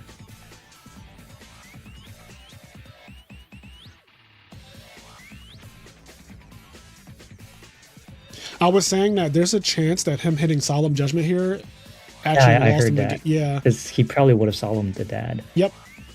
There's a high chance that is the case. In a really weird turn of events, right? Because like you wouldn't think that normally, but like I was also thinking like maybe I thought he didn't have dad because he mirrored. Because I thought if you do have dad, the bodies on board weren't doing much, and maybe you want to save mirror for later. But yeah, he drew the value this turn because he had the Greffer already. Yeah. So he didn't know he was going to have a valuable card to use with Greffer. So like from his perspective, after he milled the third dark, the Gardna, he could hold the Mirror Force and just take the 18 from Stratos or whoever was attacking second. He could just take the damage. I think I would mirror if it was like a GB name because I don't want Chariot on dad. Right. But the Prisma, he can't do much. I guess he can main 2 Test Tiger. Maybe that's what he was thinking of. Yeah. Which is fair. Yeah. So maybe that's a reason to mirror. I would never think I'm going to lose this game. If I was sitting in Dan's seat, I would never, ever, ever in a million years think that I would be like, oh, I just won Worlds. Yeah, you got to be feeling good in this spot. Bro, he has a Gardner. I mean, Chase just always has Cat. Like every game, he has Cat, he has Storm, he has Dust Shooter Solemn. And Chase played pretty well here too, like, popping the right cards. Yep. Don't pop this guy for obvious reasons. And then he plays around top Vayu here as well. Yep. And smart of him to attack. I think he gets an extra tag out this way. And this plays around top Armageddon as well. Because Arma, Mill, Vayu, Armor Master clears the geysers. Yep. But even if he does that, he just has the Bestiary in hand. So that he guarantee wins there. Yeah, here he was still losing to TT or Solemn or Oppression, but once the Herc walked, it was pretty much over. Yeah, what a crazy turnaround. I love that he did try to put the Armwing in the graveyard as like a last-ditch effort. Yeah. Because I was watching and I said, well, you definitely don't pop that. You like that is the thing that you don't pop. Yeah, you don't pop that. So, oh man, that was amazing. That was honestly an amazing finals, an amazing stream this weekend, Worlds. We had over 600 people watching at one time, which I feel like might be the most I've ever seen for a retro Yu-Gi-Oh tournament at once. I don't think I've ever seen over 600 people watching any retro tournament. So shout out to you guys, the supporters, all the people who are watching. Thank you guys so much. If you haven't liked the stream, please like the stream. Once we get to 10K, I will be giving away a brand new Switch 2, which is still here in box, never opened. I don't even know what it looks like. I don't even know what this looks like. Never been opened. Switch 2 going to one of the subscribers. We're going to be doing more giveaways in 2026, of course. And yeah, more Yu-Gi-Oh! GB's best deck. I'm committing the GBs for 2026, so y'all better order your super rare legendary Jiu-Jitsu Masters. Jiu-Jitsu Masters, yep. Yep, you better order them. GB Hunters, GB Hunters. GB Hunters is amazing. Swallow Flip. Swallow Flip is Mirror good. of Oaths. Mirror of Oaths. Get your Cyber Dragons in the side deck. Get your Mod Body as a shields. Your Starlight Roads. It's GB's 2026, baby. GB's 20. This was another bird year. You know, birds did really well this year. It was a very bird frog year, honestly. Because I remember before Worlds, the last two tournaments were Frog OTK and Hero Frogs. It's a very bird frog year, but now we're in It's GB time, baby. It's GB time. Yeah, I mean, GB's almost won Rulers, too. Oh, like, they were on the winner's side. Yeah. And Harrison had to beat Aguirre twice. Wow. So we could have had double GB Worlds winners, which would have been insane. That would have been fucking wild. That'd have been wild, bro. But here we are, GB's wins, and in the hands of a player who also he did the best in World League too, right? Yeah, he was 10-0. I mean, Yondaime was 11-0, so that was like a pretty crazy matchup. Yeah, out of the best from the World League. But yeah, no, so, Chase is good with it. So wait, who has the best record? Was it Yondaime or Chase? It was Yondaime, yeah. Okay. Yondaime finished 11-0. Yeah. Oh, okay. And both of them top 8 at Worlds, which is so interesting, right? These are the best two World League players, and they ended up at the top of the hardest tournament of the year, the Invitational, with 93 of the best players. Mm-hmm. And a good list, because clearly both their lists are like really, really good. It's crazy. Yeah, GB's, man, best deck. Sure. Put some respect on his name. All you people who like didn't have GBs in your top tier, thought GBs were cooked because a little Dark Arm came down, you know, hating on GBs. Stop being a hater, bro. GB's best deck. All right. Thank you, Pro Storm, for stopping by the channel. Thank you, everybody, for an insane weekend of Yu-Gi-Oh! I will see you all next year. Also, next week is the Winner's Ball. So I'll be back streaming again, but it's a one-day event. So it won't be 2 days, but it's a one-day event. We have a I'm There Winner's Ball, little invitational tournament. See who comes out on top. But yeah, I'm ordering my Jiu-Jitsu Masters right now. As soon as I get off stream, that's what I'm doing. All right, Pro Storm, I'm going to end it here. Thank you again. Thank you all. Peace.